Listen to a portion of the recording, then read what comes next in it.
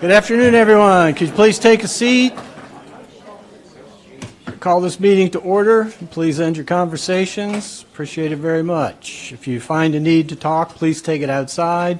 It's very disruptive in the meeting. And if I hear you talking, I will stop the meeting until you quit talking. Okay? So, now that we have that straight, let us move along. We have a busy agenda today. It's going to be very complicated, so I'm going to try to explain it as we go. But before we get started with all that, I'm going to ask Commissioner Kennard to lead us in our invocation. If you would like to join us, we'd invite you to stand at this time. Then we're going to have our Pledge of Allegiance given, and Commissioner Davis will introduce the person leading us in the pledge. Thank you. Dear Heavenly Father, we come to you again today, so thankful for the many blessings in our lives. Lord, we thank you for the opportunity to be here today and discuss the items on our agenda and vote on these things. Lord, we pray that you would guide us in our thoughts and our words and our actions and decisions. Lord, our thoughts and prayers are with the many innocent involved in the war overseas. We pray that you'd be with them, protect them, and end that war quickly. Lord, we pray for our first responders here at home and our men and women in uniform around the world. Pray that you'd be with us today, Lord, as we listen to public input, as we listen to the input from each other up here, and pray that we would treat each other with respect. In Jesus' name we pray. Amen. Amen. Okay, I'd like to introduce Bud Osborne, Air Force veteran, and exceptionally well-regarded, committed person to his community. He serves on the Veterans Advisory Board and other veterans groups, and we thank you for being here, Bud, and thank you for your service to our community. If you'll remove your hats, gentlemen, follow me in the pledge. I pledge allegiance to the flag of the United States of America and to the republic for which it stands, one nation, under God, indivisible, with liberty and justice for all. Thank you. Thank you, Mr. Osborne. Thank you, Commissioner Kennard. I just love it when we say the Pledge of Allegiance with a room full of people. It sounds so good to hear all those voices. I can talk right now. Okay, can we have a roll call, please? Yes, sir. This is a regular meeting of the Citrus County Board of County Commissioners this 8th day of March, 2022.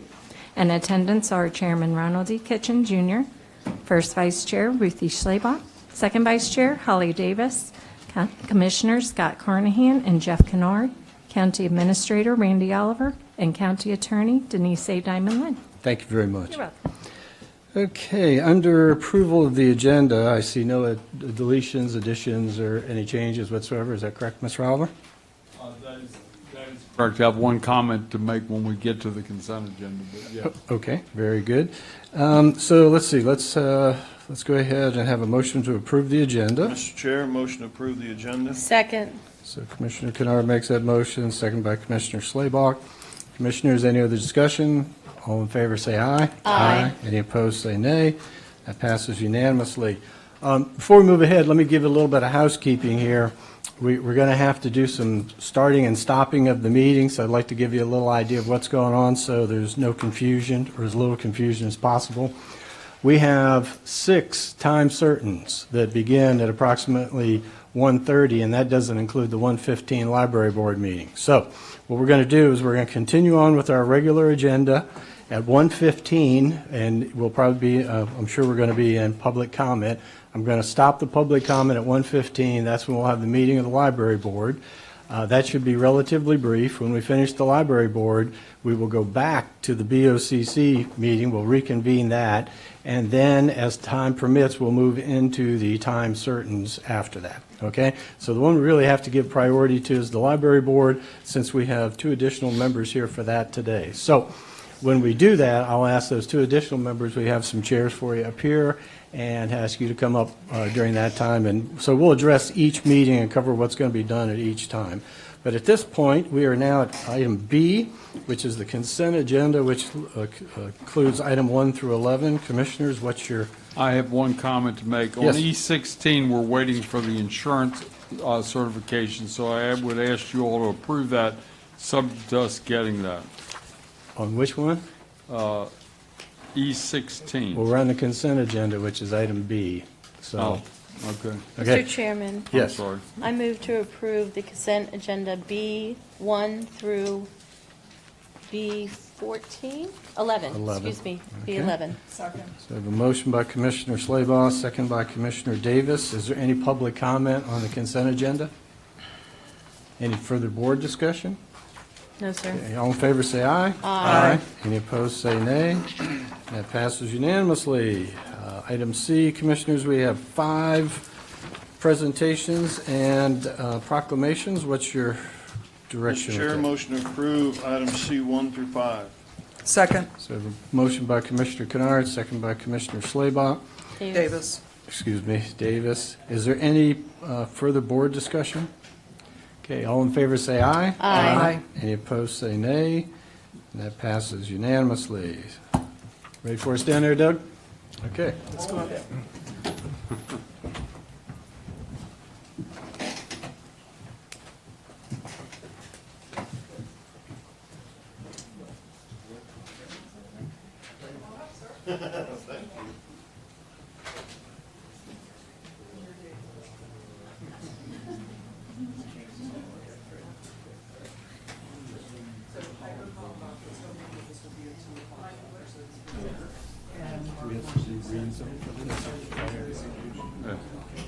Yeah, I appreciate that. I need all help I can get. Whenever you guys in place, you ready? Okay. The Board of County Commissioners want to recognize Mr. Kenneth Smith. The Citrus County Board of County Commissioners desire to recognize Mr. Kenneth Smith, 17 years of service to Citrus County as a member of the Aviation Advisory Board. Mr. Smith served on the Aviation Advisory Board from January 15, 2004 through January 31, 2022. He served as Vice Chairman from August 11, 2005 to October 11, 2007, and served as the Chairman from October 11, 2007 through January 31, 2002. And we present this to him.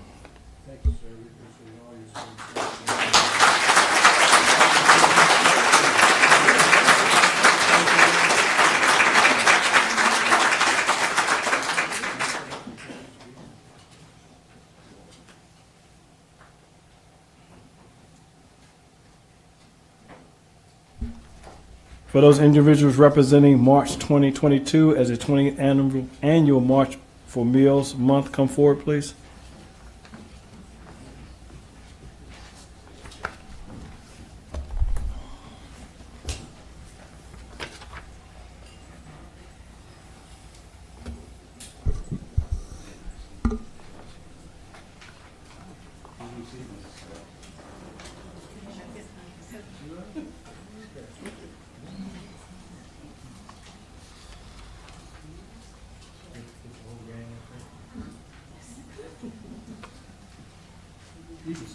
Okay. The Board of County Commissioners of Citrus County, Florida proclamation March 2022 as a 20th annual March for Meals Month. Whereas Meals on Wheels America established the March on Meals for Meals campaign in March 2002 to recognize this historic month, the importance of the Older Americans Act nutrition program, both congregate and home delivery, and raise awareness about the escalating problem of senior hunger in America. And whereas the 2022 observance of March for Meals celebrates 20 years of providing an opportunity to support Meals on Wheels programs that deliver vital and critical services by donating, volunteering, and raising awareness about senior hunger and isolation. And whereas Volunteers for Meals on Wheels programs in Citrus County are the backbone of the program, and they not only deliver nutritious meals to seniors and individuals with disabilities while significant risk of hunger and isolation, but also caring, concern, and attention to their welfare. And whereas Meals on Wheels program in Citrus County provide nutritious meals to seniors throughout the county that help them maintain their health and independence, thereby preventing unnecessary falls, hospitalizations, and or premature institutionalization. And Meals on Wheels program in Citrus County provides a powerful socialization opportunity for millions of seniors to help combat the negative health effects and economic consequences of loneliness and isolation. And whereas the Meals on Wheels program in Citrus County deserve recognition for the contributions they have made and will continue to make to local communities, our state, and our nation. Now, therefore, the Citrus County Board of County Commissioners hereby proclaim March 2022 as the 20th annual March for Meals Month and urge every citizen to take this month to honor our Meals on Wheels program, the seniors they serve, and the volunteers who care for them. Our recognition of and involvement in the National 2022 March for Meals can enrich our entire community and help combat senior hunger and isolation in America. Signed by all 5 county commissioners.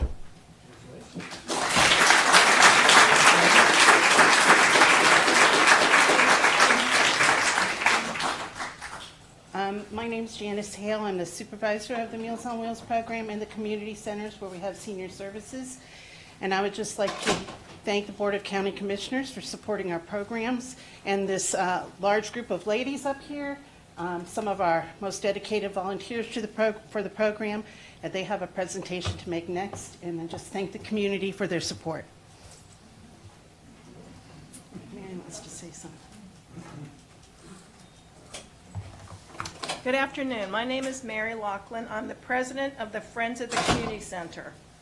It's a nonprofit organization that meets monthly and fundraises to help enhance Citrus County's community centers. In 2010, the Friends started the Circle of Friends gift shop to be able to assist the Meals on Wheels program. Each year during March meals, we donate our proceeds from the gift shop to the Meals on Wheels. I am proud to say that with the amount that we're donating today, we will have donated a grand total of over $50,000.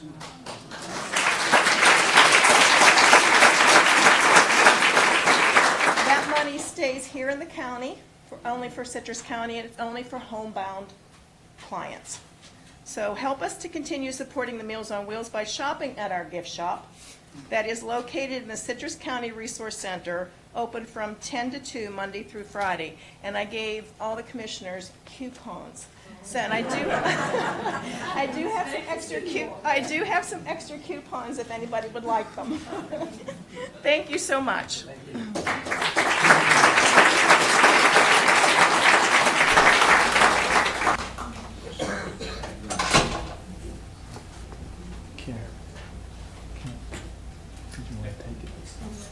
Give it to Deb. So we have a total of $9,389.69 to donate this year, and that will add to our $50,000.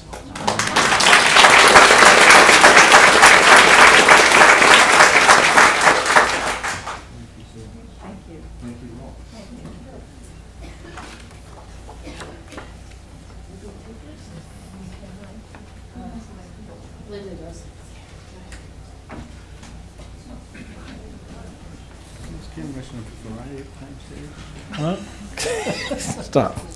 Oops. Irish Americans. Okay, good. For those individuals representing Irish American Heritage Month, step forward, please.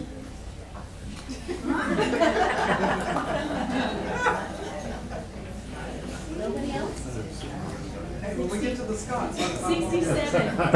Go fight Irish. Oh my God, that's right. You ready? The Board of County Commissioners of Citrus County, Florida proclamation Irish American Heritage Month, whereas by 1776, 300,000 Irish nationals had immigrated to the American colonies and played a crucial role in the American War for Independence, and whereas 5 signers of the Declaration of Independence were of Irish descent, and 3 signers were Irish born, and whereas Irish Americans helped to fashion a system of government for our young nation, 22 presidents have proudly proclaimed the Irish American heritage. And whereas in 1792, Irish-born James Hoban provided the architect plan for the White House and served as one of the supervising architects for the construction of the Capitol. And whereas Irish-born Commodore John Barry was recognized by the United States Congress in September 2002 as the first flag officer of the United States Navy. Commodore John Barry fought the last sea battle of the American Revolution off the coast of Florida. And whereas in 1813, Captain Oliver Perry, an Irish American, achieved a major naval victory in the Battle of Lake Erie. And whereas in 1942, the 5 Sullivan brothers made the ultimate sacrifice of democracy and freedom during the naval battle of Guadalcanal, and later had the destroyer USS Sullivan commissioned in their memory. And whereas the Irish first came to Spanish La Florida in 1500s, first as missionaries and mercenary soldiers, and then as planters, traders, businessmen, doctors, and administrators. 3 of the Spanish governors of La Florida were actually Irish military officers. And whereas Richard Arthur, an Irish-born priest from Limerick, who was appointed parish priest for the St. Augustine in 1587, an ecclesiastic judge of La Florida, established the first public school in America and opened it to both boys and girls of all races. And whereas Andrew Jackson, whose family came from Count Antrim, served as Florida's military governor following its acquisition by the United States. And whereas the Irish Americans since American inception have provided and continue to provide leadership and service to the nation's political, business, and religious establishments. And whereas it is fitting and proper to celebrate the rich cultural heritage and the many valuable contributions of Irish Americans. Now therefore be resolved, the Board of County Commissioners of Citrus County, Florida, does hereby proclaim the month of March 2022 as Irish American Heritage Month in Citrus County, Florida. Signed by all 5 county commissioners.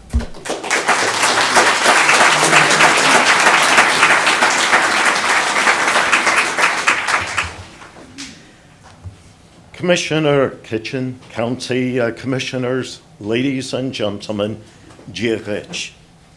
Good afternoon. On behalf of the Irish American community in Florida, I would like to express my gratitude for your kind consideration in designating March as Irish American Heritage Month. St. Patrick's Day, March 17th, is without question the biggest celebration of a national day across the globe. Throughout American and Canadian cities, in Ireland, in the United Kingdom and Germany, in Norway and Denmark, in Australia and New Zealand, in South Korea, Japan, Nigeria, Grenada, and even on the Caribbean island of Montserrat, located in the Leeward Islands, southeast of Puerto Rico, people will be celebrating this holiday and proclaiming themselves Irish for the day. This proclamation coincides with festivities now underway in Florida. During the month of March, Irish Floridians proudly reflect on the legacy of their Irish forebears who have contributed significantly in the areas of education, business, sports, literature, science, engineering, medicine, law enforcement, and the arts. These are just some of the contributions that have been made not only by the Irish, but by so many ethnic groups who came to the United States from the 4 corners of this world and have helped to shape this great country of ours.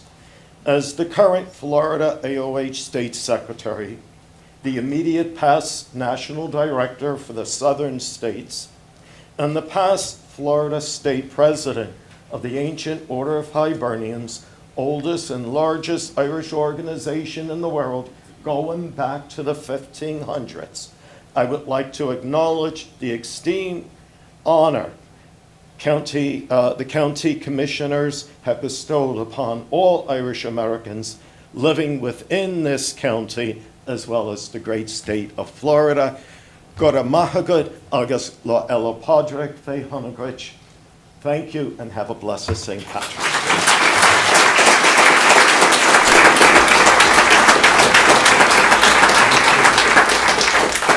Just to let you know, my youngest son was born on St. Patrick's Day, so he celebrates it with fervor.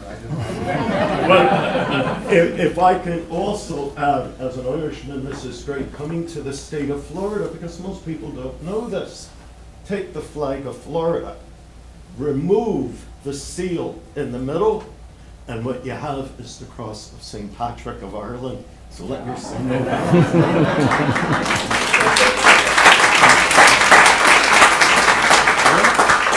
For those individuals representing AmeriCorps Week, come forward, please.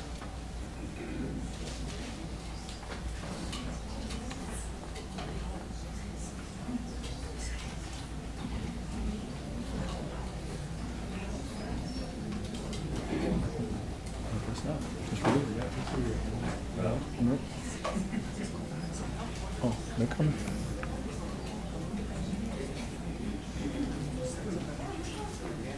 We're back up again. We're busy people.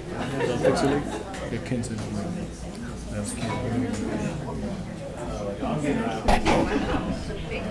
We've got the chairman's got a room. I can get the. Hold for a second. Go ahead.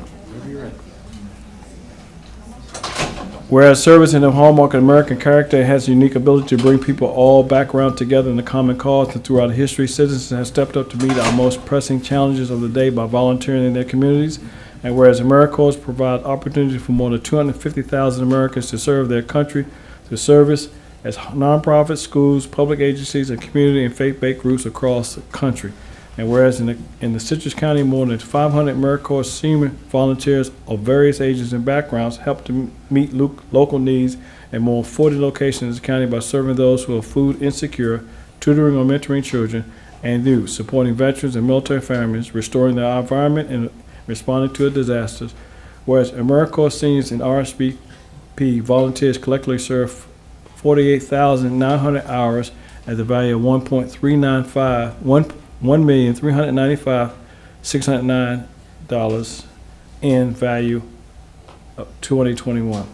Whereas AmeriCorps Week is an opportunity to recognize the dedication and commitment of more than 1.2 million Americans who have chosen to serve their country through AmeriCorps, and the millions more who have served in AmeriCorps seniors and their community partners, and to encourage more Americans to follow their footsteps in service. Therefore be resolved, the Board of County Commissioners does hereby designate March 13th to the 19th, 2022 as AmeriCorps Week in Citrus, and urge citizens to thank AmeriCorps senior volunteers for their service. Signed by all 5 county commissioners.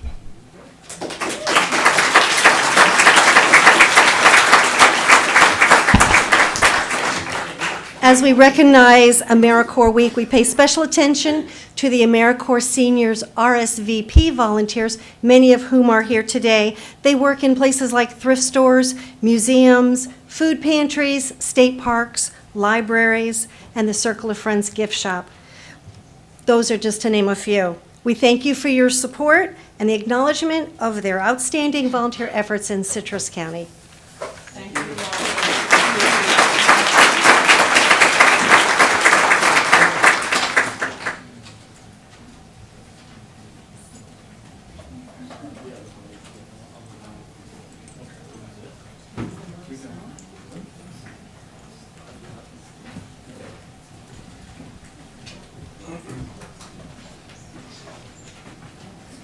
Before I do that, do we have audio in the other room? Okay. Ladies and gentlemen, before we move on, I've been instructed that we now exceed the rating of the room. We can't allow people standing in the aisles and along the walls, so we're going to verify that we do have audio and visual in the jury assembly room. So there are some seats available. If you can find one, please have a seat. If not, then we're going to ask you to move to the jury assembly room if you can't find a seat, and you will be notified. You'll be able to come in and speak at the proper time, and you won't miss any of the meeting. And I assure you, anyone that wishes to speak will have the opportunity to do so. Okay? So at this time, we have to do a couple things. So what we're going to do is we're going to recess the Board of County Commissioners meeting at this time. Call to order the, make sure I get this, what are we calling this today? This is the Citrus County Special Library District Governing Board meeting. So I invite the other 2 members of that board to come up and join us here. We have the chairs here, so if we get our members to come up.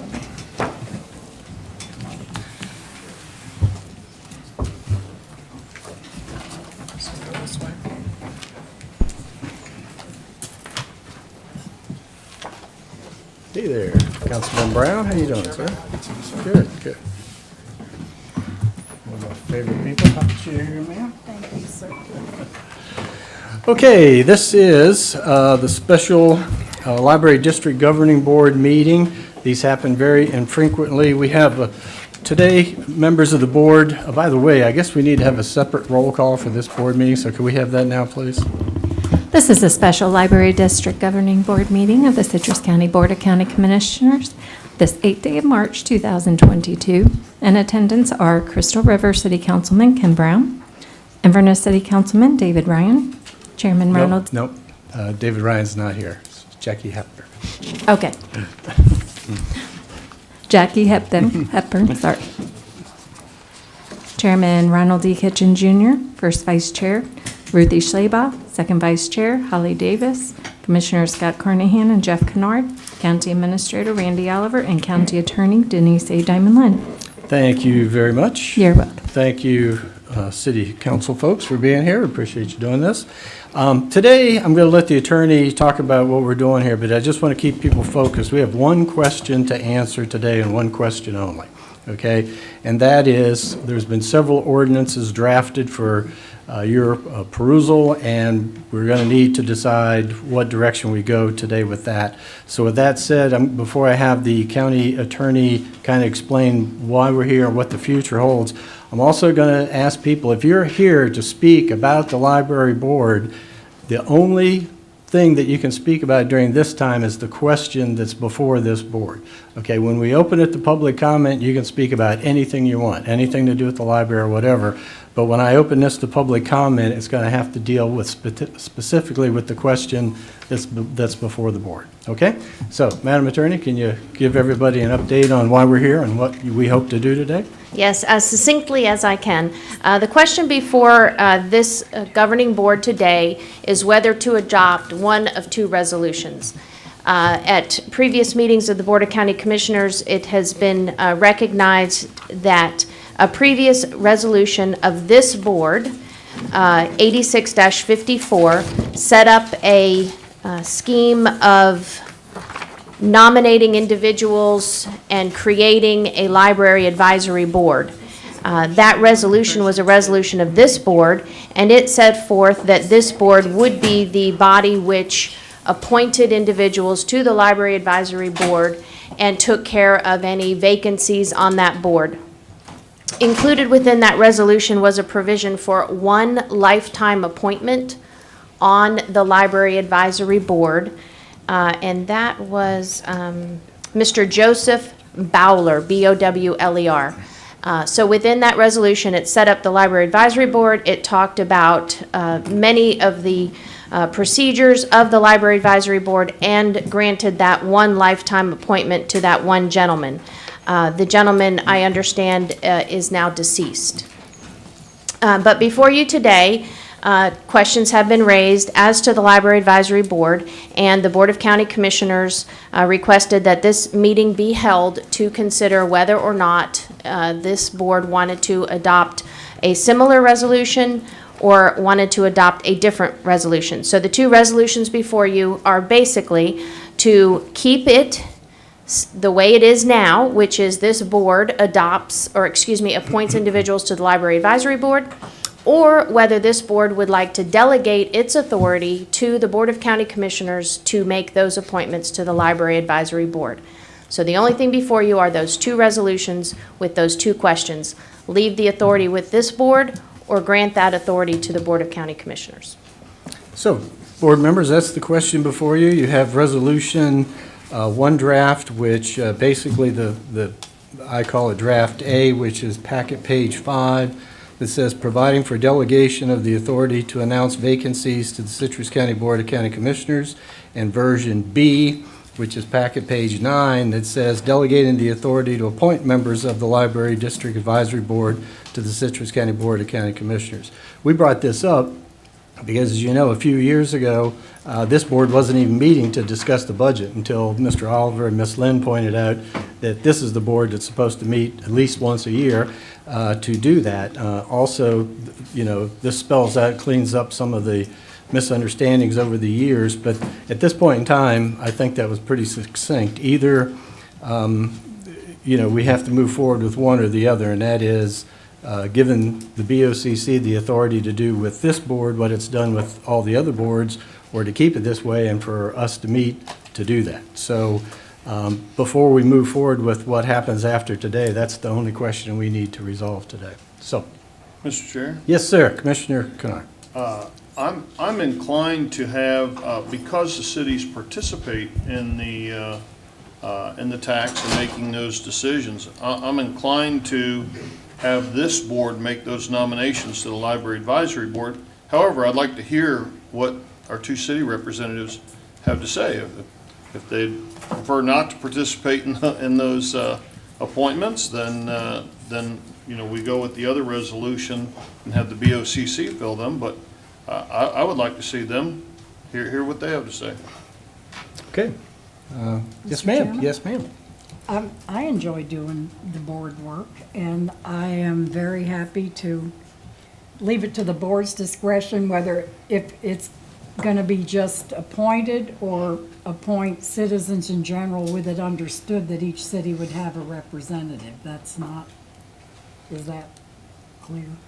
Yeah, but I don't think we do it that way. I think what we're proposing is that we would take applications for the library board just like we do all the others. And that we would peruse those applications and then we would appoint people to the board based on who we felt were the best people for that board.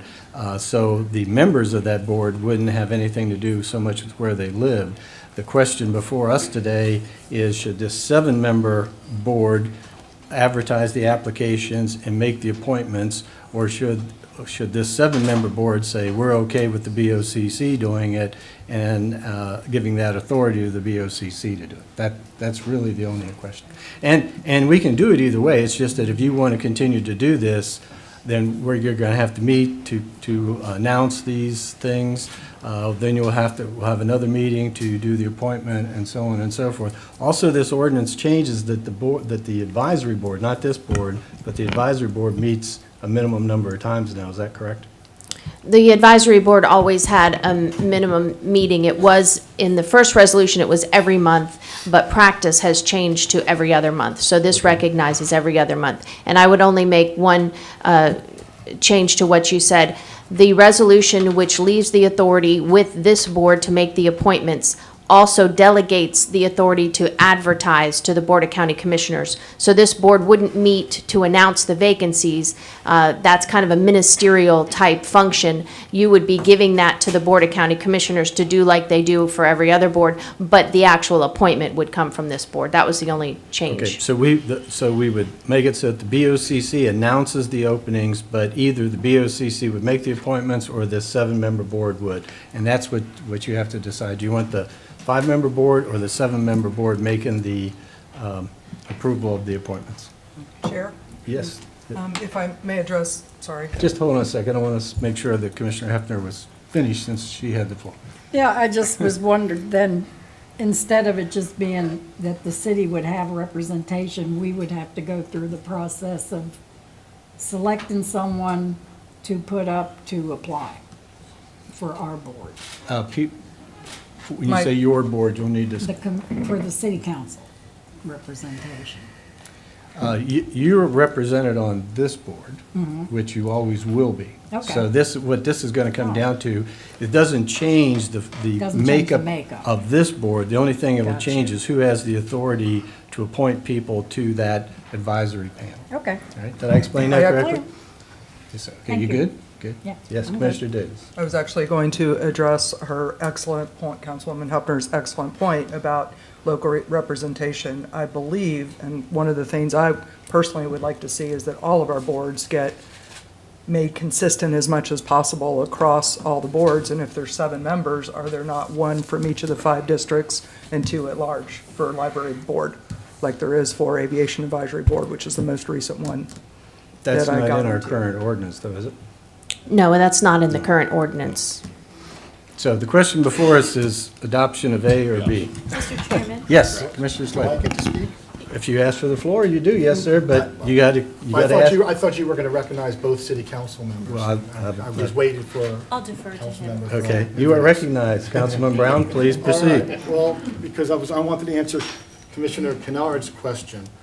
From a historical perspective, I've always felt that the citizens of Crystal River does participate and do fund the library board, our library, through taxes. So I'm very comfortable in that the representatives from both cities sit on that board during the budget hearings.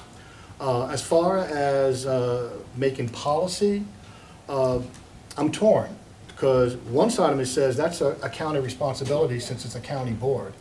And I don't really feel that the city should intervene in county policies. And and again, being on council for almost over a decade now, you have the ability to change your mind once you hear other folks speak. But as of right now, I would be leaning towards granting the authority to the BOCC as far as the decisions on appointments to the advisory board. But again, as a disclaimer, I hold and reserve my opportunity to change my opinion after hearing the rest of y'all speak. Okay, great, appreciate that. Okay, Commissioner Schleybaum, you had something. I was just going to say, Mr. Chairman, that I believe that version A is the best for future boards also, because, you know, otherwise the cities would be excluded and we don't know what future boards would want to do, and I just think they should participate as they do with the budget. And it could be very few meetings, and it's not a difficult thing to get together, and and we have a good camaraderie between us, and we don't know what the future will hold, so I support version A. Thank you. Okay. You know, and again, ladies and gentlemen, I'm ambivalent. To me, it makes no difference. We just need a decision so that we always have the same rules that we follow every year and everybody understands what they are. As you know, there was a lot of confusion this year about how are appointments made, how are they announced, whatever, and that's what led to this. So we're just really trying to wipe the slate clean and get it right from the beginning. Mr. Chair? So, yes. I'll make a motion that we adopt Resolution A. The appointments will be made by this board, this 7-person board. I second it. Okay, just so we're clear now, version A provides delegation of authority to announce the vacancies with the BOCC. So the BOCC will make the announcements, but the actual appointments now will be convened with this board with all 7 members. Yes, That's sir. what this ordinance, so that's your motion. That's my motion. Okay, and that was seconded by? Commissioner Slayball. Okay, very good. So we have Kennard and Schleybaugh. Okay, so we will now open this to public on that particular question. Okay, is there anyone here that wishes to speak on that particular question? If so, please come up. Please limit your comments to that question, and give us your name, please, and you'll be given 3 minutes. Hi, I'm Margaret Hampton, a 23-year resident of this county. You made very cogent observation that the cities might have input in the financial, budgetary aspect, but the cities shouldn't just be 2 cities. What about all the rest of the people in Citrus County who are not represented by those 2 cities? And what about the communities of, say, Beverly Hills, Lecanto, Hernando? They are not represented. So there needs to be careful consideration on the budgetary input. I believe it should be the County of Commissioners, and they have a meeting where they hear from all the communities when they're doing their financial. You have a financial advisory committee on this issue. As far as other decisions regarding library and library policy, I firmly believe that the governing board should consist of the 5 county commissioners. Again, the other 2 people are not responsible to the community at large. And it distorts the whole balance if both of them come from a leftist leaning and a predominantly conservative community. If you're going to point to, at least have 1 and 1. Balance. We want balance. We want fairness. We want clear representation of the community values, family values, and our safe environments. And also from the standpoint of new members of the advisory board, there needs to be clear public advertising, not minimal legal, I posted a notice. If you want to get the best qualified applicants, and there needs to be careful consideration of them. There should be no lifetime members, and there should be term limits, because otherwise you get those who lose touch with the community and they pursue their own political social agenda. A library is not for political social agendas. It is for education and balance, having research and materials covering the spectrum on any issue for people to research. And also, it's very good to be honoring the apolitical humanitarian endeavors, the wonderful people who you honored today. But the deciding board needs to be the Board of Commissioners, not controlled by one or two communities as the swing votes. Only the financial, where the taxes are coming from everyone, if you want to do it that way.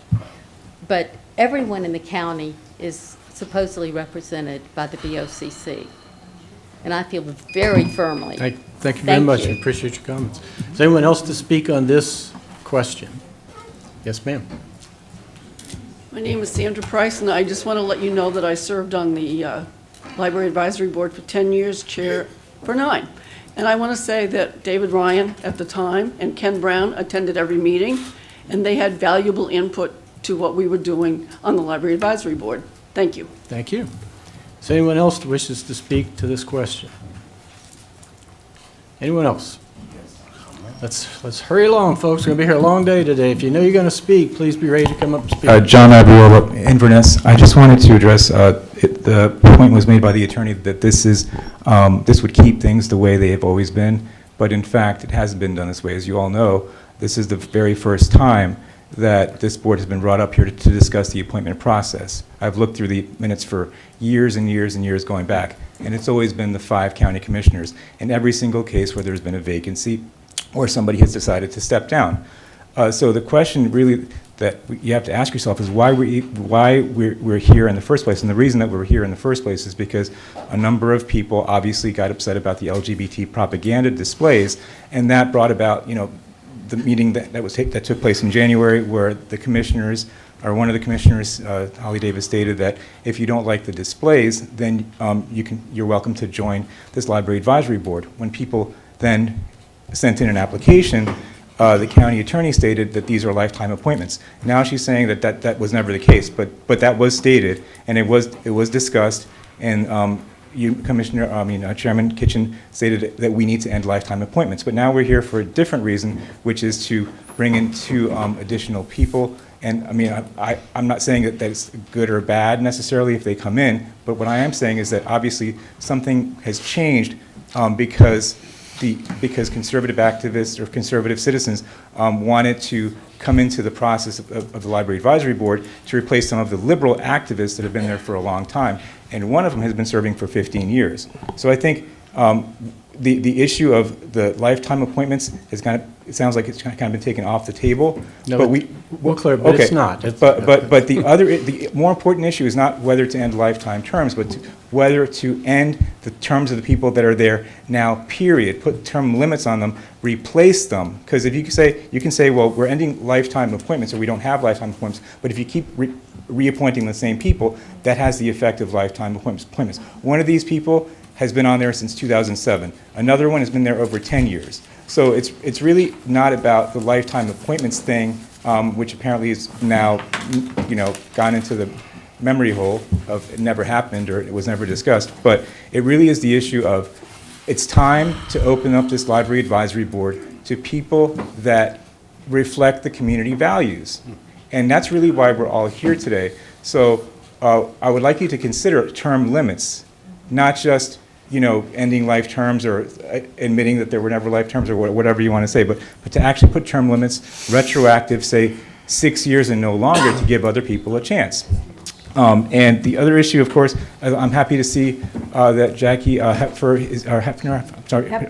is here to replace Dave Ryan, who it looks like he probably stepped down because of sunshine violation. But there are 2 other people here who may have to address that issue. All these points will be addressed once everybody speaks. Is there anyone else to speak? I believe this person was waiting patiently there in the corner, so we'll let. Yeah. Deborah Spence, Citrus County. I've been a member of the library system here for over 9 years, and I trust the library system. The question before the board is, should it just be the BOCC, or should it be expanded? And unfortunately, our previous speaker didn't really say one way or the other, as he was talking all about term limits, which is not on the agenda today. I'm in support of leaving the nominations with the entire board, with a 7-member board. I think that it requires additional input beyond what the BOCC can do. The BOCC has shown itself to have some strict political areas when it comes to library, and has made the library a political system, which was never intended to be. So I am in favor of making it wider to the 7-member board. Thank you. Anyone else wish to speak? Yes, sir. Yes, ma'am. Hi, my name is April McLaughlin. The question that is at hand about the Library Advisory Board, I do believe that the 7-member board is the way to go. The 2 representatives have been at all our library advisory meetings, which brings a lot of information to the board that you would never have, whether it's the agendas, things going on at the library, financial and otherwise. So I think the input from those 2 is, like the other speakers have said, about representation. It has nothing to do with political, ideological, or anything else. It's about information, about events and things that are going on at the library. We usually talk about the employees. Each library makes a presentation about what's going on there. We have the events for the future, and we talk about budgetary restraints, friends of the library. There's a lot that goes on at those meetings that the Board of County Commissioners really wouldn't have any information or access to if it wasn't for the 2 representatives. So appointing those people to the board would probably be very beneficial to have the whole group go that way. So I'm in favor of the 7-member. Thank you very much. Next speaker, please, on this question. Did you fill out a card, ma'am? Yes, sir. My name is Frank Hanshaw, and truthfully, I agree with what Ms. Hamilton was saying to the board before, that we have to do something to make sure that the board is impartial, to make sure that the board no longer has the, I don't want to say lifetime members because they're not supposed to be already, but that's basically what's occurring because of the fact that they don't have limitations. I'm 84 years old, and it's a little difficult for me to get all these words down exactly the way that I'm thinking of them. But to have the LGBT, whatever, advertising in the libraries for children to see. You're kind of getting off the point here because you're into the second and third thing that this will come down to. Right now, we're just trying to determine, I'll give you an example. Let me just interrupt you for a second. All we're determining today is which ordinance we move forward. My understanding is at the next meeting, this will be advertised for a public hearing, and there'll be a full public hearing on the ordinance that this board decides to move forward with. So all these questions will have a further airing. What we're asking is which way do you prefer, with the appointments being delegated to the BOCC or to the full library board? That's the only question before us today. I think it should be to the BOCC because of the fact that it's more impartial. Okay, thank you. Thank you very much. Thank you very much. Thank you all for your patience. I know it's getting very confusing, but we'll try to work through it here. Yes. I'm sorry. This gentleman's wait. Sir, you better get up there where you have the chance, or you may not get it. So I know you're being very polite, so you're up next. So. Hi there. Lori Pettengill from Homosassa, and I have applied to be on the library board. If this is what you're working on right now, is to clean up the bylaws, because we do have a lot of issues with the bylaws. In my interpretation of the bylaws is, if I get my glasses on, that it clearly, the terms of office of such members shall be for 4 years. So that's clear. I don't know where these other things come from, because it says, terms of office shall commence on the first day of October of the year of appointment and shall expire on the 30th day of September of the year of termination. Now, when I was a state rep, when I was a planning board member, if I had a termination date, that's when I was done, unless I got voted back in. And that's where I think it's very confusing, and there's a little bit of an issue, because unfortunately, they have on the back the board members and the date that their term expires. Well, the term expires for 4 people on January 31st, and for 5 people on 2023, and for 5 people on January 31st on 2022. But it doesn't go with the dating that they're supposed to be expiring on September, the end of September, and October 1st is supposed to be the first day of a board member to be on the board. So there's a lot of things besides,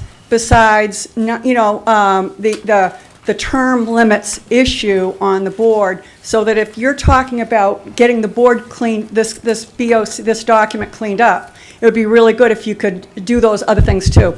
And like she said, the meeting was supposed to be no less than one per month, and it's one every 2 months, and that's not on the bylaws. So there are a lot of bylaws issues that need to be straightened out. And do you all have a copy of the bylaws? We have the new ordinance in front of us, which is what we're dealing with, so we'll talk about that more. Okay, because I had the bylaws and everything for you if you needed it, but I would appreciate a response to anything that I said today, and if you need any information on how to get a hold of me, I have business cards with You me. stay around long enough, you'll get a response. Okay, thank you. Thank you. Yes, sir.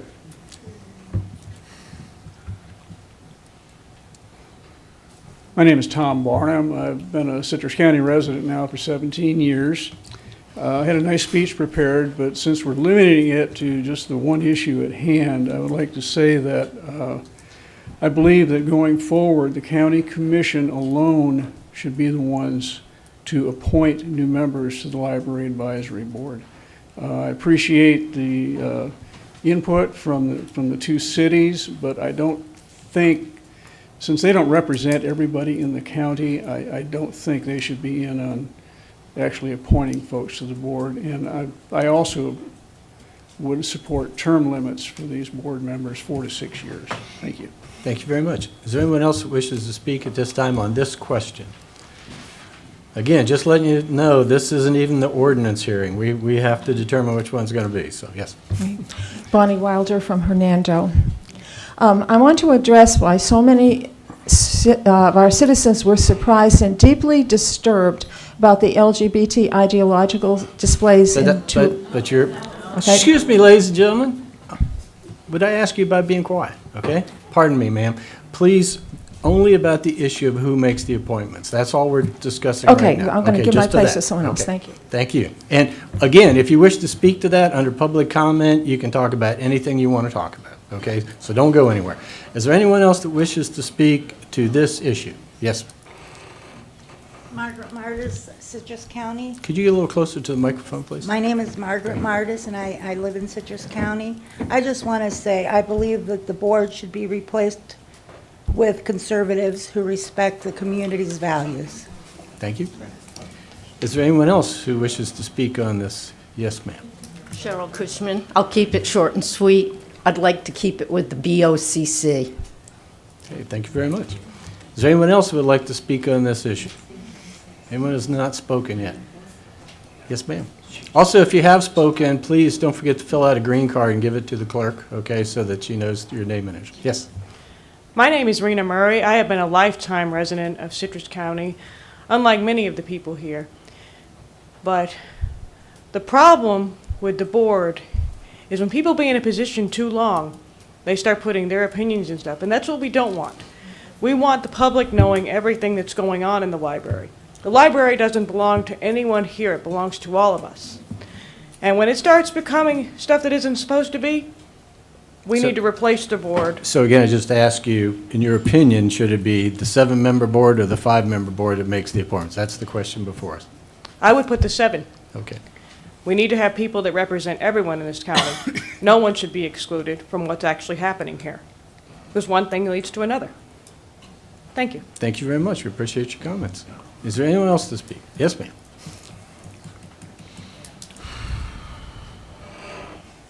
Thank you. I'm Lenore Nelson, a school teacher here in the public school system. And I think that I prefer the 5. I prefer input, like all of these people have said, on the other areas and what they bring to the table. But I don't feel it's all representation. We need Floral City, we need Beverly Hills, we need all of these other places to be represented if we're going to do cities and they're going to vote on who's going to be on that board. Thank you very much. Is there anyone else who wishes to address this question? Yes, sir. Good afternoon. Mark Conley from Hernando.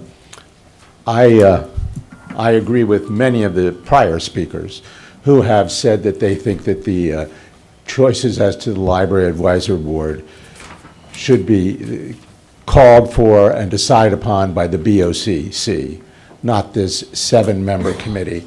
I disagree with the prior speaker's suggestion that we create a 10-member library board, which I think would be very cumbersome.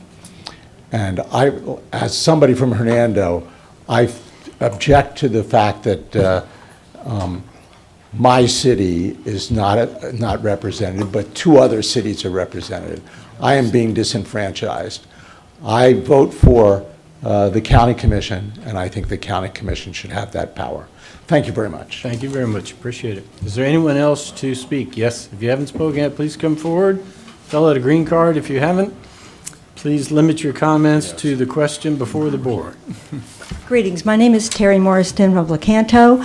I am a 2-year former member of the LAB, not a lifetime appointment. Never thought I was going to have one. As for this ordinance, I like the 7-board governing board for the library. I think it gives a wide representation of the people in Citrus County, and it's functioned well for us in the past.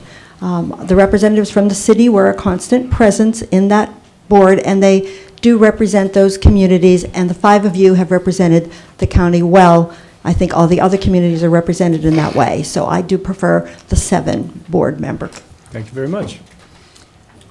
Anyone else wish to speak on this issue? Yes, ma'am. Please come up. Just really quick. You haven't spoken yet, have you? Not yet. Take your time.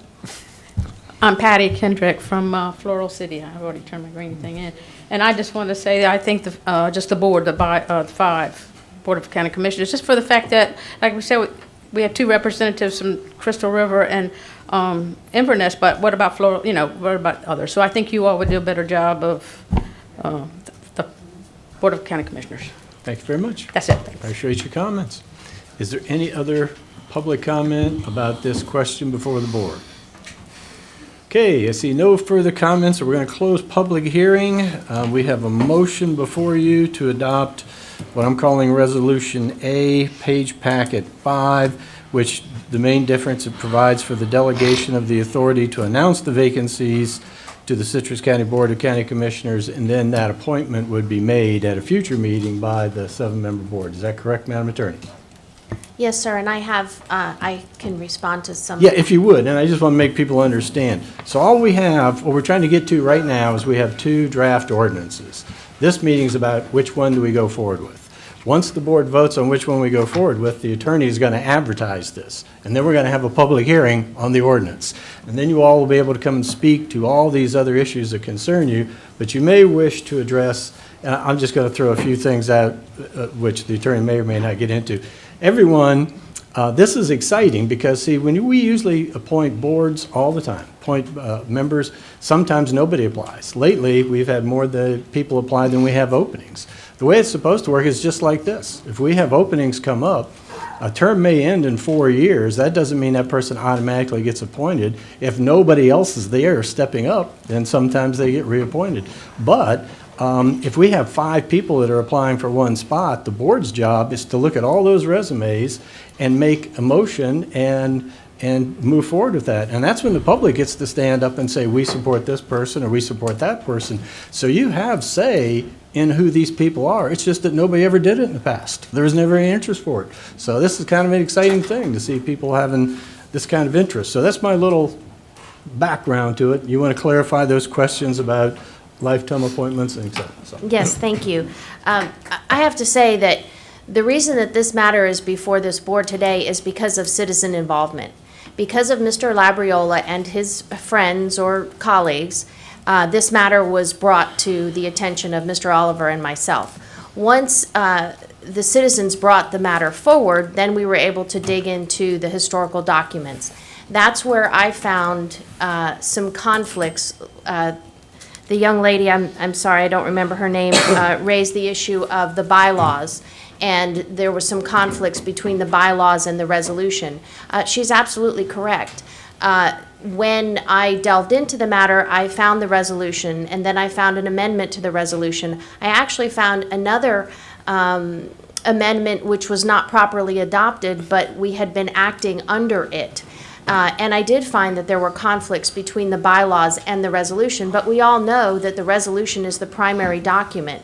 So any document below or lower in hierarchy under that resolution that conflicts with the resolution is ineffective, and it's of no circumstance. So what these documents do, the drafts, and I hope Mr. Labriola and the others have gotten copies of them, because what I did was I took all of those documents and made them consistent. So for example, the fact that the terms were stated to have started in October. Well, we know in reality we weren't doing that in October. We were doing it in January.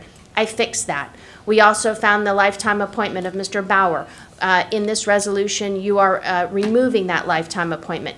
It was also raised that people were being automatically renewed. That's fixed in this document, and I'm sure if Mr. Labriola reads the resolution, he'll see that all of those things that he's been raising the issues about have been fixed in this resolution, and hopefully he'll get a chance to read that before you all adopt it in the next public hearing. So I have fixed all of those inconsistencies. What you have before you is a very comprehensive document that takes all of those lower documents, fixes the problems, and hopefully all of these folks, when they read it, they'll see that you are fixing some of those problems, and in the end, you're going to have either the 7-member or the 5-member board, and I think they'll be very happy when they get into the details and see that we fixed all that.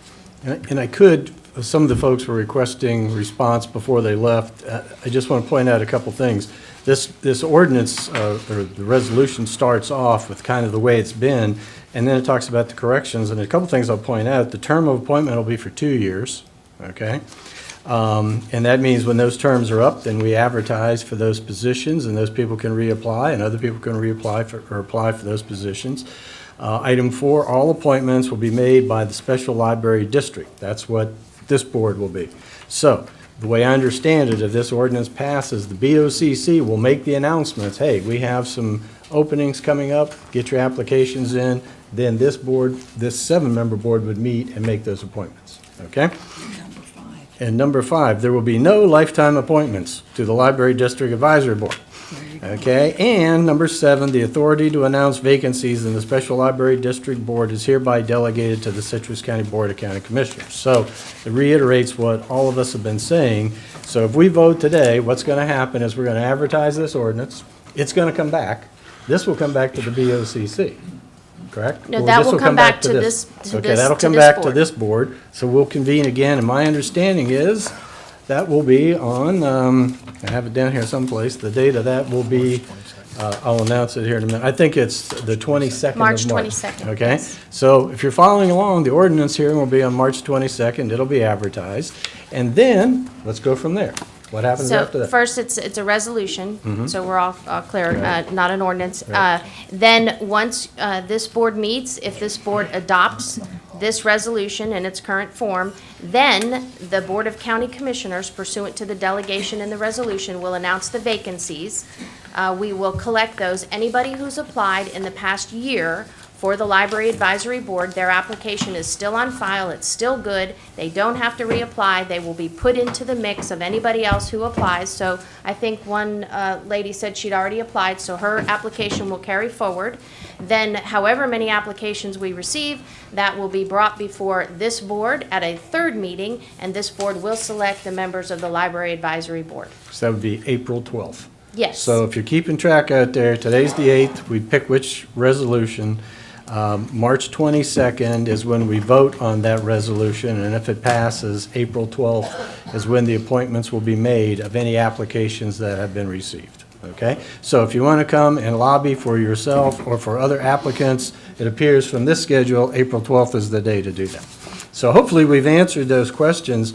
The issue, all these issues are good, and like I said, it really, to me, I just want to make sure that we're all on the same page as to how this happens. So I think this does it. So board members, we've heard from the public. We have a motion that I'm trying to go back to. Yes. Mm-hmm. I would say that this is something that I'm a little bit, I don't really have a hill to die on, whether it's 5 or 7. I don't have a terribly strong opinion on that. I would be inclined to vote for it a little bit on the pro 7 side, simply because it's a special taxing district, And the cities are very involved with that budget and so forth. So seems to me like they should have a seat at the table if they want a seat at the table. And for everybody who has a political agenda on either side of the issue, I would say that boards change, city commissions or city councils change. So it doesn't really, it could go either way, either with 5 or with 7. So I wouldn't necessarily hold out hope that your quote-unquote team is going to win or lose, one or the other. Finally, I would say that I do think that we should look at all of our boards. Madam Attorney, you and I had a discussion about that they should be made as consistent as possible across the board just for ease of administrative use, and so we don't all fall into the weeds going, what are the rules again? And when there's a clear need for a difference between boards, then surely we can accommodate that in the various ordinances. So I do think that if we don't have, of the 7 members, 1 per district and 2 at large, we should certainly, I would like to hear the board's opinion on whether that should be added to this ordinance. That's it. Well, and we can deal with that at the ordinance hearing, but if you Okay. do that for that, then my feeling is you need to do that with all your ordinances. And and then that kind of eliminates the input of individual commissioners. Perhaps the person I want to nominate does not fit, one of those categories or whatever. So the way I see it is we nominate who we think are the best people for the job and don't hamstring ourselves to say, gee, we think you're wonderful and we'd love to appoint you, but we can't because we made the rules so that we can't do that. So I'd like to keep it open to everybody that wants to apply and let them make their case to this board in the future, for this particular board. So let's say we get 100 applications for this board.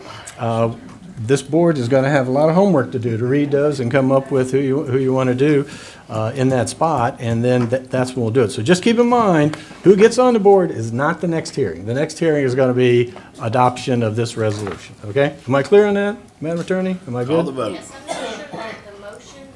I'm not sure that the motion actually said that. I think the motion was to adopt the resolution. I think the motion might have been perhaps to approve this resolution for adoption at the next hearing. Was that your motion, Commissioner Kennard? Yes, 100%, that was Okay, it. so it's to bring back this resolution for adoption at the next meeting.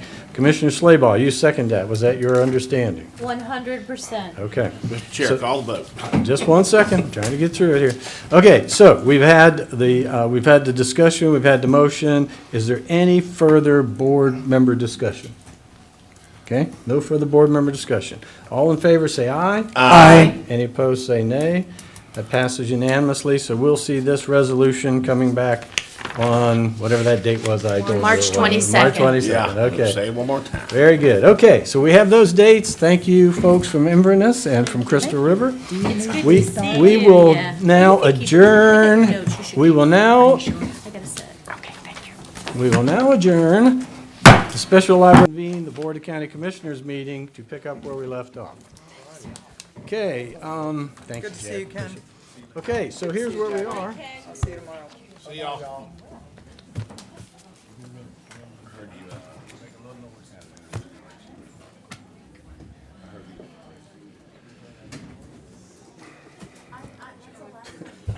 Okay, ladies and gentlemen, if you're leaving, please do so quietly. We have a very long and busy agenda to go today. So there's seats now available. So if you've been waiting for a place to sit down, I invite you to do so. If you're in the other room and you're looking for a place to sit down, I invite you to come in and have a seat. At this time, we are going to, and again, if you're here for public input, we will get to it just as soon as we can as we go through these time certains. It is now 2:09 and we're up to the 1:30 time certain. So we're going to go ahead with the premier parking presentation. Mr. Oliver, are we ready with that? Yes, we have Charles Dummett, who's here from Premium Parking, and he's going to be making this presentation. They are the vendor who is providing the service.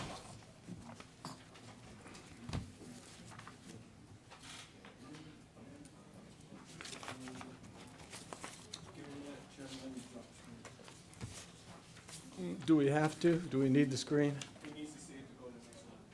He can't use that? You can see that? Oh, I do that. Okay, fine. good. Great. I hate that screen. Yes, sir. Thank you very much for being here. Okay, thank you, Chairman Kitchen, speaking through you to the rest of the board or the organization. I thank you for having me. My name is Charles Dummett. I'm a market president for Premium Parking, and currently we have the boat rent management vendor contract with the county. I just want to go ahead and give you guys a brief overview of what we're doing and how successful we have been since we started. Great. And you can see the screen, okay? I can. Thank you much. Mm-hmm. So, as you see, we have currently 4 boat launch locations: Hernando Beach, McRae's Beach, Fort Island Trail, and Fort Island Golf Beach. And from our platform, when you go on our website, you can see where each of the boats launch locations are located and the pricing associated with each launch. There's an enforcement component as well. We have license plates recognition cameras at each boat launch, and this is an actual enforcement picture that we have. So your identifier for your boat launch for passes and on-demand launches is your license plate, which is attached to the trailer that the boats are on. There is an automatic citation, so if you fail to pay, you get a citation in the mail. They are reviewed by human beings as well, and if you do get a citation, there's an appeals process as well.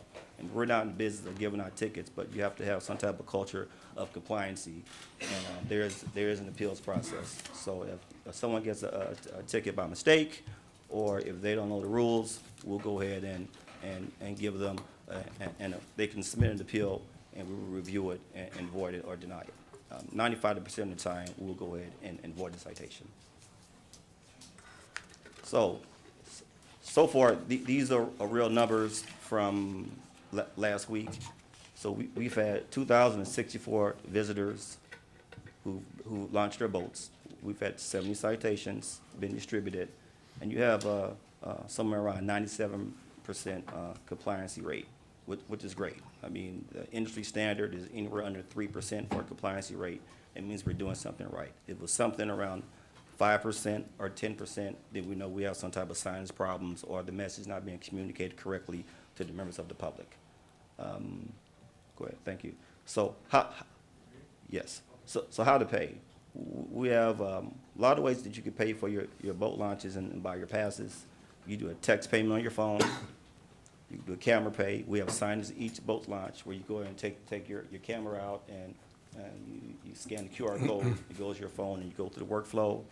You do an app payment, so that's for people who don't want to buy a monthly pass, an annual pass, but they come 4 or 5 times a year and they can just go ahead and do an on-demand payment. And then there's a website payment as well. So if you're at home or in your office and you want to go ahead and do some boating, you can go ahead and go on your website and buy your pass as well, our website. And we also have another way, which is pretty great. We have a product experience team where we have a 1-800 number. It's available 24/7. You can call that number. If you have issues with people who are not so tech savvy, you can go ahead and call the number and they'll walk through the process as well. So this is a workflow on how easy it is to buy a pass. Yes, please click it.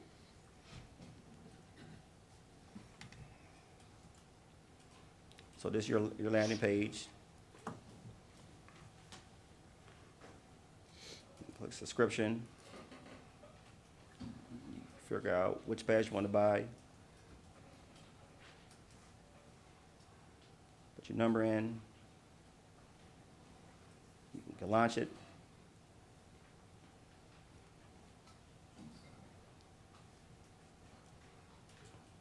That shows you different information you put into the system. You can put your license plate number in, your credit card information.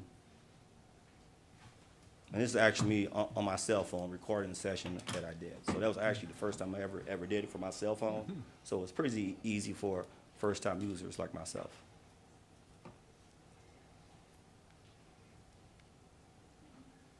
And once your information is input in the system, you scroll down.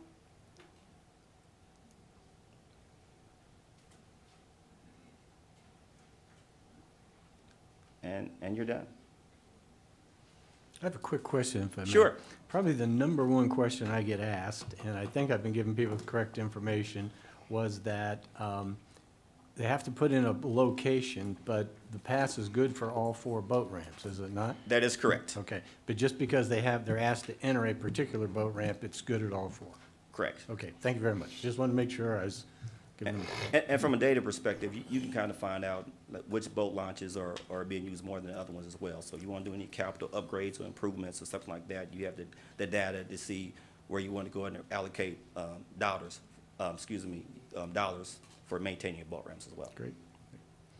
So your current revenue, we've sold 724 daily passes. So those are people who may be from out of town, from Virginia or from St. Louis, Missouri. They don't want to buy a pass. They just do a one-time boat launch fee. So for county residents, we've had a little over 1,100 passes for county residents. And then from non-county residents, the neighboring counties like Hillsborough, we've only had 175 county residents, non-county residents buy passes. And our total revenue generated from December 15th has been $36,000. That's gone up a little more because I pulled these stats last week. So now we're somewhere around 40,000. Yeah, and that's it. Okay, great. Questions, Commissioner Slabaugh? Does that include your $25 I saw you pay? I appreciate your $25. Right, it does, but I have a expense account, so I will get it back. So, so it's good for me and it's good for you. So. Thank you, sir. That was appreciate it. Any questions down this way? I was curious, one of my big questions you addressed right out of the gate, and that was the compliance rate. So most people understand the system, most people are following the system, and that's what that compliance rate is telling, right? It's a very small non-compliance rate. Right, absolutely, and then it will continue to go down. I mean, no one's perfect, but I'm thinking we have another like 2%. So if you had a 98% compliancy rate, I think that's pretty good. Considering the industry standard is 3%, so I think that's very good. And the question I thought Commissioner Slabaugh was leaning towards, was that a net figure, that 36,000, or is that a gross figure? That's a net figure. So that's after your company's cut comes out? Correct. Okay, Yes. very good. That was the question I was interested in. So Right. very good. Thank you very much. Mr. Oliver?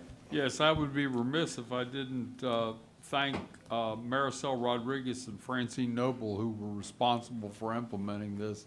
They've done a phenomenal job. They coordinated with the signage and the improvements we needed out there, including poles that we needed to put up for their equipment and with the vendor, and they've done it very seamlessly. Great. Thank you very much. Thank you. Do you have any questions for the board? I do not. Okay. Not at this time. Do you expect, my final thing is, do you expect, I know this is all new, we're only less than 3 months into the process.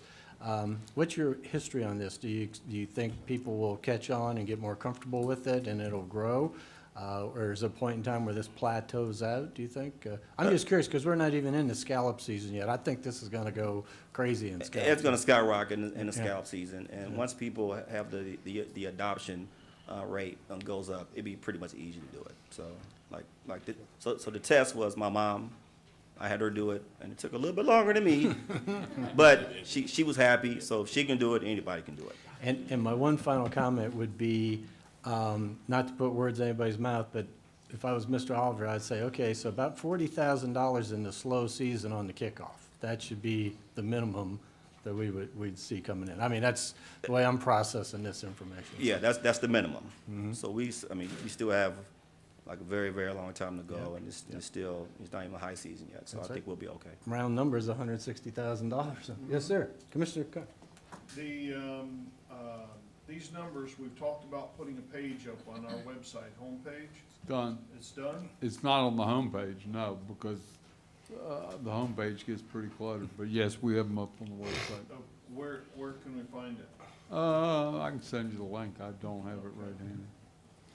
But there's access to it off the website. So. Okay, very Okay. good. Anything else? Thank you so much. We appreciate it. All right, thank Love you for having success me. stories. Thank you for coming in and sharing with us. Okay, I thank you. appreciate it. Okay, we will now move to item H2, which is a great segue. We're going to conduct a public hearing pertaining to boat launch fees. Madam Attorney, do Yes, we need thank to you. read an ordinance here? Yes, Mr. Chair. I would draw your attention to packet page 526. At the conclusion of this public hearing, you're going to be asked to adopt an ordinance of Citrus County, Florida, amending Section 106-47, Article 3, Chapter 106, titled Definitions, to amend Section 106-48, Article 3, Chapter 106, titled Imposition of Launch Fees, providing for severability, for providing for inclusion into the code, providing for modifications that may arise from consideration at public hearing, and providing for an effective date. The reason I ask you to look at packet page 526 is because that's where you'll find the red underlined words, which are the words that are added to the ordinance, and this was to take into account the commercial uses. Only changes are those changes in red. Which, when I looked at it, I thought it represented what we talked about, the 3 trailer tags per household and 3 dealer tags per dealer, right? I mean, that's kind of what we said. Yes, That's what sir. I thought it was, we said. Commissioners, I'm going to open this to public comment, and then we will discuss it and see where we want to go. So at this time, we have this ordinance that, Mine's black and white. it's underlined, though. You can see what the underlines are. If I'm you're on sorry. packet page 526, start there and look what's underlined. That's where the changes are. Okay, with this, we will open it up to public input. Is there anyone here who wishes to speak on this ordinance, either in favor or opposed to it? Anyone to speak in favor or opposed to this ordinance? Third and final time. Anyone to speak in favor or opposed to this ordinance? Okay, we will close this public hearing. Commissioners, what is your pleasure on this ordinance?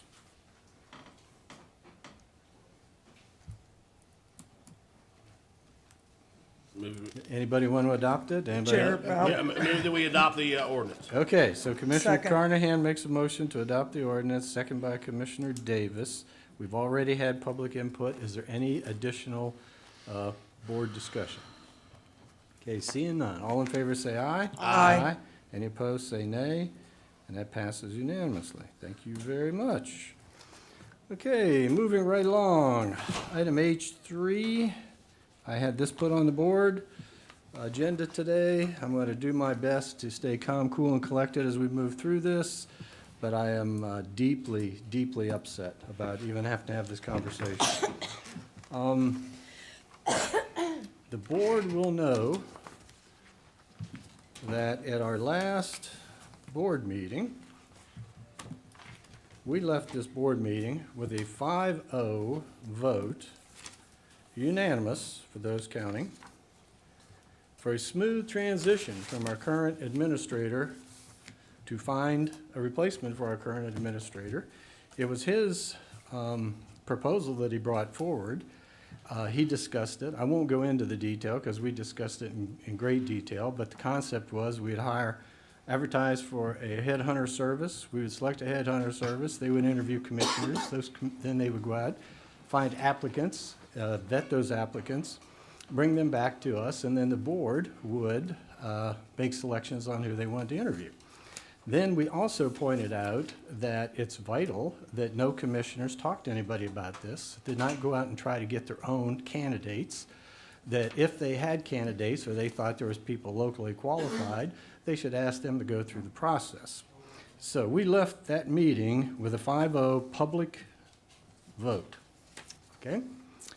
Now, I'm going to refer everybody back to our ordinance dealing with non-interference, Section 2-208.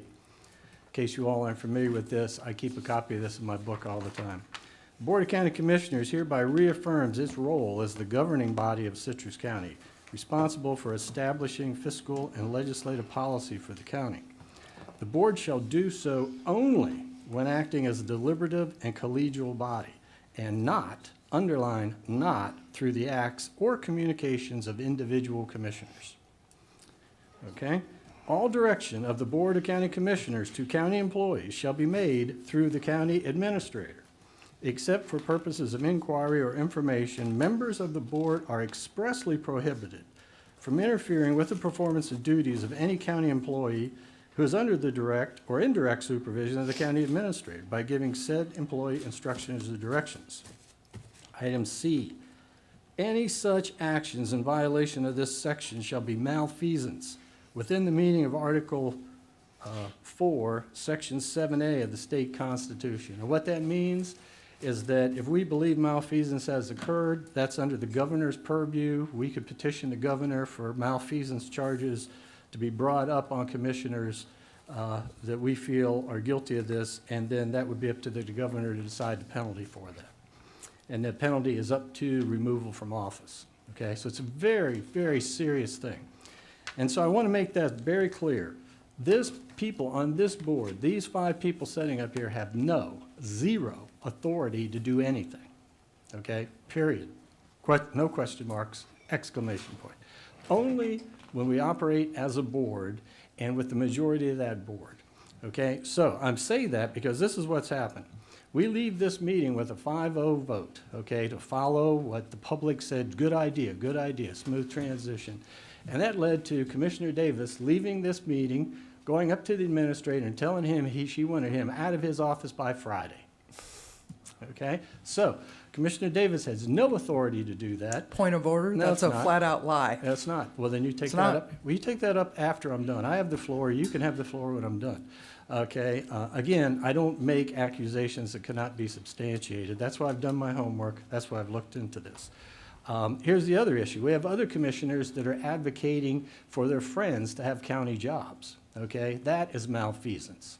Okay, the problem is this kind of stuff gets voted on up here. You see what happens up here. You don't see what happens when the door closes. I would invite you to read the emails. I would invite you to do this. But so here's what happened. And the reason I'm leading up to this is we left with a 5-0 meeting. And then that Friday, I get the report of this separation agreement that Mr. Oliver has submitted that says, hey, basically, I'm out of here March 8th if you guys want me gone. So obviously, most of you in this room would think everything was fine on this date, 5-0 vote, and now all of a sudden Mr. Oliver can't get out of here fast enough. What happened? Okay, I know I was asking that, and I'm involved in most of these discussions. So what we have here is a clear case of county administrators on more than one, county commissioners on more than one occasion interfering with the operation of the county. This has led to utter chaos in Citrus County. Because I'll tell you right now, what's in front of us today, I don't even know if it's in order or not. We'll discuss that. But Mr. Oliver has submitted his separation agreement because he believes, and again, I'm not even asking him to talk because he's very embarrassed by all this. He doesn't want Citrus County to suffer. He doesn't want the staff to suffer. And in his mind, he's been put in a position where the faster he can get out of here, the better it'll be for the county. I disagree with that. My position is the longer he stays, the better it is for the county because it'll allow us to go back to Plan A, which was previously mentioned, right, which is to go through the smooth transition. For that to happen, the only way I can see that happening is we have to give instruction from the Board of County Commissioners today that not a single commissioner is going to go into Mr. Oliver's office and demand anything of him and give him any instruction until we get through this transition process, okay? In my mind, and I still don't know if that'll keep him here or not, but we cannot allow commissioners to be chopping the legs out from under our administrator. I am tired of people calling me up and saying, hey, did you hear they're going to bring this person in? Did you hear you're going to bring that person in? And I'm not going to comment on that other than this, and I'm serious about this. These names that people say, oh, it's rumor, you bring them up out of nowhere, I'm going to write them down. I'm going to give them to the county attorney in a sealed envelope. And if this happens, and if Mr. Oliver leaves and board members start trying to appoint people, I'm going to ask the attorney to open up that envelope and tell me if any of those names that are being presented is in the envelope I gave her, okay? Because I'm convinced there's been behind-the-scenes meetings with county commissioners about potential replacements to Mr. Oliver, and that's only going to happen if we can chase Mr. Oliver out of here, because then the next step is, okay, and I've seen this happen before, is that, well, let's get an interim administrator in here, and then once that interim comes in, well, you know, it's not fair to move up a department head, so let's just hire an interim temporarily, and then that leads to, well, let's get somebody in that knows the job, and that leads to, well, they're doing such a good job, let's just make them permanent, and then we, quote, save all the money from a search, okay? So all I'm saying is that shouldn't happen, and I can't tell you how insulting it is to this entire board to have one commissioner or more than one commissioner go behind this board and issue instructions and edicts and things like that. We've had that happen in the past. The board at that time issued a resolution condemning that kind of action. I just think we're farther along. I think we're at a point now where we have senior staff ready to abandon ship. Morale has never been lower, and it's because of this kind of thing. When you have senior staff, we have over 800 employees in this county. They've worked for one guy for over 7.5 years, and now the rug's being jerked out from under them. Is that the way leaders are supposed to operate? Okay, so if that's the case, okay, and if Mr. Oliver follows the pressure for him to leave office today, the question is going to be who moves into that chair? What happens tomorrow? Okay, so either the people behind us have absolutely no clue what they're doing, or they already have some people in mind to sit in that chair. Okay, so I might be totally wrong, folks. I have been in the past, but I've done a lot of research on this.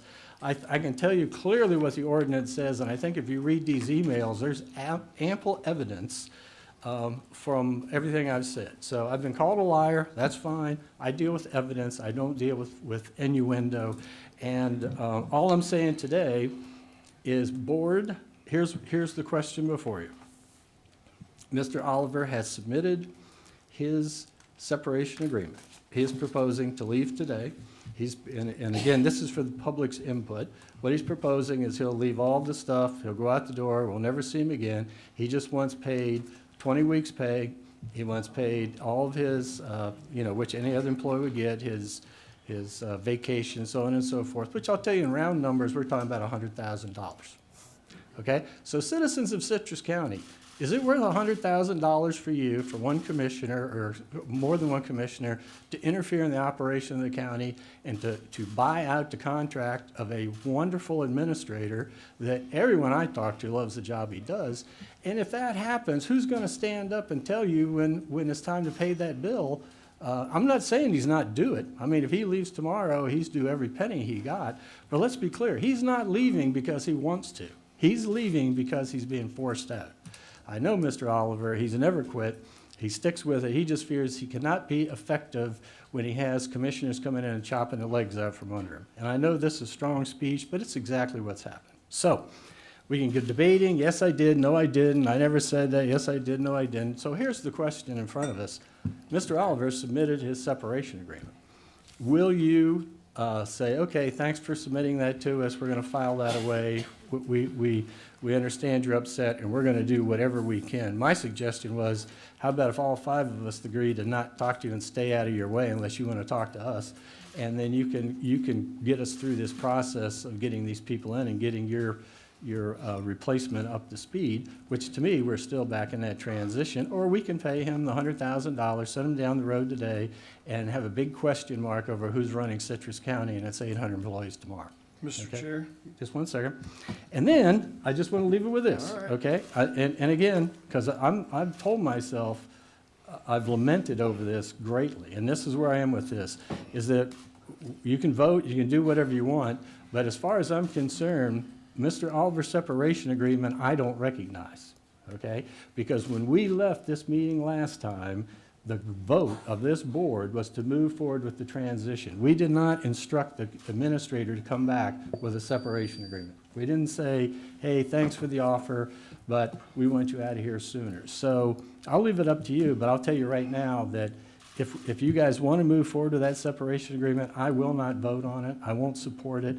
I think it's out of order, and I think it's illegal, because I think what's happened has happened through illegal means. So, Commissioner Kennard, you are recognized. Mr. Chair, I make a motion that we reject the separation agreement and stay the course with pursuing the RFP, RFQs for the headhunters as we left the last meeting. Second. Okay, so we have a motion by Commissioner Kennard and a second by Commissioner Carnahan. And I hate to do this, gentlemen, but I have to put Mr.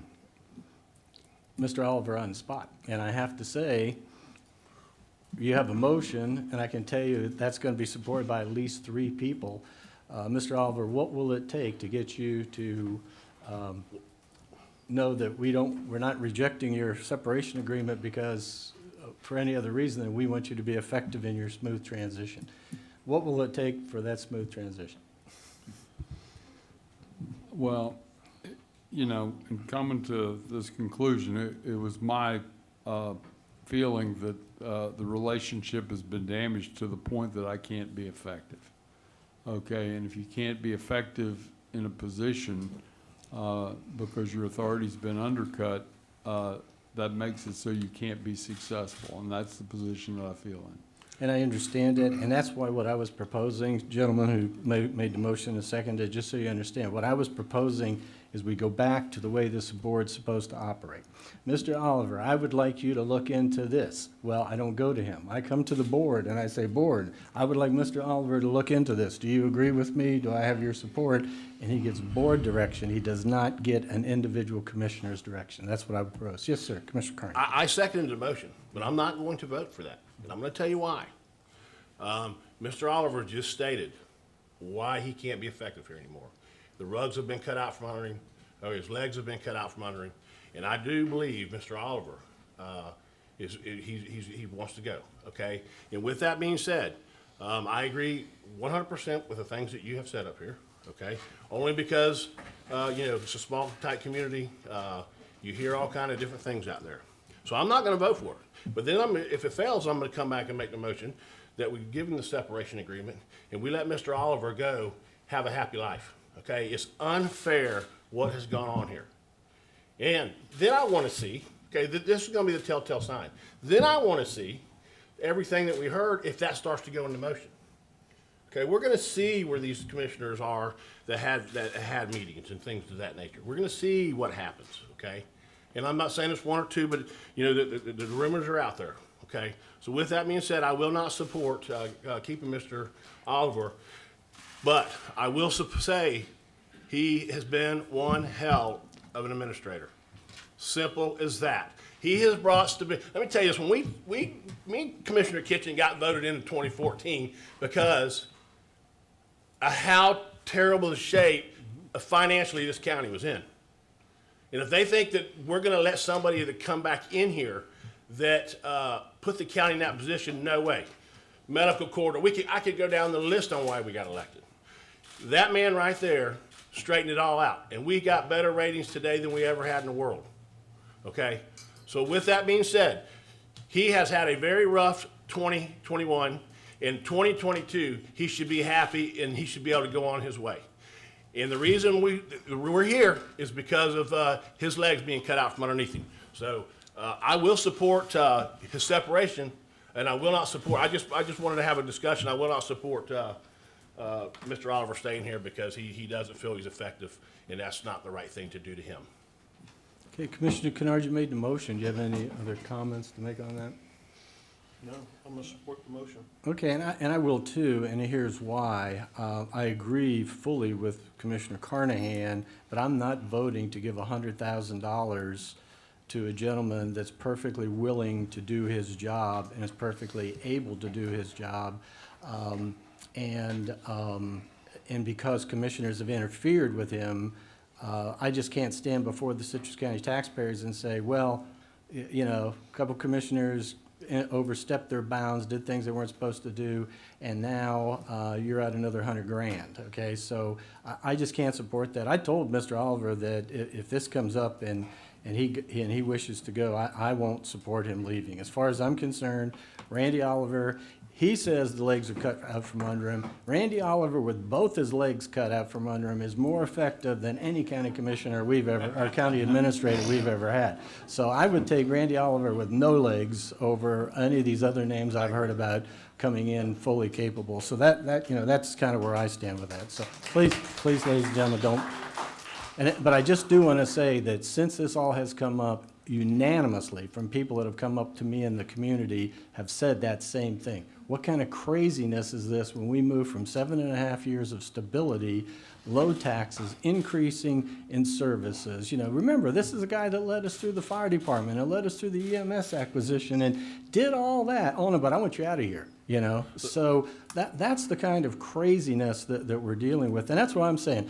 He was willing to stick it out, Commissioner Carnahan, longer than he wanted to help with the transition. I, for one, want to hold him to that and say, I will sit in front of your door, Randy, and keep people from coming in your office if that's what it takes to get it done. Yes, sir. One last comment. It's interesting how we did an evaluation 2 months ago, something like that, and it got stellar reviews. And now we're sitting right here. And the state of Florida's watching this. It's not good for us. So, you know, my reviews for him are stellar. They always will be, and I just have enjoyed my relationship with our county administrator, getting our county to where it is today. So. Okay, commissioners, any other discussion? Yes, sir. Yes. Sorry, go ahead. Go ahead, Commissioner Davis. Thank you, Chair. The January review of Mr. Oliver, I would say that I'm actually going to agree with a lot of what you've said coming up, so stay tuned. The January review was presented as an all or nothing. You're either perfect or you're fired. Going back to January, I have, because I too am very disturbed by everything, and the temper of this board is quite frankly embarrassing. And I would say that in January, when I brought up hesitation on a full and glowing review, I did it from a point of support. What I would have liked the chair to say at that time is, you bring up a really good point, Commissioner Davis. Perhaps we should look at having an actual form with goals and objectives. I'm going to jump to, I'm going to come back to that in a moment because I actually wrote a note to Randy right after the last meeting. So you started off saying that the vote was for a smooth transition. It was actually more the mechanics of what would hopefully lead to a smooth transition. It was a 5-0 vote. I did agree with it 100% that we should hire a headhunting firm and we should be at a remove and we should do it all very objectively. You then read the ordinance that led to, if any commissioner broke any of that, that would be a malfeasance. I categorically say that if I had actually done any of that, I would agree with you, because that would be awful behavior, but I did not.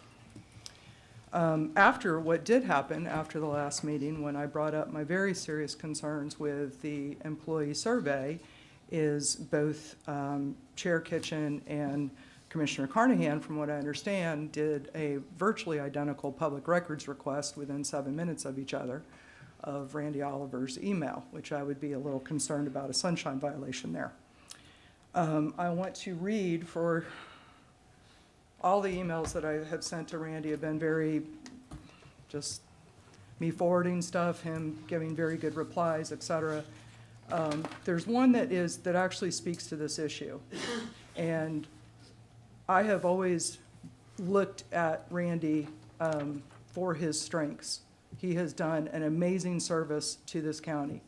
The gentlemen are absolutely correct on that regard. And I felt really awful when he sent something, because he's really not a people person. So for him to show any little hint of emotion means that he's really kind of bummed out. And he sent an email about Jacksonville, about how they were in trouble. I believe it was CARES Act funding. And he said, good thing that we had all our contracts straight. And he's right. He did a heck of a job with our finances all through this madness and prior to that. So what I replied to him, and this is verbatim, for the record, I see the world and people in shades of gray versus black and white. We all have strengths and weaknesses. I felt I had your back on the review. Any employee should be honored with actual goals and objectives, legitimate praise for things done well, and supportive feedback on areas of improvement. That is what I sought, but unfortunately the process has been a black and white, you're either perfect or you're fired sort of culture. Unfortunate. My chair has just thrown out all sorts of slanderous allegations that there are other emails. I invite anybody in this audience to please do a public records request on Randy's emails from me, and you can see that I'm telling the truth. So, to the employee survey, the first and only time I have truly had concerns with Randy Oliver's leadership was that I had to ask for the employee report for about 6 weeks. And he assured me that it was not a bad report, but at the end, it became very clear that he was really dragging his feet on getting me that report. So I did convey my dismay to that. It was well before the last meeting. I said that I really felt like we either needed to address this or I needed to come out and say something at a meeting, which I did at the last meeting. I had absolutely zero conversation with Randy after that about this issue. And as far as where we go from here, if we are without our administrator tomorrow morning, I would say thank you, sir, for 7.5 years of outstanding service. I have said this to him privately. I am saying it to him publicly, and I would say that we contact FAC or whomever the powers that be that can send us a capable interim. Thank you, Chair. Thank you. Any other comments? Yes, sir. Yes, sir. Well, before we vote on this, I think it's important to note, thanks to our legislative delegation and our lobbyists and the commission up here, the chamber for lobbying up there for us during legislative days. Citrus County is on the cusp of getting really a ridiculous amount of funding for different projects that we've asked for. All the pieces are set in place to make this happen, and there's still a push going on for more funding for more projects. These projects are big deals. Do I necessarily agree with everything, the way that things have been handled? No. I've been very angry about a number of projects that didn't play out the way I hoped, but they played out that way, and ultimately we are on a much better course right now than we were back in 16 when I got elected, and better than 14 when y'all got elected, better than 20 when y'all got elected. Over the past 2 weeks, I've been asked, well, if you guys do this, then what? What's going to happen? What do you think? What do you think Randy's thinking right now? What do you think Randy's going to do between now and the next meeting? And my answer's been the same. He's going to keep doing what Randy does. Right. Email him at 5 in the morning. You're going to get a response at 5:05 in the morning. Send him an email and ask that this gets addressed, and you'll get an email back as soon as he's got an answer saying we're getting this addressed. So regardless of the craziness that goes on up here, he's going to keep doing what he's going to do. And even with the outcome, whatever the outcome ends up being here, if we decide that to reject his offer and stay the course with what's been decided, if Randy decides to stay here with us, I have absolutely no doubt he will continue doing what Randy Oliver has been doing since he got here. What we do up here is not going to change that course. There's a thought that's been going through my head about this, and I've debated a little bit whether or not to say it publicly. So I'll go ahead and say it publicly. I don't think that Randy Oliver needs to get his act together. I think we do. All of the potential applicants for his job are watching. Tallahassee is watching. Citrus County is watching. We have got to get it together up here. Commissioner Kennard, I appreciate your words of wisdom, and I could not agree with you more. I was torn this way. I'm with Commissioner Carnahan. I would love for Randy to not let the door hit him in the butt and go off and enjoy retirement and live happily ever after. But I'm sorry, I'm selfish and I'm greedy. The citizens of Citrus County need him for the very reasons you pointed out. We have so much, I'm getting terrible feedback up here, Doug. Well, it's probably my mic because I want to have a comment during the opportunity when that comes up on this motion, please, Will you just let me know, wave your hand and thank you. Thank you. So, with that said, this was my whole point, is that I looked at all that, and Randy's giving me this week's briefing, and he's telling me about this project, and this project, and this project, and it's like, and now all of a sudden, so this is what killed Crystal River, Commissioner Kennard, Every time there was an election, they fired the city manager, they brought a new city manager in, and they started from scratch. They had no idea what the projects were and what the grant applications were or whatever. We're sitting on top of the best situation we've ever been through all these efforts of everybody, and Randy is the guy to get us through it.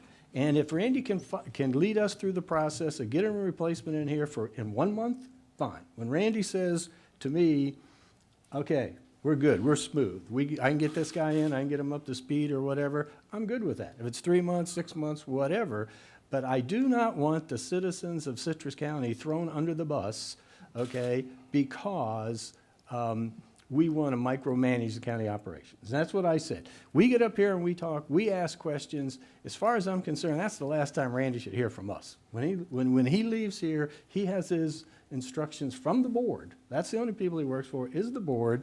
And if commissioners want to send him emails or whatever, fine, and ask questions, but there should not be a single instruction given to the administrator outside of this board meeting where the rest of the public can hear it, okay?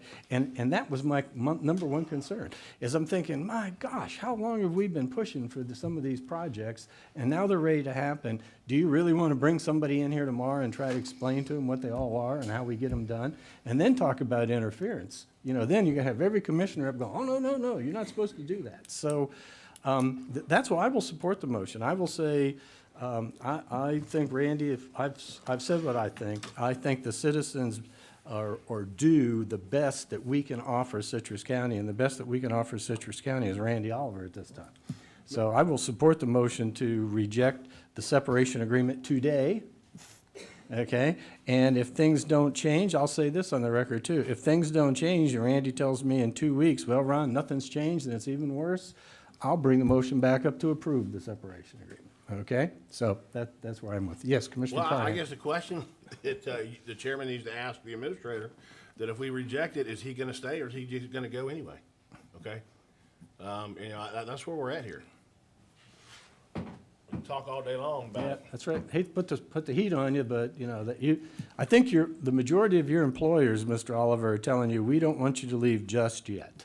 You know, we're not going to ask you for a lifetime appointment, but we would like for you to stick around to help us get through this transition and get some of these big projects moving down the road. So it's up to you. And if you want, I'll skip over this item and come back to it so you can think about it, and we'll move on, and you can weigh it, or you can give us your answer now. It's up to you. And I'm sorry. Yes, ma'am. What? Oh, yeah, well, we will. But I'm kind of waiting to hear. So you think about that, Mr. Oliver, while we go open to the public, and I'm going to give the clerk the first. Let's go to open. Oh, so, yes. You haven't heard from me yet. Okay. I'm very torn on this. I missed some things with COVID. I also went and looked at my email. I actually was very boring. African American Black History Month proclamation and something to do with another core civic, and Mr. Oliver advised me that he, gave me good advice. I took it. I told him I appreciated it. So I'm not sure. It just seems that I want to be silent, but I also want people to know that things are batted out, and I'm going to put this in an envelope and this and that, and I've gotten the impression it's the men against the women, and that is not the case. That's not how I feel. But there's some things being thrown out there, and let's see what's going to stick. And I have had long conversations with Mr. Oliver. In fact, when I first saw this on Tuesday, I said I reject it. And Mr. Oliver and Denise Lynn were in there with me, and I said, what happens if I just reject this? I was told it was untenable, and I then went and did research and thought, okay, if he's been pushed out early, I know my heart, he knows my heart. I might not always agree, but when we have our meetings, it is professional and jovial. I always make him laugh, and he gives me some great advice. But he's also saved us a tremendous amount of money with the assistant administrator. And if his wishes are to be that it's untenable and he feels he doesn't have, I forget your wording that you've given me, Randy, over and over, that you just feel like one hand's tied behind his back and his legs tied behind his back. I agree with you, Commissioner Carnahan, that I feel bad. I think that, you know, if this is where he's been pushed to, then, you know, he deserves every bit of severance that is due to him. And, you know, this is government, and government moves on, and it's maybe not the way I wanted it to work out, but this is where we are, and how do we move forward? So thank you. Thank you. So you asked a lot of questions, you gave no answers. And so hopefully we'll get to that point. Yes, so now we'll open to public comment. Madam Clerk, you were waiting patiently to speak, so I'll let you under public comment. And for the record, I'm going to hold you to 3 minutes as well, too. I guess so. I do. I don't have a formal letter on file, so as you should, Madam Davis. Let me rephrase that. Are you speaking for Yes, I the am. county? Okay, we'll give her Yes, 5 I am. minutes then. She Yes, gets I 5 am. minutes.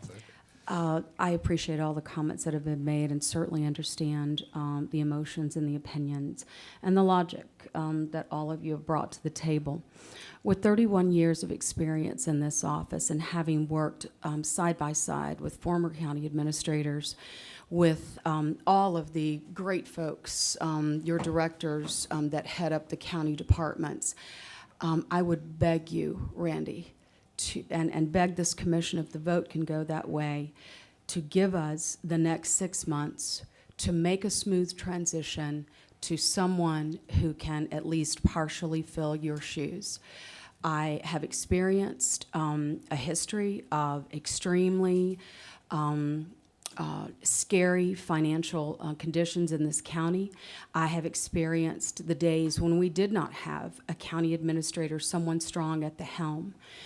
So if I am asking for the consideration of this board and for Randy Oliver to please consider getting us through the next few months, across that line, getting the right person in as a replacement, because that is in the best interest of the citizens that voted for you as commissioners, and it's in the best interest for the continuation of this county and the future that we see in front of us. It's barreling down on us with the input of this parkway, and just trust me, I believe it would be in our best interest to continue to a smooth transition, as difficult as it may be. I would ask you for that consideration, Commissioners. Thank you, Madam Clerk. Well said. Okay, we'll open this up for other public comment. Is there anyone here who wishes to address the board? Again, 3 minutes on this topic, and if you have a letter on file representing an organization, you can have 5. Deborah Spence, Crystal River. Having attended meetings here since the beginning of January, I have to lay a lot of the problems on the BOCC on Commissioner Kitchen's response and the way that he's treated other members of the board. When the personnel review was done, I come from 37 years of federal government experience and with 25 years of managerial experience. And I have to say that quantitative personnel reviews are the standard. So it's not subjective. It's not, hey, you're a nice guy. Hey, you answered my questions. It's a matter of sitting there and saying, we expect you to attend all of our meetings. And if you attend 75% of them, you're satisfactory. If you attend 85% of them, you're highly satisfactory. Not having that presents this push and shove with perhaps he responds to some people better than others. So having a quantitative review allows each member of the board to assign a review, an objective review. Does the county administrator get back to you within 24 hours? He does that for Mr. Kitchen. Does he do the same thing for Commissioner Schleback? We don't know, because we don't judge that. We talk about being one board, but in fact, we have 5 very different personalities. What I find, Commissioner Kitchen, is that you're a gossip monger, that you'll sit there and you'll say... Personal comments are always out of order. So if you have something germane to the topic, but personal comments are out of order. You will call Commissioner Davis and say that she has done this, this, and this. You will call Commissioner Schleback and say she has done this and this. You have continually come forward to say that there's all this gossip going on behind that you alone are privy to. I'm not hearing it from any other commissioner except from you. So I drop the problems of this board and with the county administrator directly at your feet. I do not know Administrator Oliver. From what I've heard, he has done a great job on the business aspect.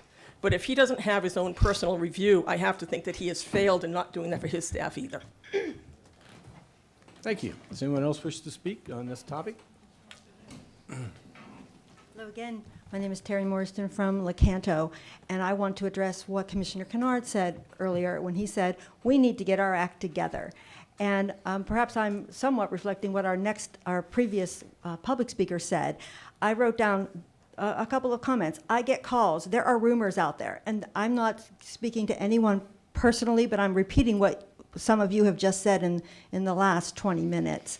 And I don't think you as a board or we as a county should be discussing Mr. Oliver or anyone else or commissioners based on I get calls or I hear rumors.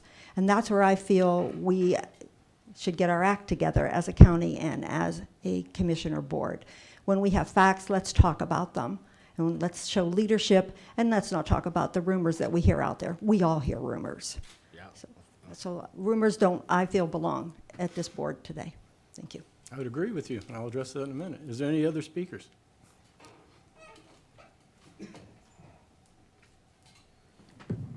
I would like to Could you give us your name, please? Yes, sir. My name is Rena Murray. I am a resident of Citrus County all my life. I would like to address Mr. Oliver directly for a moment. No, you have to address the chair, please. Yes, sir.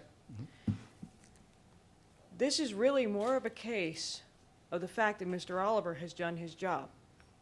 He shouldn't be leaving when he has helped this county. Anyone that has gone behind the county's back, produced the evidence, and removed them, no matter who it is. But I completely agree that the gossip needs to stop.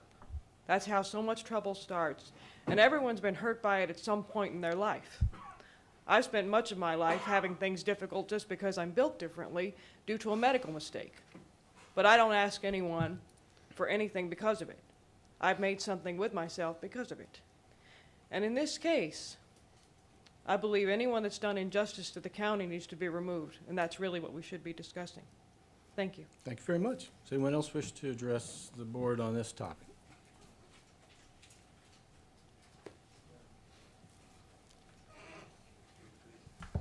Kathy Gates, Inverness. Commissioner Kennard, I agree with you. People are watching. I am hearing about him wanting to leave, and I'm thinking, what if I was sitting in Pennsylvania and I was qualified and I saw this come up? And, you know, moving to Florida, that'd be cool. So, never heard of Citrus County, so what am I going to do? I'm going to do an online search of Citrus County. What am I going to find? Okay, we don't need to micromanage and run interference. Ask Eric Head. And as people would do an online search and look and go, oh, okay, a little pause. And then, oh, by the way, they may have a turnpike running right through the middle of the county, which is going to wreak havoc.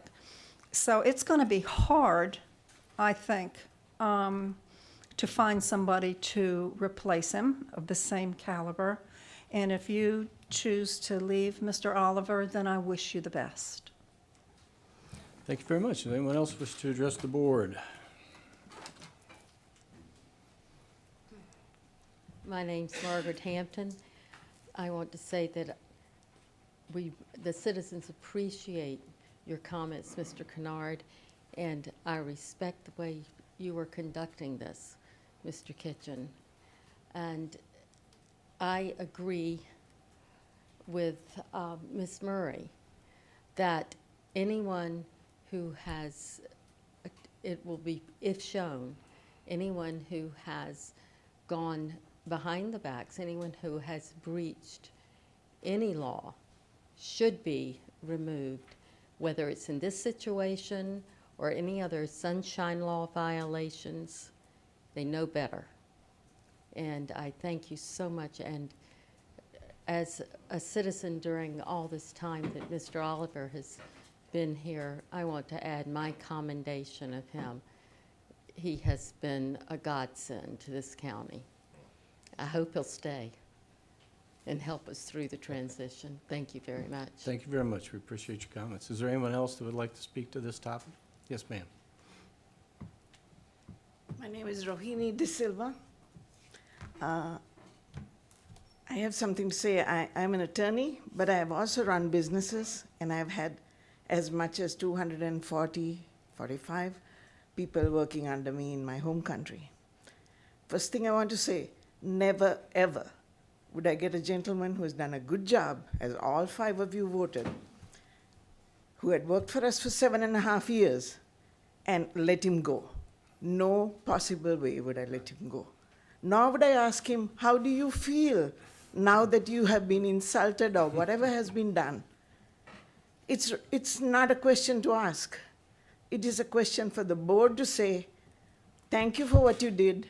There were certain things you didn't respond promptly. We are upset with you.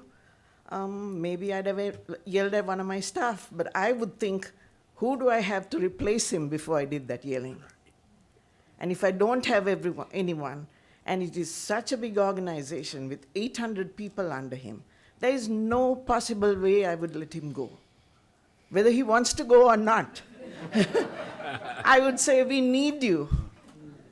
And never mind the 100,000 and never mind the finding somebody else. This is a man who's doing a great job for us. And we have to keep him. And we must not put him on the spot and say, tell us how you feel after we vote for you. Or we'll vote for you later on.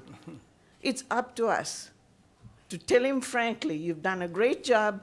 And if I had to make a survey of you, I would have given you only 85 because you don't answer me properly. But there's nobody who would even get a 50. And therefore, we still need you.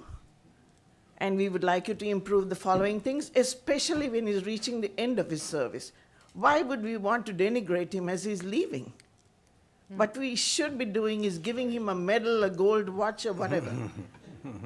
So, please, I want the board, all of you, to make a positive vote and assure him we're going to let him do his job because he's doing a very good job. And I want to tell you, if I can do that, so can you. That's right.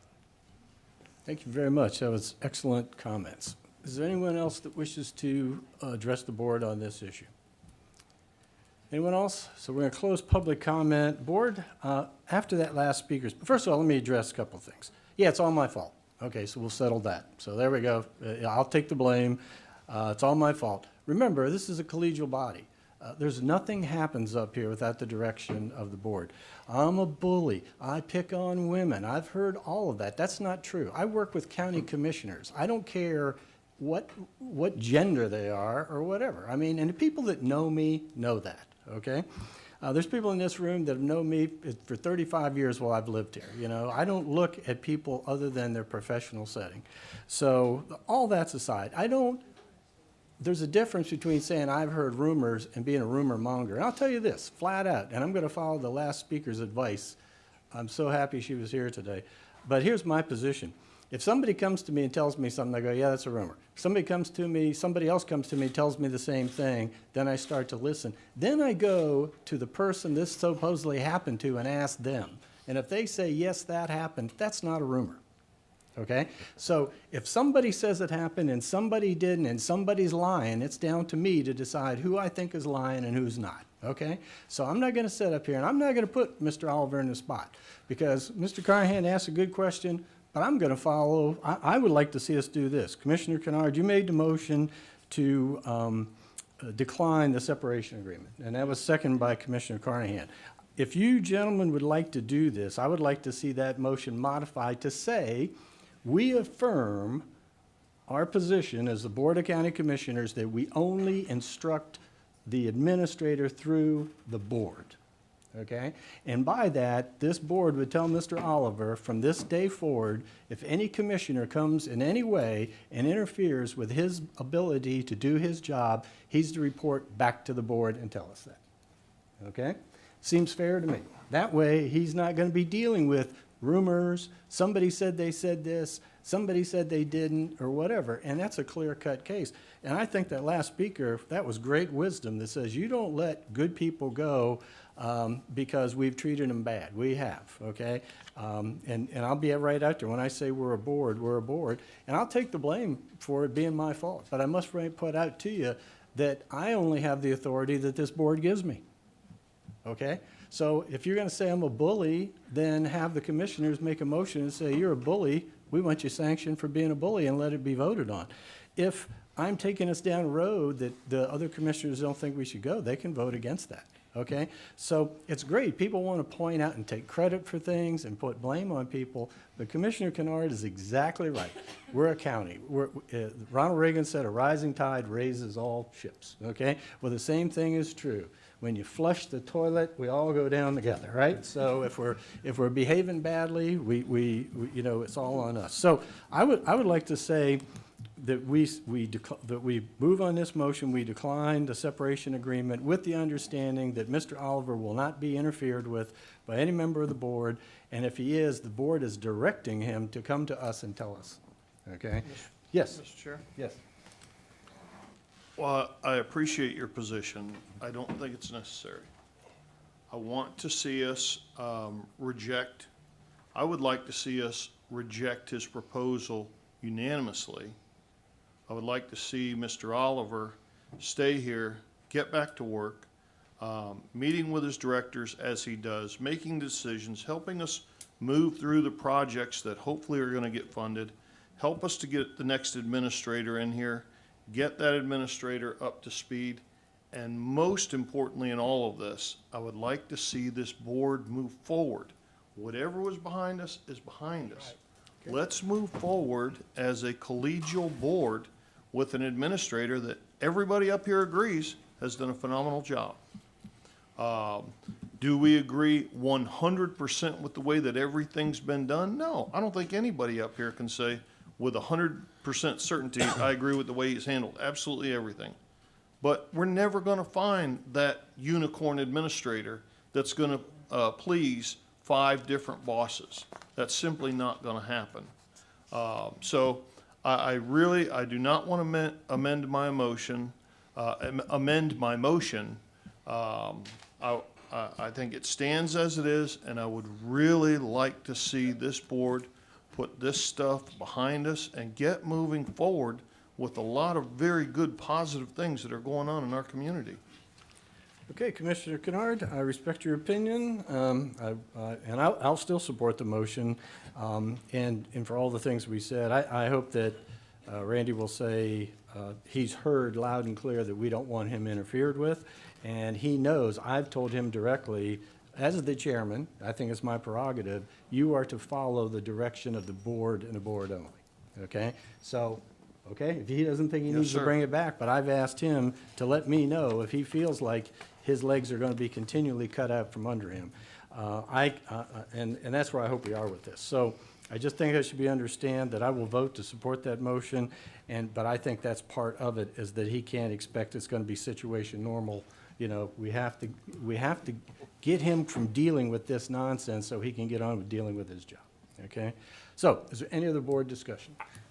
I would like Yes. to know, I think that you're right, Commissioner Kennard, that we need to move on, support Mr. Oliver, but I don't understand what the definition of interfere is, and I think that would be really making it more difficult, and I don't know what interference. Well, it's the law, so you should learn what it means. Well, excuse me, excuse me. Please stop that. It's not good. This is not good. Let's move on. Let's stop the lecturing. Let's be a board. Let's be adults and move forward and try to support. But again, I feel bad because I can imagine dealing with all this. Thank you. Okay.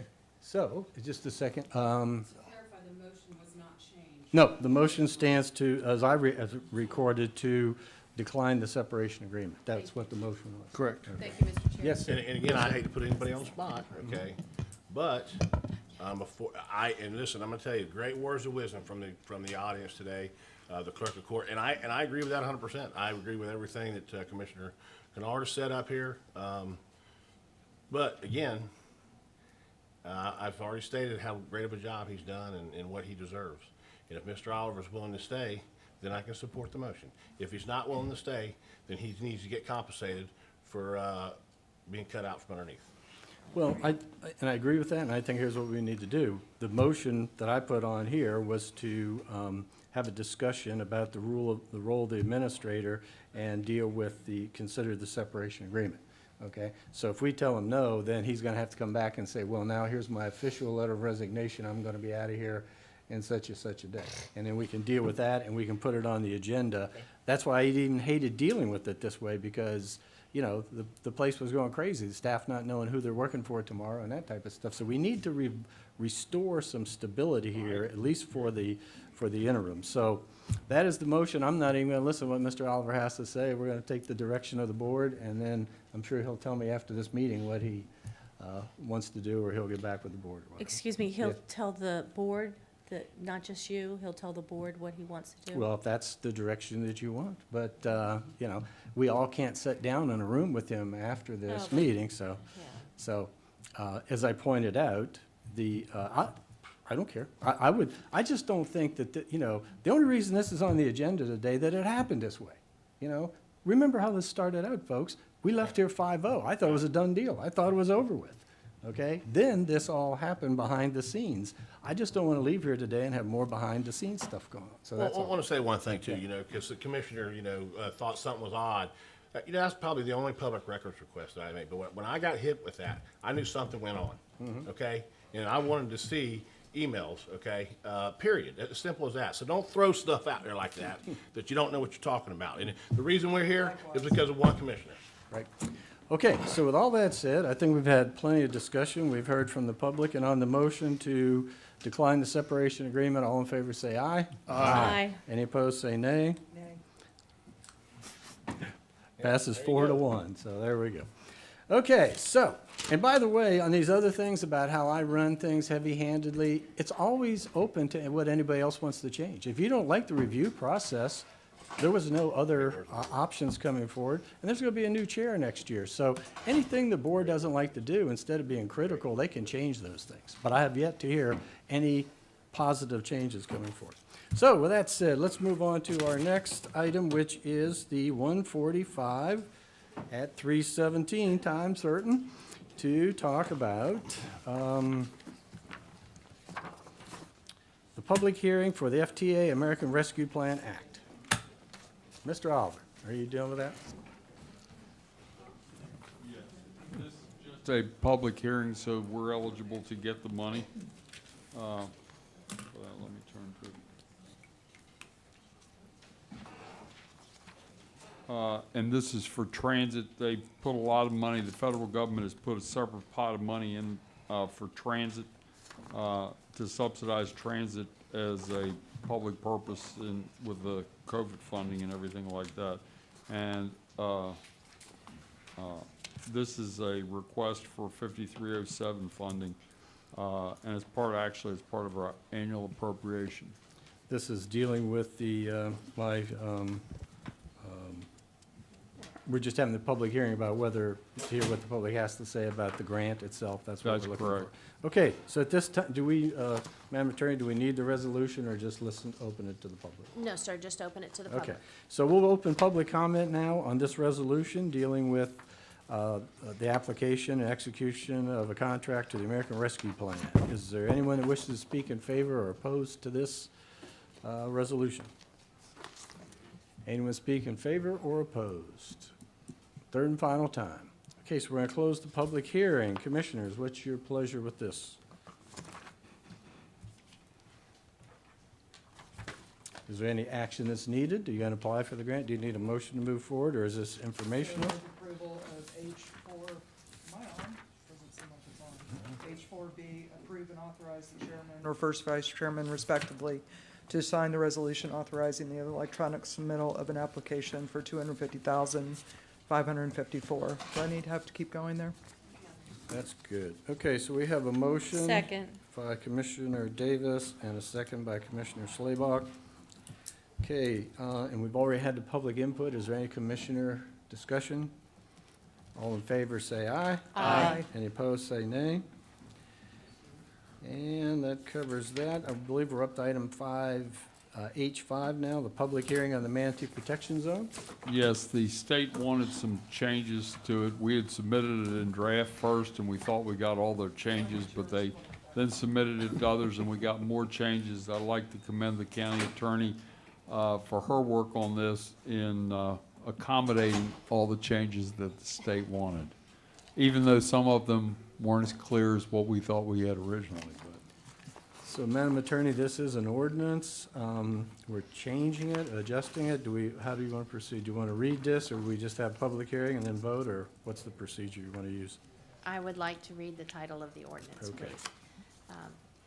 And the red line version, which I guess is maybe not read for all of you, the additions are in underline and the strike-throughs have a line through them, or the deletions are in strike-through. This So one this- is in color. Oh, good. I'm sorry I didn't recognize that on yours earlier.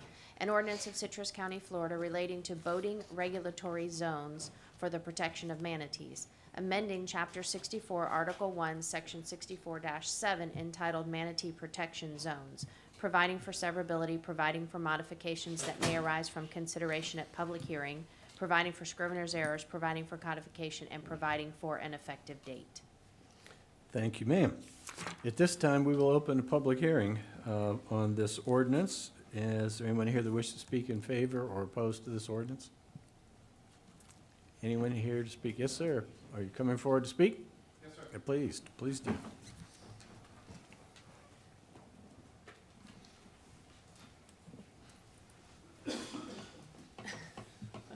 Gotta run it. Hi, my name is Chris DiCamello from Homosassa, and hello, Madam Clerk.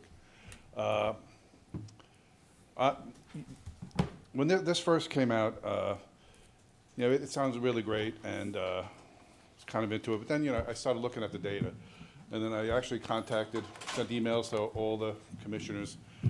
Ruthie got back to me, and I asked her, well, what's the data where you guys decided? You voted 5-0. Because anytime we change an ordinance or change laws, well, what's the data? Why'd you do it? She didn't have any data for me. She referred me to Mr. Oliver, who she sent my email to Mr. Oliver, and he got back to me right away. He says, well, I don't have any data either. He referred me to the state, so I get with the state, and FWC came out with their data. This speed zone that we're going to change from 5 months a year, it's only 5 months a year where you can go up to 25 miles an hour. The widest part of the Homosassa River, the safest part of the Homosassa River. 0 manatee deaths. 0 vessels striking manatees. 0. 0 injuries. 0 fatalities. And my thing is, where's the study? Now, what's the study if we do make it? Now it's going to be idle speed or slow speed for the whole 12 months during one of the busiest times of the year in the Homosassa River. I'm in the river all the time. Was there studies done on that? Now it's really nice people here who are for it, and I'm friends with them, almost all of them. They'll say, well, it's only 8 more minutes to get to the Gulf. It's partly right. The thousands of boats that go to the Gulf through Homosassa every year, it's 8 more minutes each way, 8 more minutes the other way. That's 16 more minutes times thousands. All of hundreds and hundreds of us who want to run our boats. It's not 8 more minutes so I can run my boat. It's another half hour to get to the next speed zone, which is a dangerous speed zone. And then it's another half hour back. So that's another hour for everybody that just wants to run their boat. It sounds great. If you guys do make it a law, guess what? I will be putzing through there at 2 miles an hour because I obey the law. But what is the real impact? And we don't know what it's going to be because there really hasn't been any studies. And there really hasn't been any data. And we voted 5-0 with really not even seeing any data at all. And that's my question. I'm not saying don't do it, but let's do a study. Let's study it. Let's see what is the impact going to be in July, because there's a lot of people in Homosassa, a lot, that just found out about this. And then when it comes to effect, and they're out there, I think you guys are going to have to answer to it. And I don't want nobody being, you know, whatever, held to the iron by it, but they're going to say the same thing I'm saying. Well, how did you come to that conclusion that we need to do this? 0 manatee deaths. Thank you very much. Thank you guys for all you do. I Thank appreciate you. it. Appreciate your comments. Can we have the next speaker, please?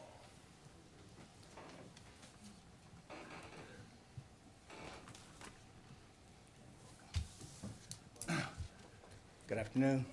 Steve Minguy, I'm the president of the Homosassa River Restoration Project, and I'm speaking to you today as the president of the organization. Because permitting takes quite a long time to complete, we actually looked at doing preliminary studies of that particular area well over a year and a half ago in preparation for beginning restoration there. After seeing the amount of boat traffic, the speed of the boats, the waves and turbulence created by their wakes, the silt, the turbidity, the water basically looked like a chocolate milkshake during the busy times. Our biologists decided that they could not guarantee grass growth sufficient enough to warrant spending the money in that area. Our contractor was also concerned about the safety of their divers working in the area. The decision at that time, which was about a year and a half ago, was made to not work within that high-speed area, and to, one, either stop the restoration just upstream of the high-speed zone, or two, skip the high-speed zone, leapfrog down to the idle speed, and then pick up and begin again. Obviously, leaving such a large area unrestored was not what we wanted to do. We believe that restoring downstream in an orderly and methodical fashion will afford us the best overall results long-term. HRP believes we can successfully restore that area of the river if the speed is changed to year-round minimum wake, and we urge you to pass the amendment and therefore the ordinance. Thank you. Thank you very much. Is there anyone else to speak in favor or opposed to this ordinance? Yes, ma'am. Hi, I'm Rena Murray. I believe the first gentleman who spoke is right. That would make an uninformed decision. And you're going to have very unhappy people coming before you and asking why you would make an uninformed decision when you're supposed to be representing the public and doing what is best for a county. Everything has long-term consequences, and that's how we have to think in every situation. Thank you. Thank you. Appreciate your comments. Anyone else in favor or opposed to this ordinance? You don't know which way I'm going to turn. I don't. You always keep me guessing, Mr. Mayor. I was hoping, as well as you, that I wasn't going to have to come up. Can you, for those of us who aren't quite have the pleasure, can you tell us your name for the record? My name is Rodney McRae. I live at 10670 West Halls River Road in the great city of Homosassa. I was under the understanding this was a done deal, that the ordinance had already been passed, and this is just for a modification to that ordinance. That's right. And I see heads nodding everywhere. Okay. So I would suggest that you pass the amendment to that ordinance as it stands. This started a long time ago. There's been a lot of public hearings, a lot of TV, a lot of newspaper articles. It's not something that started overnight. We're trying to get done and get out of the way. It's been going on for a long time. You guys have been great champions for it. I think it's something that needs to be done. I won't go back to my original speech about times have changed. But seriously, 15 years from now, we're going to look back and people are going to say, damn, they used to ski in there? They used to go fast in there? That's unbelievable. I'm glad they made a change. So I am in hopes that it will be the board's decision to adopt this amendment and move forward with this ordinance. thank you for your time. Thank you. And Thank you. off topic, Randy, do a good job like you've always done. Thank you very much. We appreciate that. Is there anyone else to speak in favor or opposed to this? Yes, yes, please. Alonda McCarty, Homosassa. I'm Chris's neighbor. I live right down 2 houses from him. We do run our boats, same speed, same direction. We go exactly the same area all the time. I don't think it adds any extra time onto us as far as us, feeling that we're being shunned for not getting to run our boats, or the fact that, we're worried about getting out that much further. We don't open up in that area anyway, just because during that time period there are so many boats during scallop season that you really can't open up to the speed that you would really want to run it. And then also professionally, I'm a biologist, and as far as the data goes, the data strike information from FWC for manatees, it's very hard to determine where manatees actually strike as far as which zone of the river it's done in. And most of the time, some of those things that happen in that general population anyway that's running that area do not even know when they hit a manatee. So for them to pick up the phone and call FWC and say, hey, I just did a manatee strike, or we hit something with our boat, most of the time they say, oh, we hit something, but we don't really know what it was. And then even manatee reportings afterwards, if they are seeing scarred manatees or deaths afterwards, it's not going to happen in that exact location. So you can't pinpoint that down to one small section, of a river. So that's my 2 cents on the data information. So Thank you very much. Thank We you. appreciate it. Is there anyone else to wish to speak in favor or opposed to this ordinance? My name's Ronnie McGriff. I live on the Homosassa River, right on the section that y'all were talking about. And I just want to say that the problem, and I know this is going to get into other areas, is not as much the 25, even though that is part of the problem. The problem is nobody does 25 miles an hour through the summer. I would say the average speed of the boat going through there is closer to 40 miles an hour. You've got ones with 3 engines and 4 engines on the back of them barreling through there. There are kids skiing behind the family boats. I mean, it's just a disaster waiting to happen. And I did, when I moved here 21 years ago, I used to go out on my dock every morning. There'd be otter out there. There are so many crabs you couldn't jump in the river. There's nothing anymore. We've destroyed that section of the river to the point that I don't think we'll ever see the otters again. But I think it's the point that the sheriff has no way to enforce it. He tells me he has no boats to enforce it, and he doesn't have the people to enforce it. Fish and Wildlife, they don't want to enforce it. Nobody enforces it, so what's the point of even having a law, period? If you're not going to enforce the laws that are already in effect, why are we trying to make new laws? That's just my view on it. Thank you very much. Appreciate it. Is there anyone else to speak in favor? Sir, can you fill out a green card? Sir? Sir, can you fill out a green card if you don't mind for the clerk? Is there anyone else to speak in favor or opposed to this ordinance? Anyone else to speak in favor or opposed? Third and final time. Okay, so we're going to close the public hearing. Commissioners, I believe that it was clarified that this is adjusting our existing ordinance, right, per recommendations back from FWC, correct? So Yes, that's sir. what's in front of us. So what is your, Make a motion that we accept H5 in the, is your microphone on, Commissioner? make a motion that we accept the amendments to the Manatee Protected Zone ordinance. Okay. Second. So we're going to approve, adopt, and authorize the chairman to execute the ordinance by Commissioner Carnahan, a second by Commissioner Kennard. We've had public input. Commissioners, any further discussion? All in favor say aye. Aye. Any opposed say nay. That passes unanimously. And that brings us to our 2 o'clock time certain. We're picking up the pace here. Okay, BOCC Facilities Project Management Audit by my favorite clerk of the court. Good afternoon, Mr. Chair, County Commissioners, Mr. Oliver, County Attorney. Appreciate the opportunity to bring to you an audit that was conducted by, we actually contracted MSL to conduct this audit so that we could get it done and get it before you.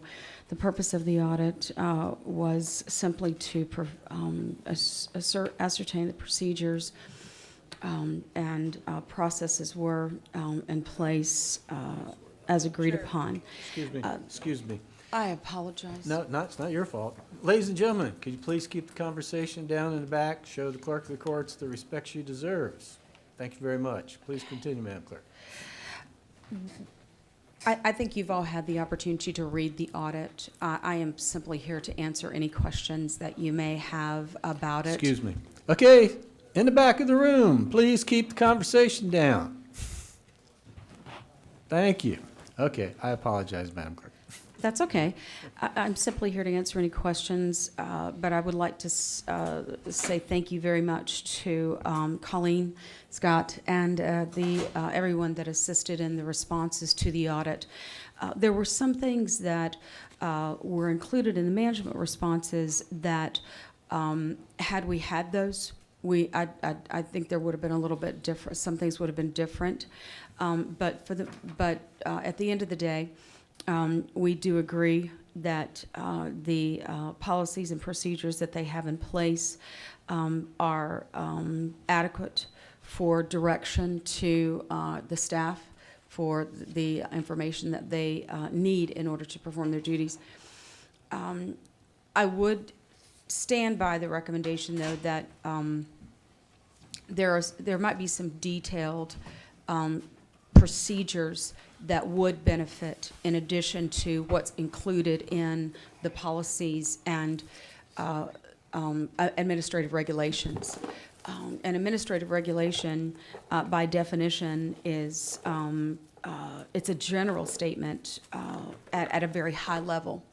And our recommendation was you needed a little bit more nuts and bolts in some of the recommendation of the auditor was a little bit more nuts and bolts in the actual procedures that are in those divisions, so that anybody that came in, if everybody leaves today, the person that comes in tomorrow or down the road has that task outline, for lack of a better term, to follow, to know, this is the way that we set up a project, we approve a project, we cost out a project, etc.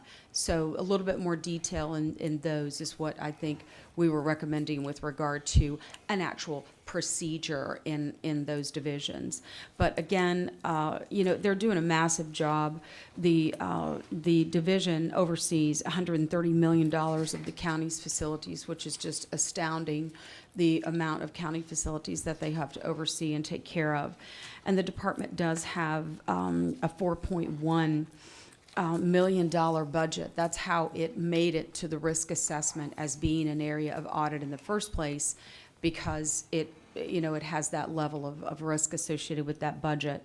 There are 40 employees, and during the period reviewed that was included in this audit, there were actually 188 projects. So I can speak from a personal standpoint that I think we have one of the best facilities maintenance divisions in the state. They get it done. They get it done well. They come in routinely under budget. They do a great job. So I'm here to answer any questions, Mr. Chair.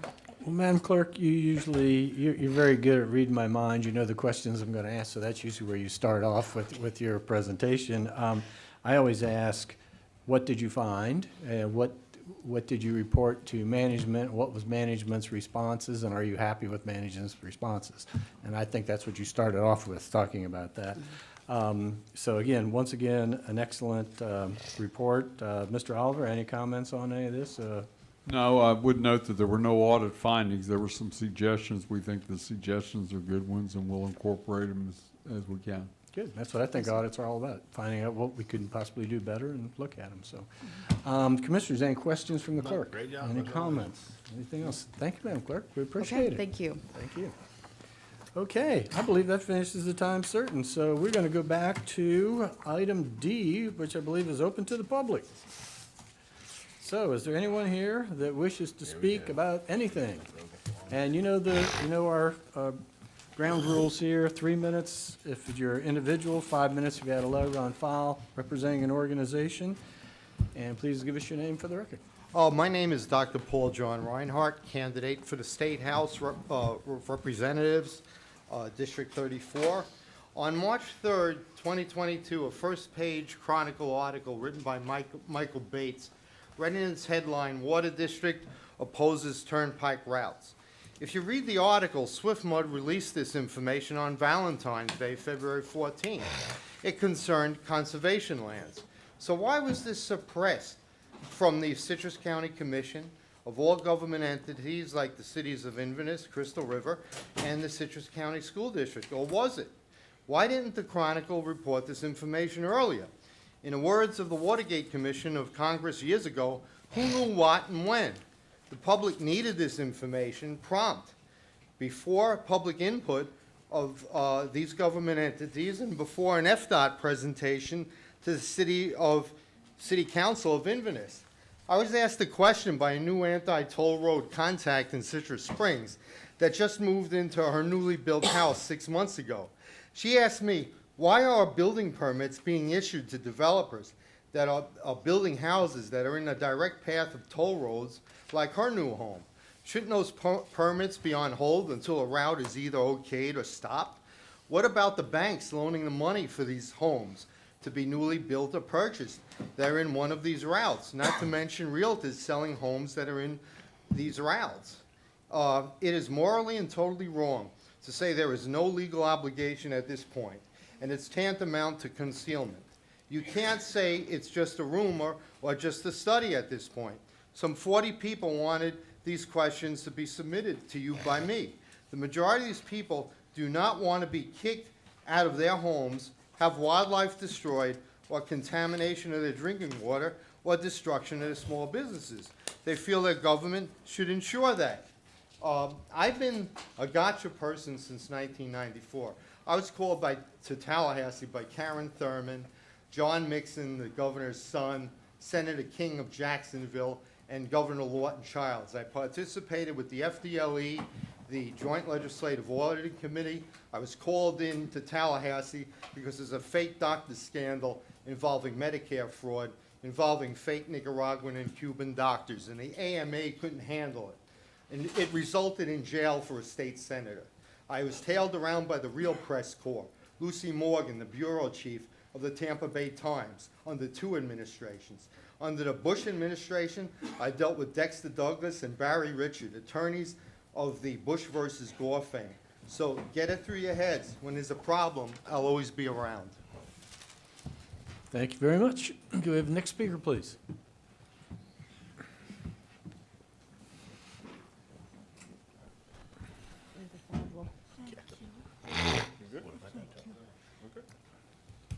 Good afternoon, ma'am. Welcome. Could you give us your name, please?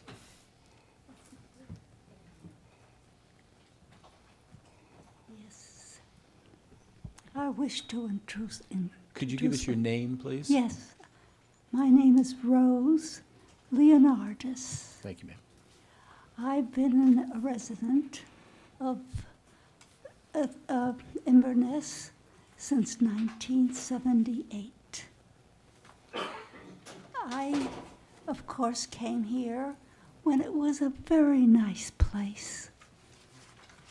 I'm saying that because now I'm very, very upset with the way things are going. I have a home on South Mooring Drive in Lake Tasala Gardens. I put a lot of money into that house. And my lot is only 75 by 100, just the same as those on the same road. I usually, as I understand it, we had a homeowners association that took care of all of our problems. But it did terminate, but at the time it was to be renewed. The young people in the area decided that they were not interested in renewing it. So now it is a very terrible place, especially in the area that I'm in. I am at a cul-de-sac. And at 1776 South Mooring long drive. I thought that once that you have to. I turned 97. You just take your time. Last August, so please be patient with me. But once the homeowners association had terminated, I thought that the county would come in and help the property owners. I called the commissioners. I thought they would be the ones to help me with whatever problems I have, and I have many. Now, I have a house that my son is an architect, and he designed it, and my husband was a builder, and he seen to it that it was built well. And I have a 25-foot front setback, 35-foot from the water edge. I'm sorry. Thank you, ma'am. Your time's expired, but what I would ask you to do is maybe send us an email with the details of what you're saying. I'm not getting any help from the commissioners. Okay. When well, I call, I'm ignored. See that young man right there behind those computer screens, and he'll give you contact. That's my boy. Okay, thank you very much. Thank you. I'm his grandmother. Thank you very much. I'm sure he'll be happy to help you. And we appreciate you being here today, and he'll give you the contact information. Because now I have a car repair shop yes, ma'am. alongside of my house. I know. I have to cut you off, though. We limit everybody to 3 minutes. So thank you so much. Doug will get your information to contact you. You got it?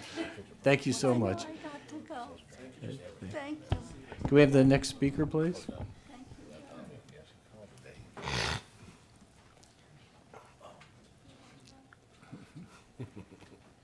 My name is Camilla Stevens, and I am from Beverly Hills. And I did have the pleasure of talking with this lady earlier, and she is 97 and a half, and I really hope that we can help her, because she's pretty amazing.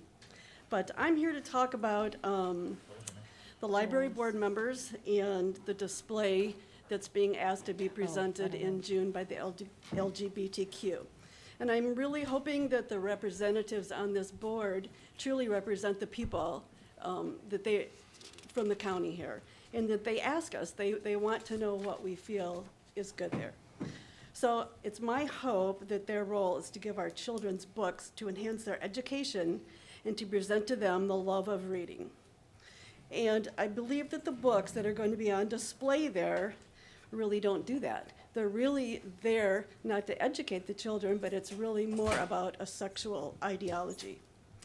And I personally believe that that is inappropriate. I also believe that it's the parents' rights, and I believe that a lot of these books also lead to websites that lead to sex trafficking in places that our children really should not be going to. So I really hope that the board does not approve their agenda, and it does not allow these displays in our libraries. And if it is approved, I think equal rights should be given to everybody, including right to life. They should have an opportunity to display what they believe at the same time. So these are my children, these are my grandchildren, and I feel like it's my responsibility to protect them and to keep them safe from any exploitation. And I think it's my duty, and I just thank you for listening to me, and I hope we all do the right thing. Thank you.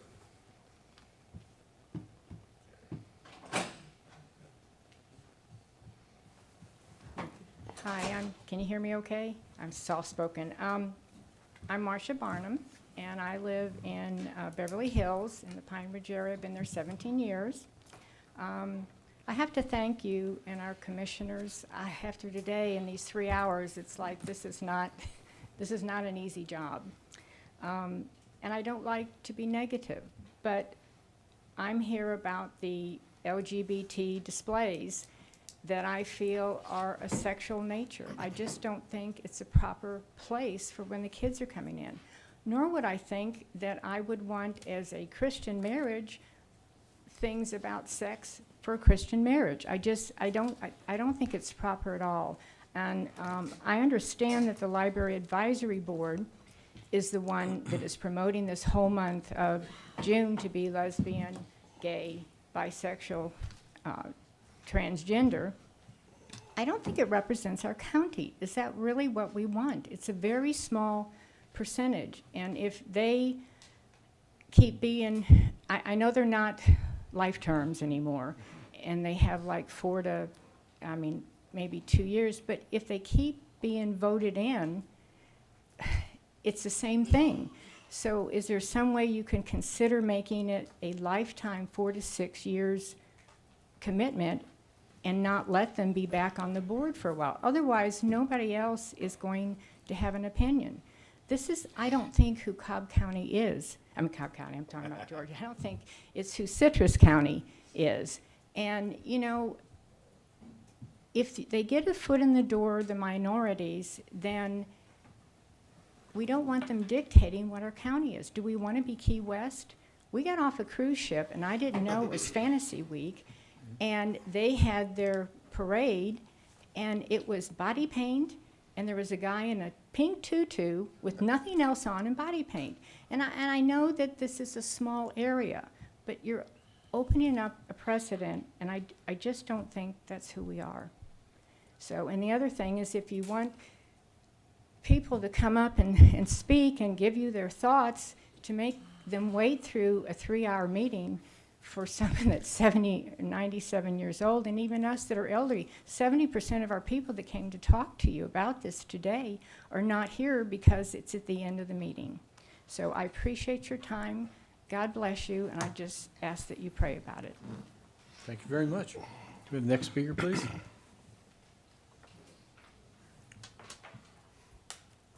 Sally McDavid, I'm with Florida Forever. I should have 5 minutes.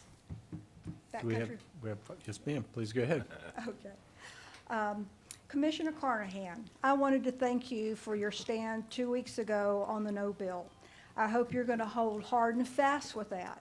And I hope you'll use your experience on MCORS to convince these other guys and gals to vote the same way. And Commissioner Slayback, you want to protect the environment, the water resources, and our quality of life. Thank you. You also said the yellow route was out of your purview as far as you were concerned. But make no mistake, the other 3 routes are just as bad, if not worse. So add those to your list too, please. And I also appreciate your heartfelt statement that not one member of the board will benefit from this road, and I believe that also. But I did bring up Bowes Bridge, and I want to go a little further on that. And some other things, because I have a real problem with the things I'm seeing about FDOT and our legislator and how these things get shoved down communities' throats. But as I told you before, Bowes Bridge is a real primer about greed, misused and corrupt political power, and roads to nowhere. To be clear, not about you guys. By the way, Bo never got to cut the ribbon on his bridge because he went to prison. Bo was convicted of taking consulting fees from road builders, casinos, and other companies and not reporting it on his income. And all that while he was Speaker of our Florida House. I mean, that was a huge embarrassment. And let me be absolutely clear that I'm not pointing my fingers at anyone anywhere, but questions need to be asked and they need to be answered.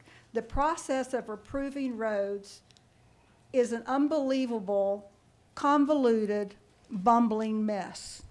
When you have politicians who can make mandates that something gets studied by task force over a short 15 or 18-month process, and that once that's done, the Department of Transportation has to build, that's wrong.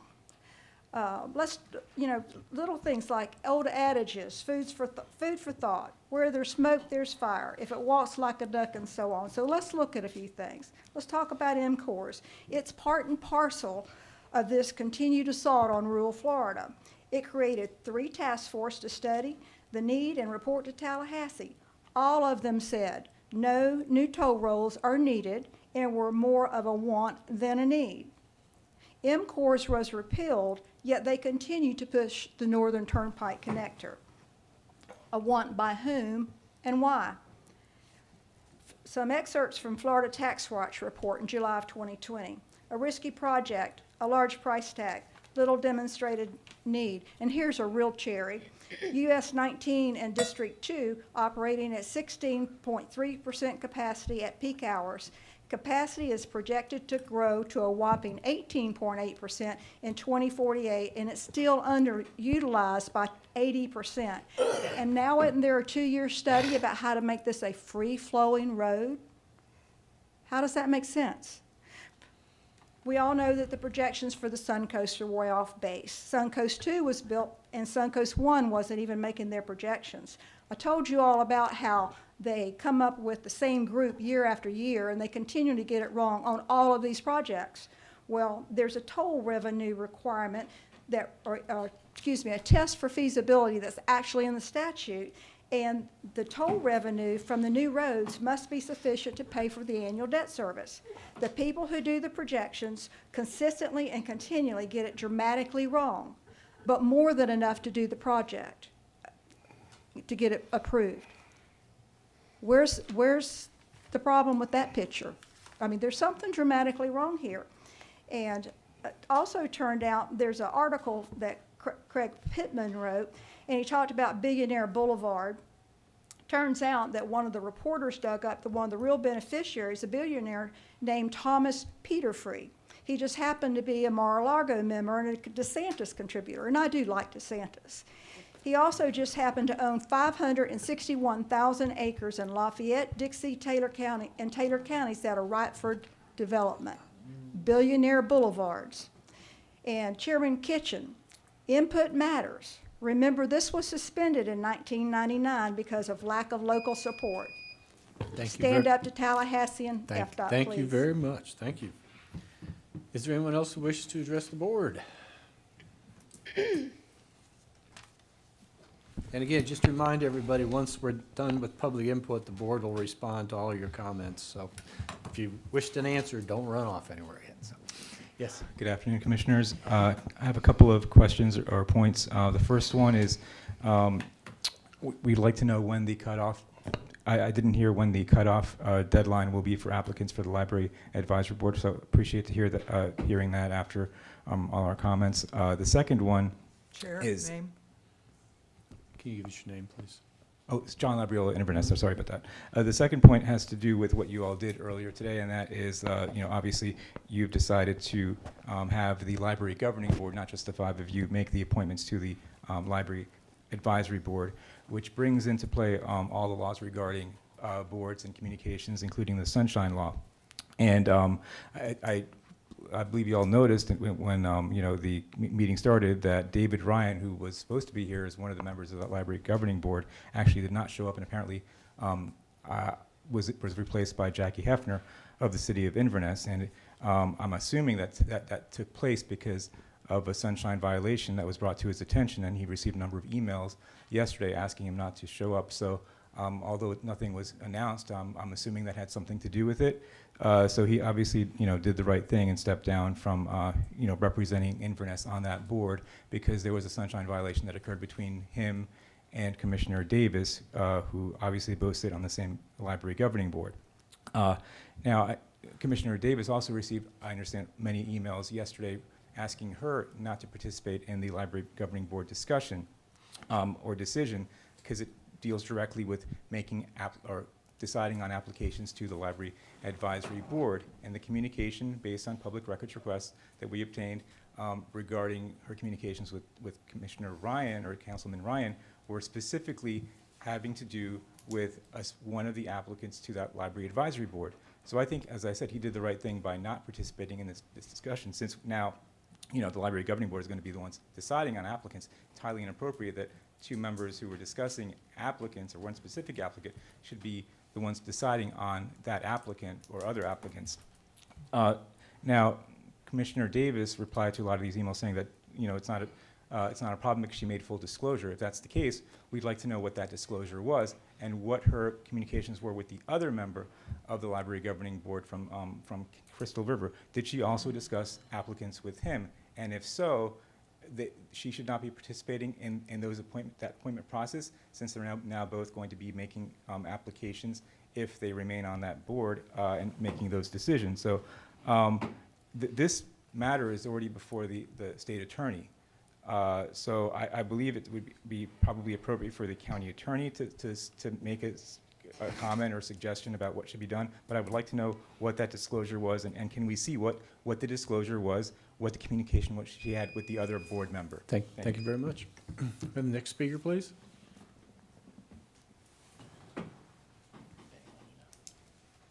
My name is Tom Barnum. I want to go on record as opposing the Citrus County Libraries having displays that promote Gay Pride Month. My comments really are about the Library Advisory Board, which is the body that's pushing this Gay Pride Month agenda.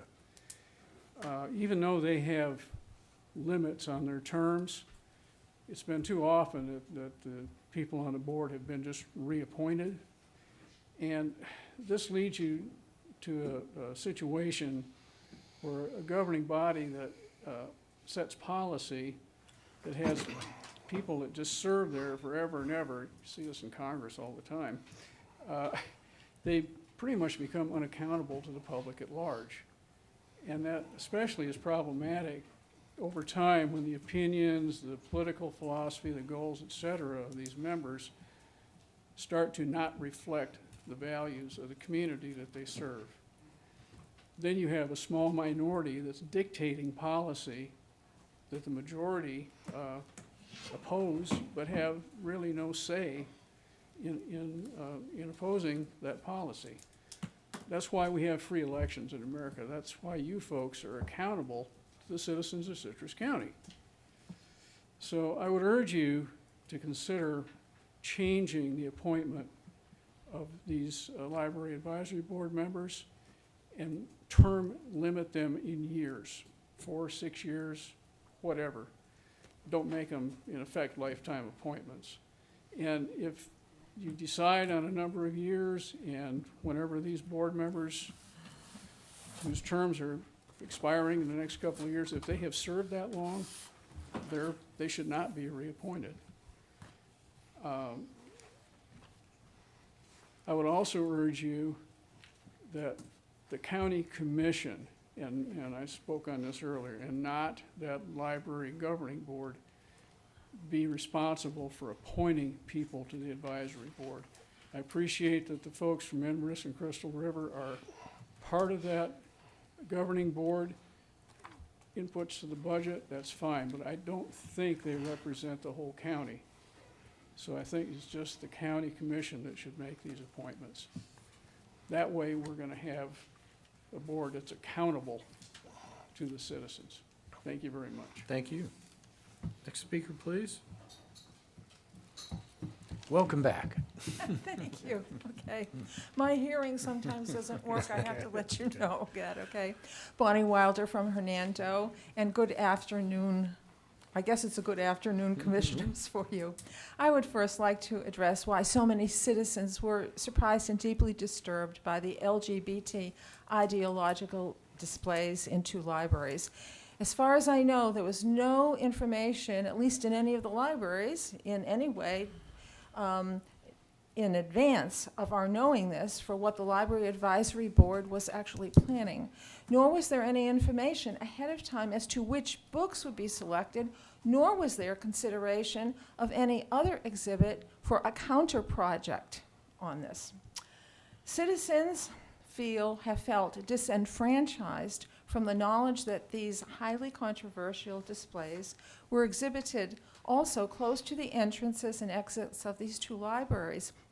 I have seen photos and spoken to eyewitnesses that proved that they were there, unlike what Commissioner Davis has stated, they were somewhere else in the library. Therefore, those of us speaking out against the displays are also concerned about the process, which you are addressing now, by which this has happened. Most of us did not even know there was a library advisory board comprised at that time of 9 people. The greatest shock of all, though, was that members of the board had no term limits and could stay on for life. My reaction to this was, you mean like the Supreme Court of the United States? Now, I have never heard of this before anywhere, except possibly in a communist country like Russia, where there's control of the people. In other words, a lifetime membership on this or any other public board is totally un-American, and it's unjust to we the people, the first 3 words in the preamble to our Constitution. But now you are elected officials for the entire county and overseers of the advisory board have an opportunity to listen to our advice. 1, please eliminate the advisory board's lifetime memberships and replace those with terms of a reasonable number of limited years, just the way other county officials have limited terms as well. 2, please open up, and I know you're going to be doing this, online written applications to enable citizens to join whatever number of seats, we're not sure, I guess at this point, that the advisory board will have. Your most important consideration in your decisions must be a balanced representation for any future displays, purchase of books, or other requests and issues that the Library Advisory Board needs to address. I understand that there are only men on the board right now, and a consideration should be that we should have men there represented as well. Finally, the public needs. Thank you, ma'am. Thank you so Maybe much. we'll see you at the end of the meeting for a little more input. Okay. Next speaker, please. Rohini De Silva. I have a different take on what's going on here. I'm talking about the library displays. We seem to be focusing on the feelings of the adult males who happen to be gay. And are they going to be hurt, or do they feel at home, or have we provided them with safe spaces and all these nice stuff? Last time I spoke to you 2 months ago, I was talking about LGBTQ plus MAP. MAP being minor attracted persons. We have now added a B, and the B stands for bestiality. And the latest nominee from the Biden administration is a gentleman by the name of something or other Brinton, who comes to work in high heels, who is an open homosexual, who is into all kinds of peculiar behavior, one of which is that his partner dresses as a dog. I have a picture which I will be sending to you because you may not believe me. I didn't believe myself.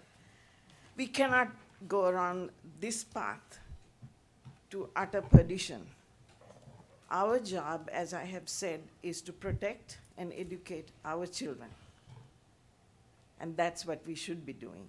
We should not be fighting back and forth, this or that. The sole question is, as I have made up this slogan, I'm very proud of it. This is Citrus County, where our kids come first.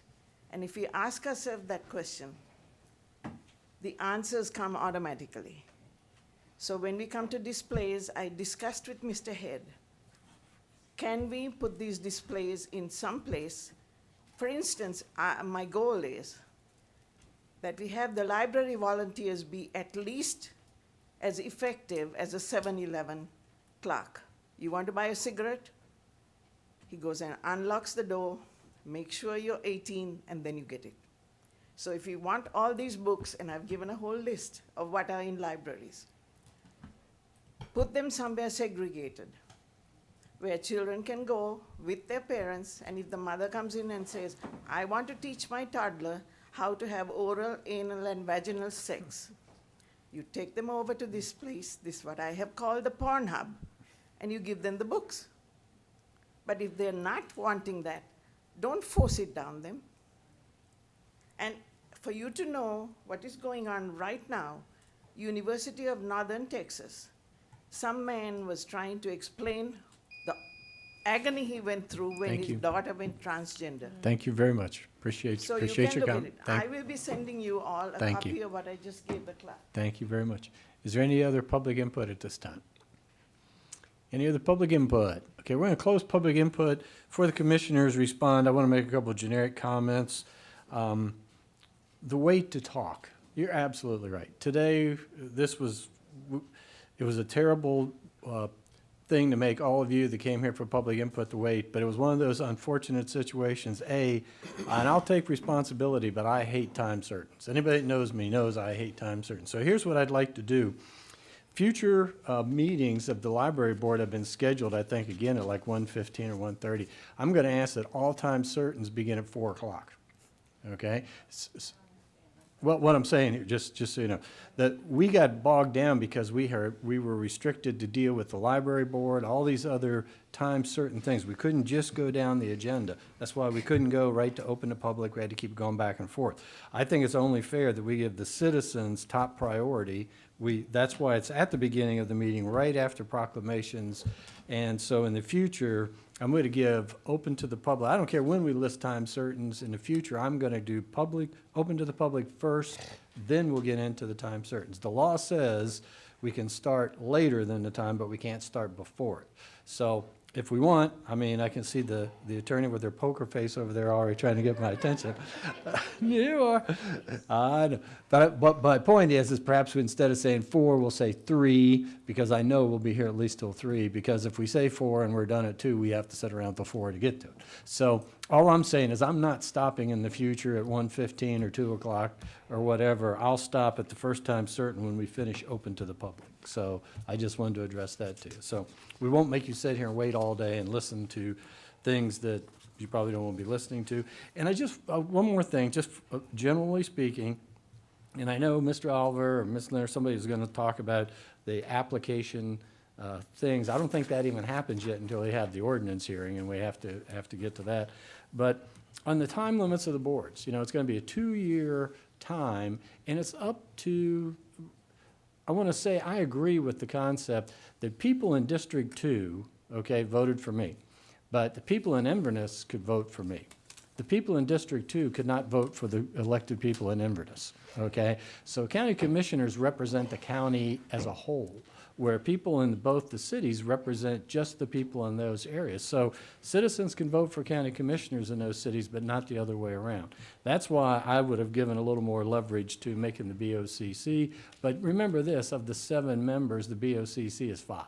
So on that library board, it's going to take 4 votes to move anything forward. And I want to come back and reiterate to you, you are the final voice on who gets on the library board, the Planning and Development Review Board, the Aviation Advisory Board. You're the final voice because that's put on the agenda. The applications are made public. Any motion that's made, we always take public input on those motions, so you'll be able to get up and advocate for or against who those members are. So I just want you to understand that the citizens do have the final say. You elect the county commissioners. We have the majority of the vote on that board.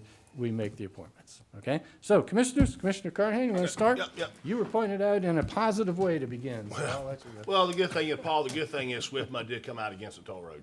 That's a positive thing. Tomorrow I'll be at Spring Steering Committee. I'm going to try to get them to also come out against it with the magnitude of springs that we have in Citrus County. And I will stick to my guns that there's plenty of other options. 75, 44, we can go right on down the list. 484, we can go right up to the north, and there's so many different other roads that they can improve where they don't need to build and waste money. So the good thing is they come out. Rose, I'm not sure if she's here. I think she left, but Doug will let you know that I've talked to Rose quite a bit over my time as commissioner, and we have had public works out there quite a bit, and so we have tried to accommodate her, and I love her to death, have great conversation with her, but there's only so much the government can do, but we have definitely been out there to see them. Oh, And with that, I guess, library, y'all know where I stand. I don't agree with it. Sexual orientation should not be promoted in any shape or form, so I still hold true to that, so thank you. Commissioner Slabaugh, any comments for what you heard? No, I think he covered it. Thank you. Okay, Commissioner Davis. Yes, sir. We've already voted on the pride displays. Take it up with the Library Advisory Board. They decide on community standards. Number 2, Mr. Labriola, getting a little over it with you. You asked about the full disclosure that I replied with. You, sir, did a public records request, so you have the full disclosure, so don't act like it's some mystery that you don't have. There was no sunshine violation, none, 0, zip. It is slander and libel, because I know you're writing about it as well as speaking about it to keep going. This defamation of character, it's very difficult for an elected official to sue a citizen for defamation of character, but you're treading on thin ice, just saying. Also, do your homework. I cannot recuse myself. Even if I had done a violation, I cannot recuse myself. I am actually, that would be breaking the law, breaking the ordinance, whatever, not fulfilling my duty of being a county commissioner. So, moving on. I agree with Ms. De Silva that kids should come first. I disagree that this county has done so. We have 27% of our children that don't know where their dinner is coming from tonight. They are living in abject poverty. We have 80% who have free and reduced lunch. And that is why I am spending a lot of positive effort spearheading Prosperity Citrus to try to break generational poverty. If you are that much into protecting our kids, I would love to hook you up with a charity to help feed our kids and get them better educated so they can become productive members of society. And that's it.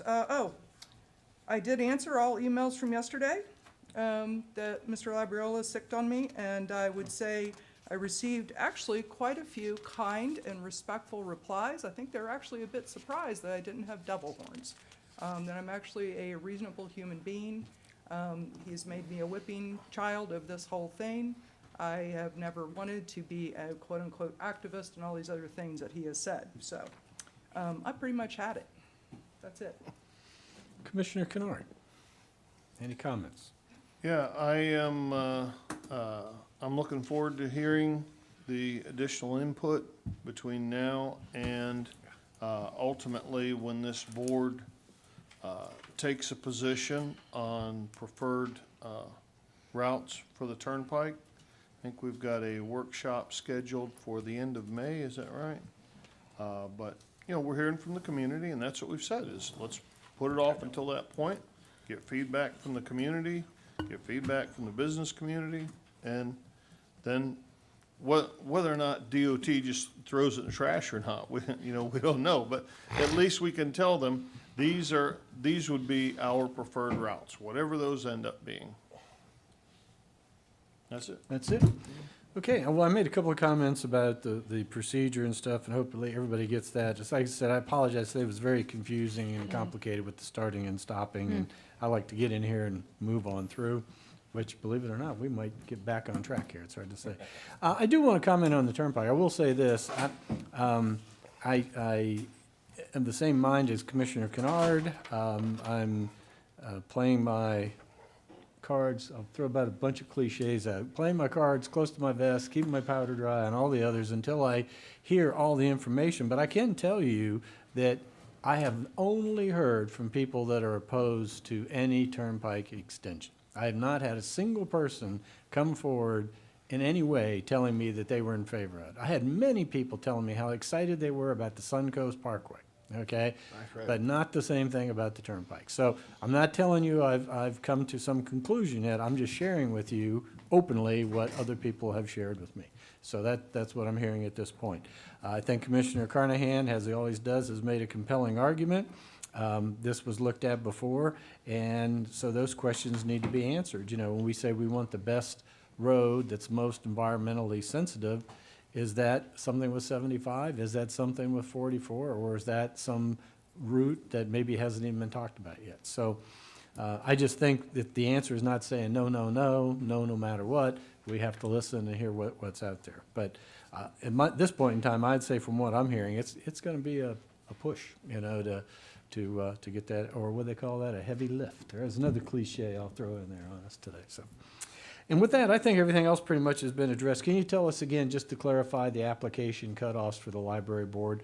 If the ordinance is approved at the next meeting, okay, after that meeting, then would we say advertise what the date is and give the cutoffs? At the next meeting, when you approve that ordinance, we would envision that that's when you would establish the dates for application for the library board. I don't recall any other dates. Did you come up with a date? I just want to make sure everybody is in agreement on what those dates are. Again, it's a resolution, not an ordinance. Okay, right. Sorry, I right. just don't want anybody I to say know, we're saying the wrong things. I'm sorry.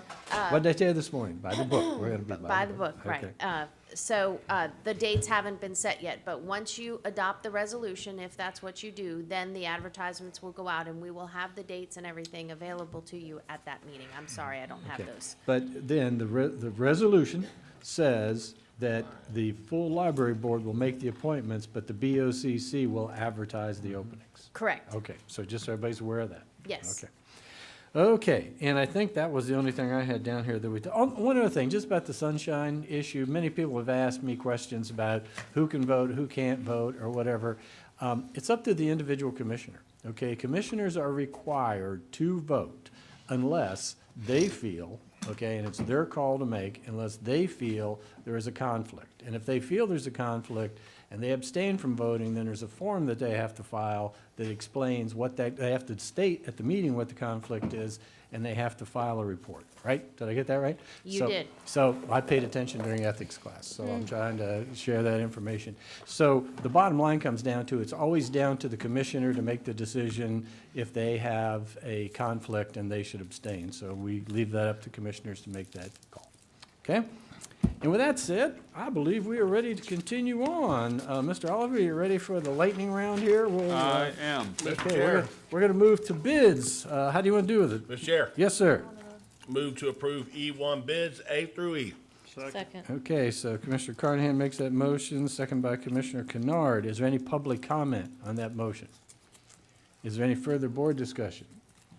All in favor say aye. Aye. Any opposed say nay. That passes unanimously. E2, please, Mr. Yes, Oliver. approve budget transfers for fire, housing services, gas tax, parks and recreation, and visitor convention bureau for fiscal year 21-22.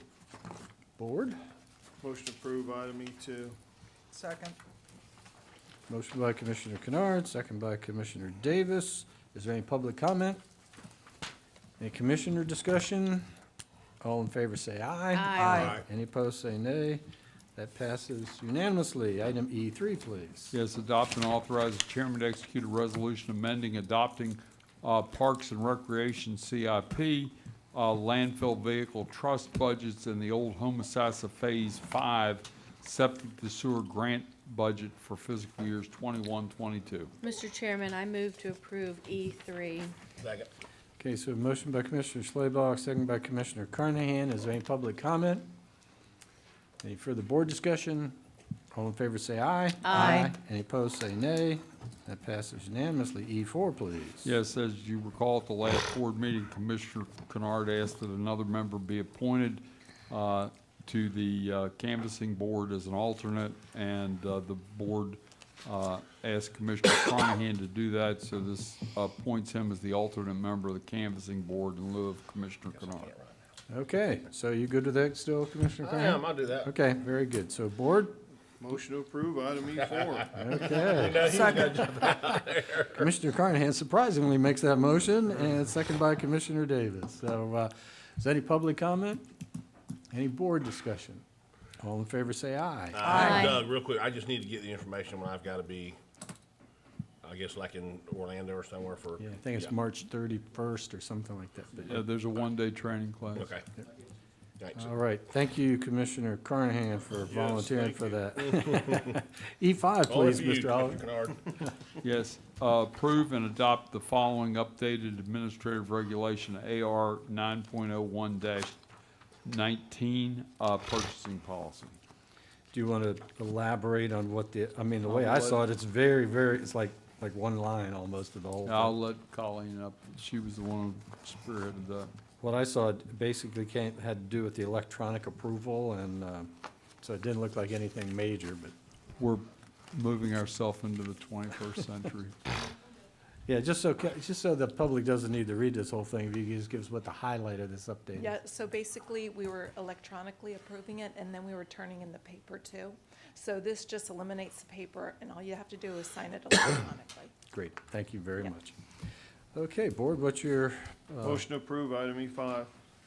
Second. second, motion by Commissioner Kennard, second by Commissioner Slaybach. Is there any public comment? Any board discussion? All in favor say aye. Aye. Any opposed say nay. That passes unanimously. Item E6, please.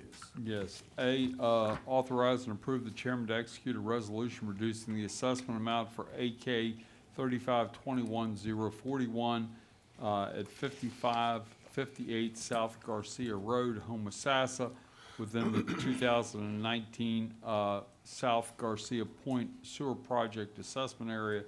B, approve and authorize the chairman to execute the attached release of lien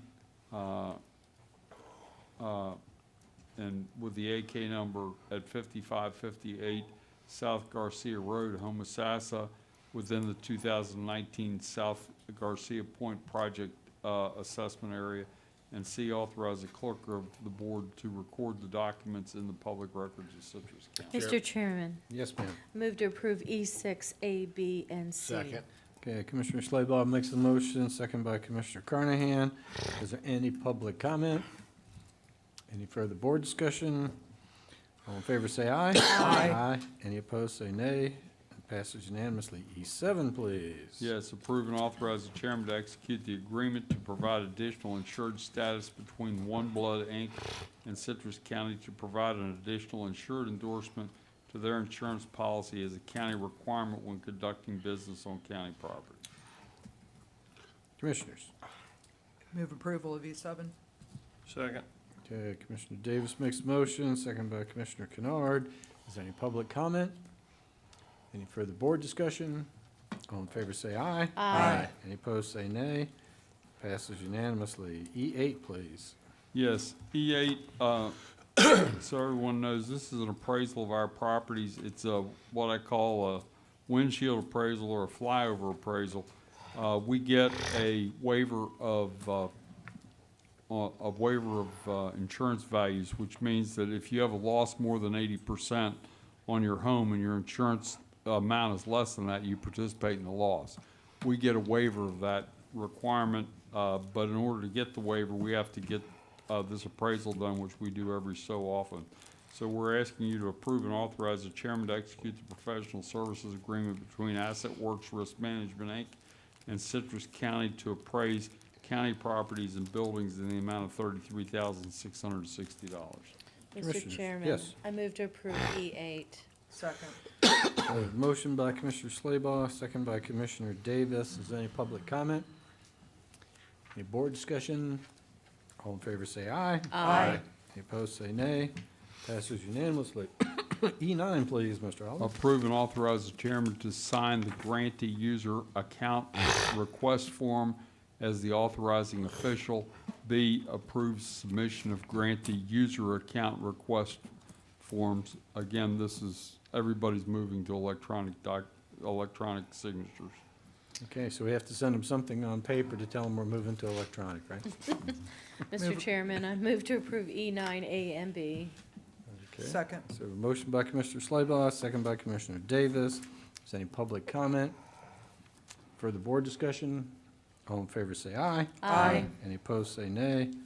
That passes unanimously. E10, please. Yes, A, adopt and authorize the chairman to execute a resolution authorizing an application for funding to AmeriCorps for the Retired Senior Volunteer Program, a grant 2022-25. B, approve and authorize the chairman to execute designation of authority, signature authority.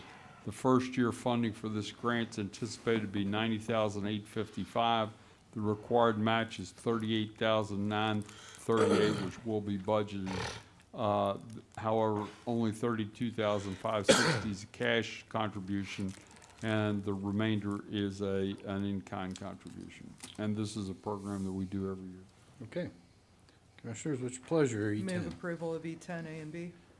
Okay, Commissioner Davis makes a motion. Second. Second by Commissioner Kennard.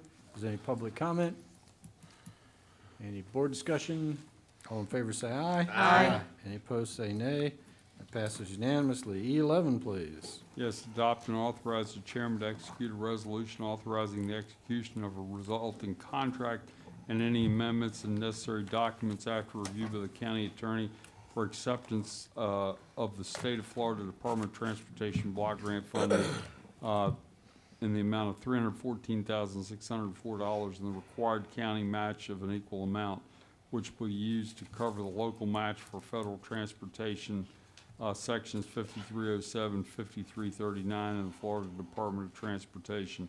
This is something we budget every year. Yes, I know.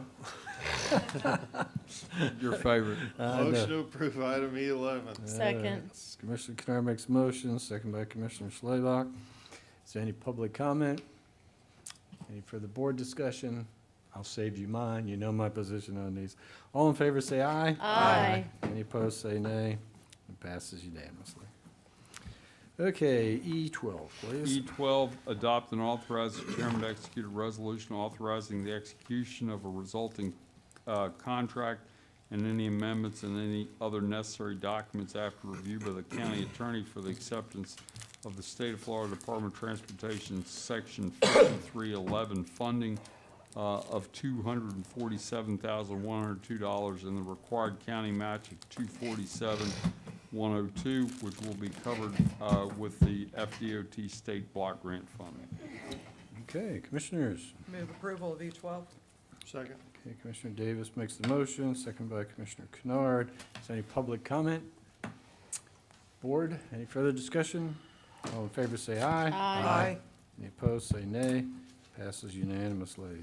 E13, please. Yes, agree to the Federal Transit Administration's fiscal year 2022 certifications and assurances and bind Citrus County compliance with same. B, authorize the chairman to sign the affirmation of applicant and designation of signature authority. C, authorize the county attorney to sign the affirmation of applicant's attorney designation of signature authority and pin the Federal Transit Administration fiscal year 2022 certifications and assurances in the federal tram system. Board, what's your pleasure? Chair, I move to approve E13, A, B, and C. Second. There's a motion by Commissioner Schlebach, second by Commissioner Kennard. Is there any public comment? Any further board discussion? All in favor say aye. Aye. Any opposed say nay. Passes unanimously. E14, please. Yes, let me give you a little background. E14, Church Without Walls rents a property from the county out on State Route 44. That lease is coming up for renewal. It's $1 a year lease. The lease that's being proposed has a 60-day out provision, as I call it. The appraisals on 3 fire stations are due back on April the 11th. Once we get those appraisals back, we'll come back to the board, and the board can choose to continue the lease, ask that it be sold to Church Without Walls, or do something else based on the values that come back in that appraisal. Okay, board? Motion to approve item E14, ABC. Second.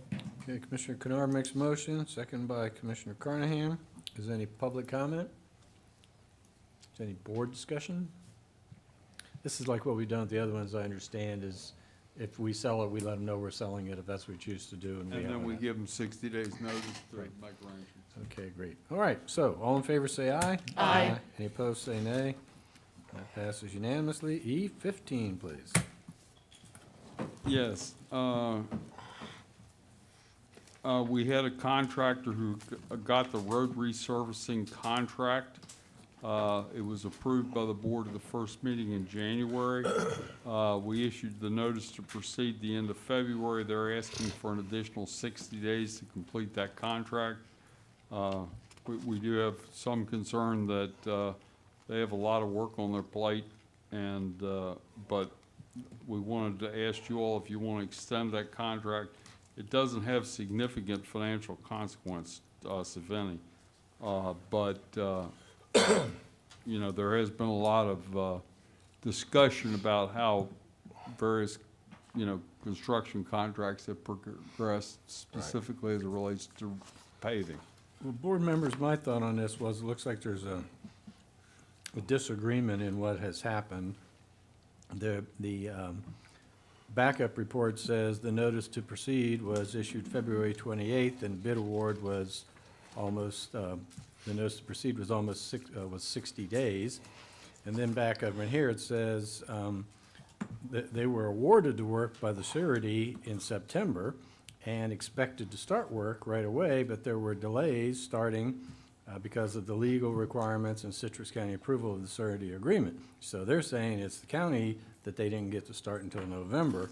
So I guess my question would be, if they get done in the 60 days, they're still actually finishing within this fiscal year, so. They will finish within this fiscal year. I would note that our contract for last year's resurfacing is with the bonding company. They are not our contractor in that case. Right. But they have indicated that they've had some issues dealing with some clerical issues with the bonding company. Mr. Chair, motion to approve item E15. Okay. I'll second that, and I got a question. Okay. I can do that again. Yeah, I'll say, so we have Commissioner Kennard makes the motion, second by Commissioner Carnahan. Is there any public input? Commissioners, discussion? Randy, real quick. Yes.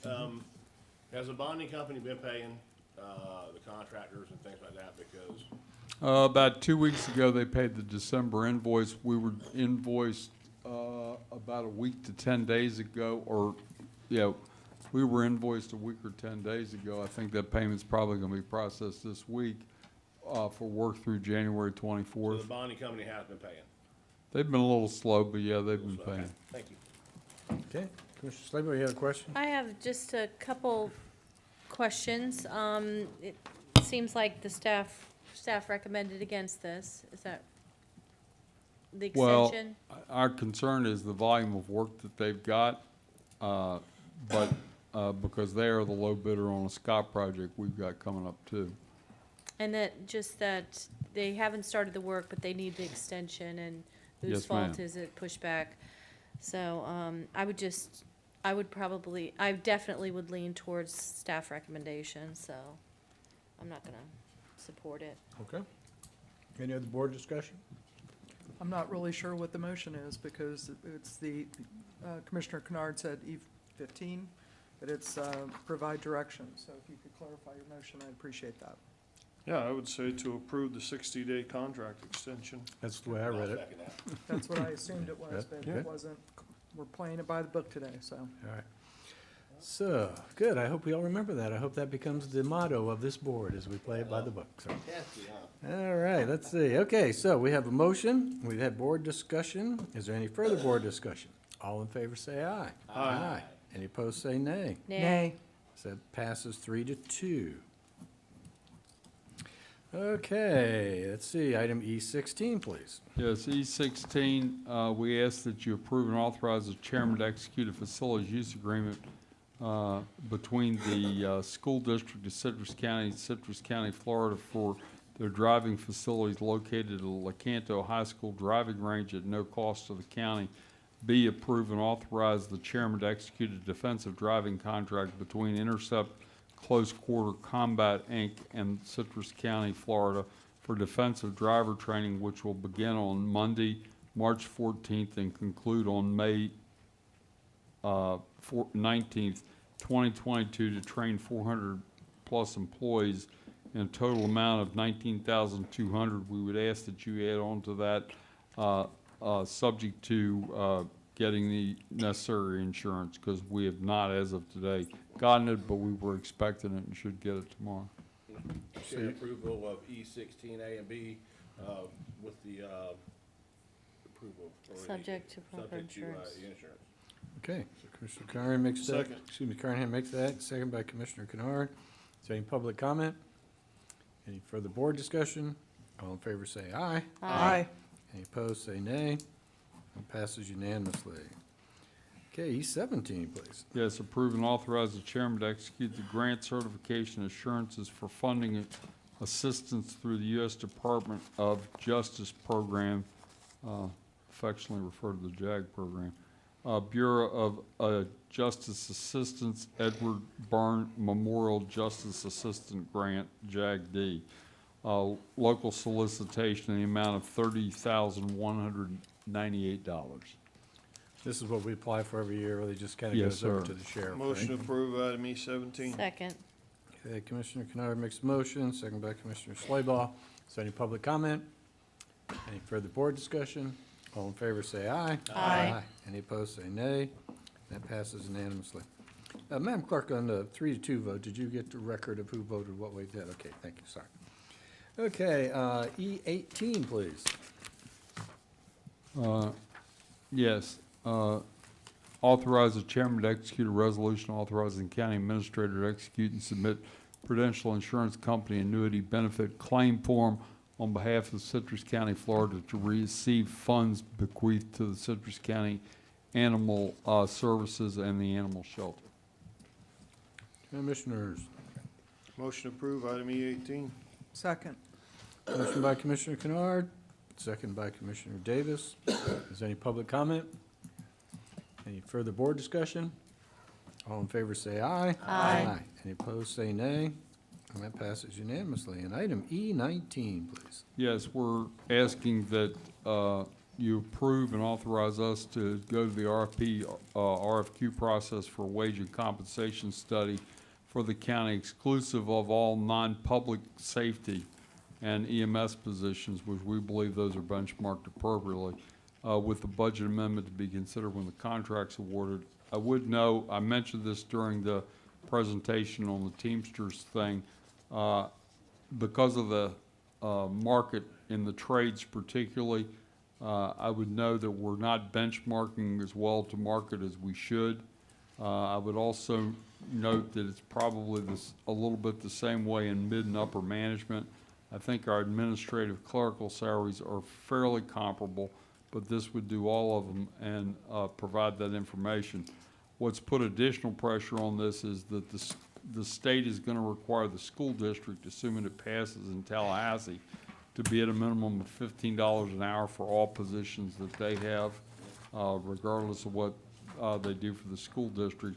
And that there's another bill in the legislature that will take correction salaries to $20 an hour. So we would ask for your approval, and we think that will give us some good information which to make the best possible decisions.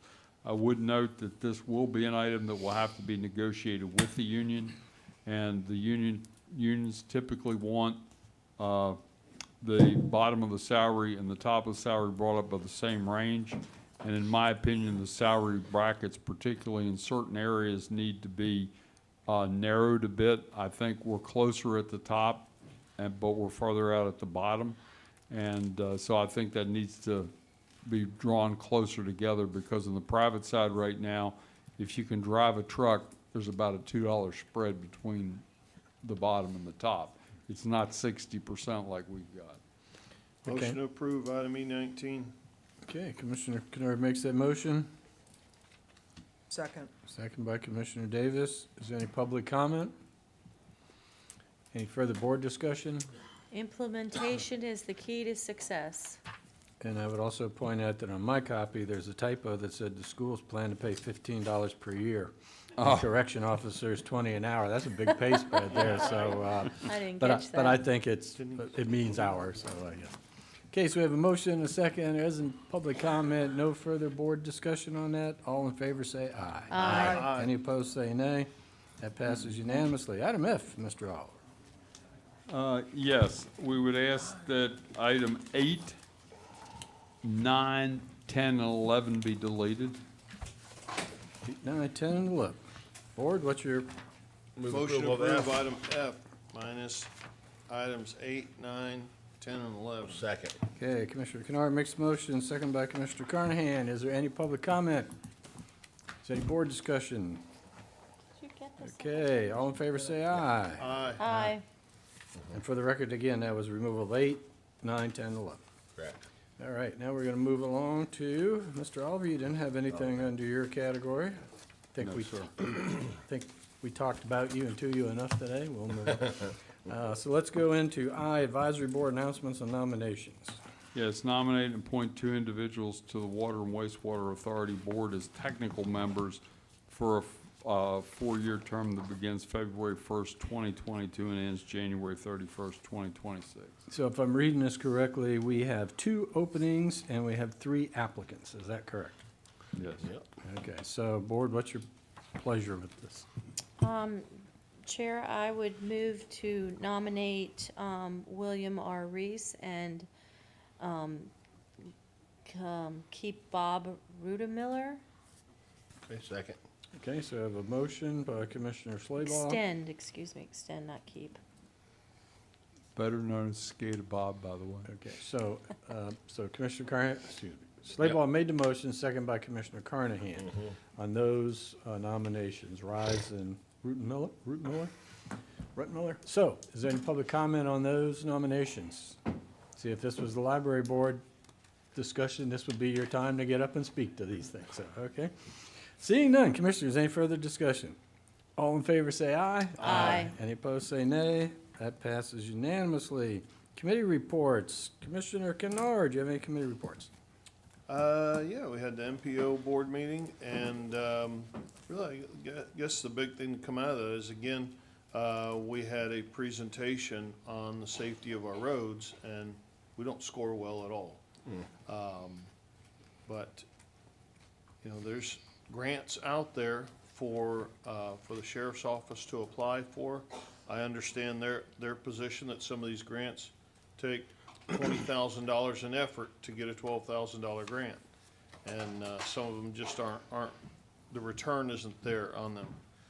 The big news out of the MPO was in the paper that we did adopt into the LRTP the design and construction of the Suncoast Parkway from 44 to 486 and from 486 to 495, and design only from 495 to Highway 19.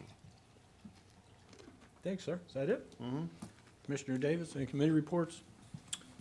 Did Value Adjustment Board and 4CF last week. 4CF, we continue to grind our way through fixing everything that the, before my time, audit findings on the board.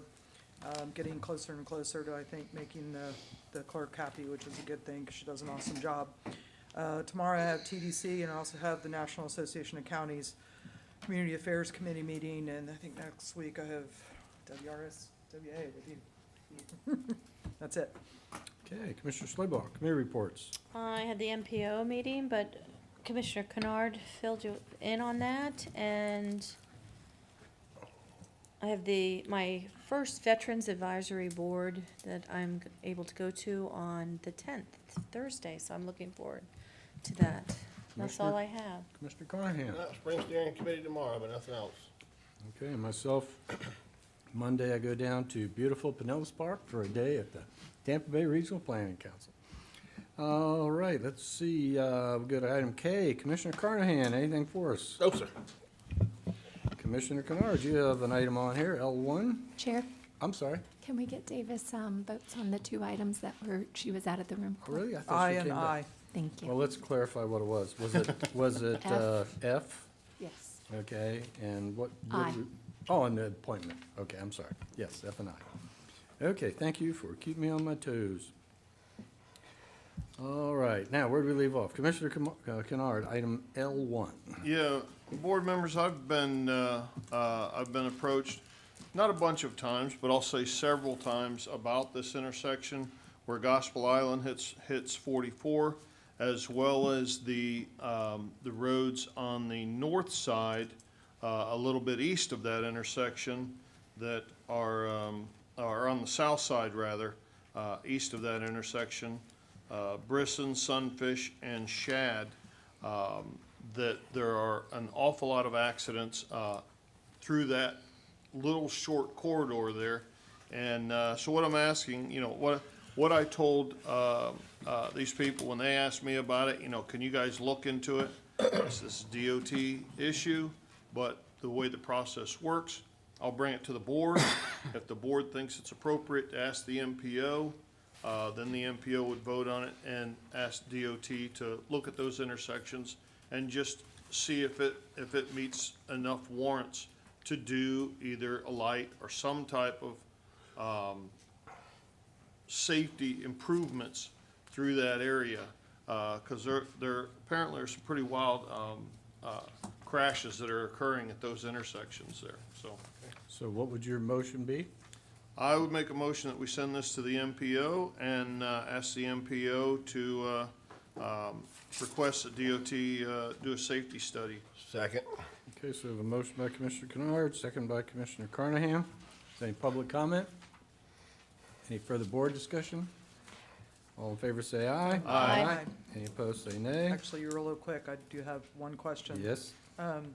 Commissioner Kennard, I got a phone call from a resident off of Gospel Island, and you referred to a section of road off of State Road 44, like off the intersection, that there's a lot of accidents, because the call I got was about a lot of bicycle accidents where there's no shoulder whatsoever, and it's really deadly to bicyclists. Is that what you're referring to as well? No, Okay.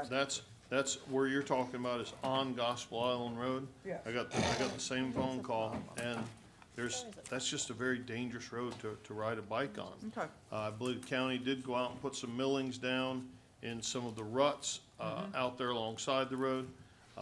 But my understanding is it didn't address the areas that she's concerned about.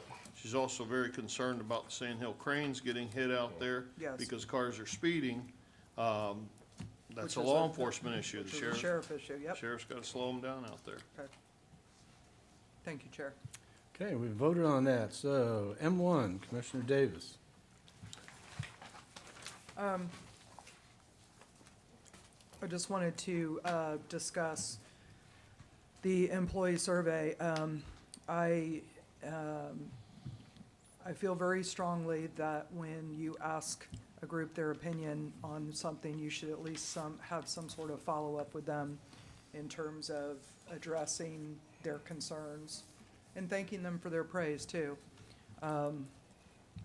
So I just wanted to open it up for discussion in that terms. What I would really like, I guess what I would make a motion for is for the county administrator, Mr. Oliver, to come back with a plan for what we're going to do with the employee survey to make sure that we're listening to our staff. I would just have to say I would not support that motion because Mr. Oliver has already given you his opinion that survey was provided as part of an overall contract and it was taken out of context, and he intended to bring it to the board with the full presentation from the contractor. So I think this is premature to try to pick and cherry pick items out of a potential presentation in the future. I would like to hear their presentation of it, not our spin of it. So if there's a second to that motion, I can't support it. If I may, the contractor who did this survey is gone. So there is no follow-up from the contractor anymore. And surveys are surveys. They are always a variety of quality, shall we say. I would hope that University of Central Florida would know how to do a good survey. And I do find it interesting that a lot of people have had opinions on the quality of this survey, and I'm probably the only one, I'm certainly the only one on this dais, and possibly one of the only or few in this room that actually has a university degree where I had to take survey research as some of my classes. Oh, how wrong you are. And so, all righty.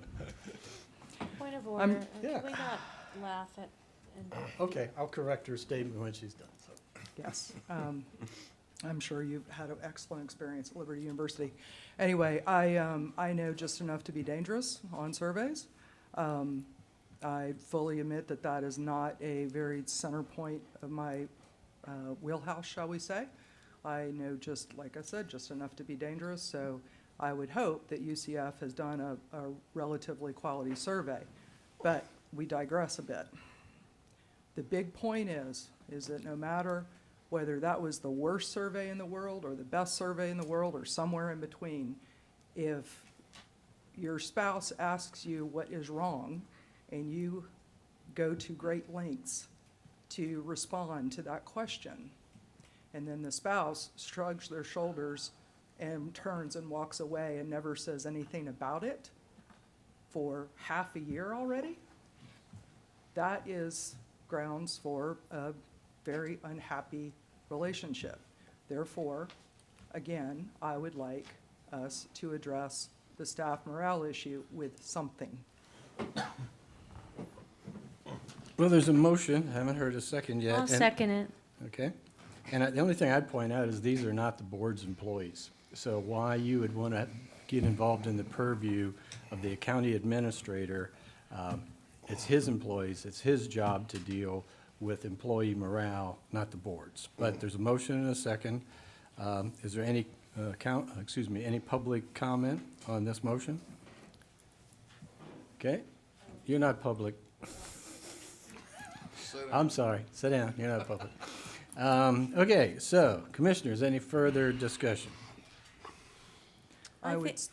Excuse me, Mr. Chairman, I wish this wasn't on this week's agenda. There's nothing I can do about it. But I do feel like that the administrator's employees have taken the time to do something, and just to say, I'm going to give it the due it deserves, which is nothing, is disrespectful, and I don't want to be disrespectful to the staff. So I'm not going to tell you what to do with it. I just feel that it should be, the staff should know how much they're appreciated and that they're heard. Thank you. Thank you. And I would point out that less than half responded to the survey. So again, it's incomplete and it's out of context. But if you want to move forward with that. Yes, sir. I'll make just a quick comment here. I'm not going to support the motion because, as we've talked about many times, this board has just 2 employees, and we either think that our employees are doing a good job or we don't. And if we don't, then we address it with our employees. And that's stuff that needs to be done publicly. Unfortunately, I hate it, but that's stuff that, if we don't think Ms. Lynn or Mr. Oliver is doing a good job, then it needs to be addressed with them. This was part of an initiative that I do support. I strongly support moving forward with putting together a strategic plan. I was a fan of it and an advocate for it when I was chair, and I'm glad to see that it's got some legs, and hopefully Commissioner Davis will continue to push this and we'll get it across the line. But this was just a part of that, and I don't think it's our place to pull out pieces as they get done and try and address that, go beyond Mr. Oliver and address it with his staff. So that's where I'm at with it. Mr. Chair? Yes. As somebody who is a professional strategic planner, I will say that the survey is a complementary aspect. It was supposed to gauge the readiness of the staff to implement the strategic plan. It is separate but complementary. It actually really doesn't have much to do with the strategic plan itself. And Randy is our employee. I went to him. I have brought it up in public where I am supposed to give direction, as you have asked me to do, and as I've already done, to bring this up in public, in the open, that I would like our employee, the 5 of us, to address this even in some small manner. I will say that the staff survey for pay, class and comp survey, is an excellent first step, and I applaud Mr. Oliver for bringing that forward. Okay, and just a little background too. Mr. Oliver brought that forward years ago, okay? He's been trying to do it for years, and the board told him no. okay? Because at that time, money was very tight, and at that time, we said spend the money on the employees. Now we're in a different scenario. So I applaud Mr. Oliver for bringing it forward again and sticking to it. I'm going to stand by what Commissioner Kennard has said, and these are not our employees. And Mr. Oliver feels comfortable to put the whole ball of wax, and I think in his memo, he said when the strategic plan is finished, this would become a component of it, and that's when it would be discussed. Commissioner Carnahan, you haven't said anything, any comments? Oh, I'm gonna vote with you and Commissioner Kennard. Okay, very good. How So, do you know what I'm gonna do? I don't know. Like I said. you made the second. Okay, you want to? I don't know what to Commissioner do. Slaybach, any I made- comment? Well, you just said. I made a second because I wanted a No, discussion. you said what you said. You said we shouldn't ignore the employees. You took my quote out of the newspaper and said you took exception with that. I remember exactly what you said. So, do you have additional comment? Oh, Do you have additional comment? I think you've said everything I need to say. Okay, very good. Okay, so Wow. on the motion by Commissioner A little Davis. passive-aggressive, but- Excuse me? Excuse me? You're Why don't you being say a it in little- the microphone? You're so being it- a little passive aggressive Thank to you, me. Thank you. Appreciate the psychoanalytic approach to today's meeting. So, with that said, Commissioner Davis made the motion, second by Commissioner Slaybach, to have the administrator bring that forward. All's in favor say aye. Aye. Any opposed say nay. Nay. Nay. That goes down 3-2. Thank you very much. Commissioner, welcome. Commissioner Slaybach, you have an N1 item. Yes, thank you. We have an opportunity to apply for some grants. There's a very short time frame, and I asked our Mr. Oliver if it was possible to, rather than me go through all this, if we could get Wright Rudder, who was really wanting to pursue these grants, to give him an opportunity to go over it with to the board, explain it, if that's all right with the board. Board, is that all right with you? Fine with me. Yep. I'd like to hear it. Okay, so you want to provide direction to Mr. Oliver to find out about seeking the grant? Or what is your? Well, once Mr. Chan explains the grant and the timeline, we can decide, the board can decide if we're going to go ahead and seek the grants. Mr. Chan? I didn't realize there was a presentation involved with this. So, yes, sir. How long is your presentation? Not a presentation, just a discussion. I can explain the grant process and how that works. Sure. It shouldn't be too long. Okay, So- I'll give you 3 minutes, just so you know. So you got 3 minutes. Okay, that'll work. So the FAA has $5 billion with a B, over the next 5 years, $1 billion a year to hand out to airports. They're required to distribute these funds. These are federal funds. And I suggest that at least the Inverness Airport, and I suspect that we should apply for the Crystal River Airport next year, to apply for our share of these federal funds that the FAA has to give out. The funds can be used for what they call terminal improvements. Specifically at the Inverness Airport, I make a recommendation that we apply for the grant, which needs to be applied for by the end of this month,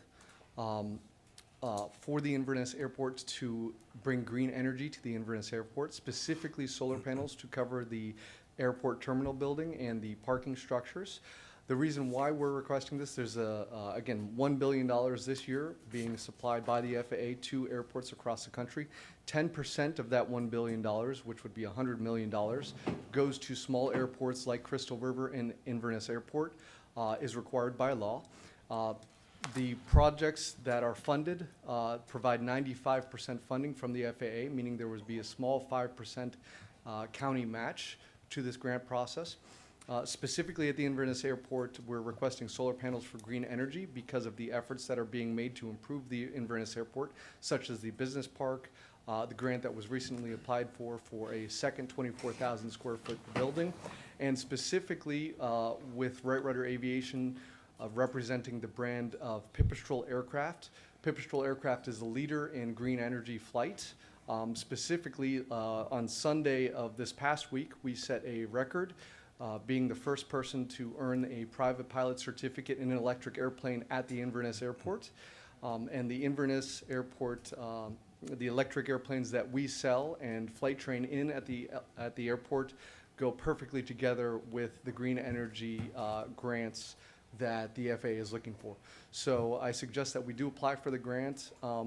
The initial submission is actually just a form that can either be signed for by the county administrator, Randy Oliver, or a county employee such as Quincy. It doesn't actually, once you apply for the grant with a form, then the FAA will acknowledge if we do receive the grant, and then we'll have to submit a formal grant package with actual bids from contractors. We will have time down the line to make this happen, but the initial application, which is a form, does need to be applied for by the end of the month. So that's a little bit about the program. I'm not sure if you guys have any questions for me, if I'm able to answer those or not. Thank you, appreciate it. Okay. Mr. Oliver, yeah, I was going to ask you, have you had a chance to study this? And Yeah, I what is your have. recommendation? We've had Mohsen Mohammed, the gentleman who was at the last meeting. He's the principal with American Infrastructure Development. He sent an email to Quincy and Andy, yesterday, as a matter of fact. He says he's still waiting for Hillary, and I don't know who Hillary is, but from FAA to respond to the questions I sent her last week. But I did talk to another program manager in the FAA, and here's the latest information. He says, number one, the FAA is requiring a grant application by March 28th, not just the form we talked about last week. To submit a grant application, we would need a competitive bid to include the actual dollars. They're looking for projects that are already under construction and need additional funds or projects that are ready to go to construction. Number two, projects have to be IAP eligible. This means that any improvement for an exclusive tenant or FBO is not IAP eligible. So I doubt this project at the Inverness Airport will be eligible for FAA funding even in the coming years. However, I will wait for Hillary, that's the person he referred to earlier, to respond and confirm. That's what he said. So, Can you, sir, Mr. Chairman, Randy, could you say the IFL, what did you say? IAP. Okay, and could you just say that part one more time? He says projects have to be IAP eligible. This means that any improvements for an exclusive tenant or FBO is not AIP eligible. So I doubt this project at the Inverness Airport will be eligible for FAA funding even in the coming years. However, I will wait for Hillary to respond and confirm. Okay. So it sounds to me, Commissioner Slabaugh, we're a little early out of the gate, seeing that our airport expert says he hasn't gotten all the information he needs, so. Right, it's too bad that it's not moving, he's not getting the information a little faster, because, you know, we have a March 28th deadline, so we might not even make it, but I was hoping if we could, just to apply and seek the grant, and then go from there. Can we So- apply, find out what it is we're applying for later? My question is there any kind of match required? Is there any kind of, you know, grants usually come with some kind of Best strings I attached. understand, it's a minimal match of 5%.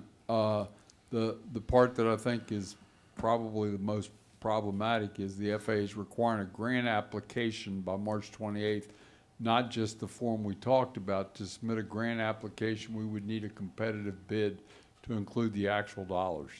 And that clearly we can't do by the 28th.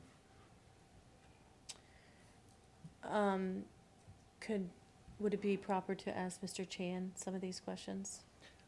Well, I guess, but Mr. Oliver works for us, Mr. Chan doesn't. I'd like to, so anyway, yes, Mr. Chan, if you would. It's just so we know in the future, if commissioners want to schedule presenters, it needs to be on the agenda as a presentation so that everybody has the opportunity to study ahead of time and to ask questions. So it's not your fault, sir, so take 3 more minutes and. Yeah, just real quick, the information Randy Oliver sent is accurate but outdated. Mosen sent an email this morning, which he got the response from the FAA, Ms. Hillary. He clarified that the form, which is form number 5100-144, must be completed, not the grant. He also confirmed that, so the grant application is titled SF242. That must be based on bids. But after we submit the form 5100-144, the FAA would notify us if we did win the bid, and additional time would be allocated to apply for the grant so that we could get actual bids. The timeline on that is TBD that Hillary put, or the FAA put on there. So just to clarify. And then that's the main information, is that Mosen did come back with information from the FAA that I wanted to convey. So can we do this then? What, would there be harm in this, Mr. Oliver, to apply for the grant with the form that doesn't require the competitive bid, if this is what the gentleman's saying, and we submit it, and if the FAA comes back and says, sorry, you know, you didn't supply the whole bid request, that led to my next question of, if we send in just that form by the 28th, does that compel us to take a grant by any chance that we'd win it? Or I can't answer all of those. See, that's my problem with this, is we don't have the answer to those questions. You know? But, you know, if you all want me to apply just with the form, I think that's doable. You know, I need authorization to spend a couple $1,000s to get Mosen to prepare the form. He's the most knowledgeable. Well, Mr. Chairman, I move to file the form and approve, you just said a couple thousand Say $5,000. to, for Mr. Mosen to, Well, I'm sorry. I'm sorry. Go ahead. so that we can file this form.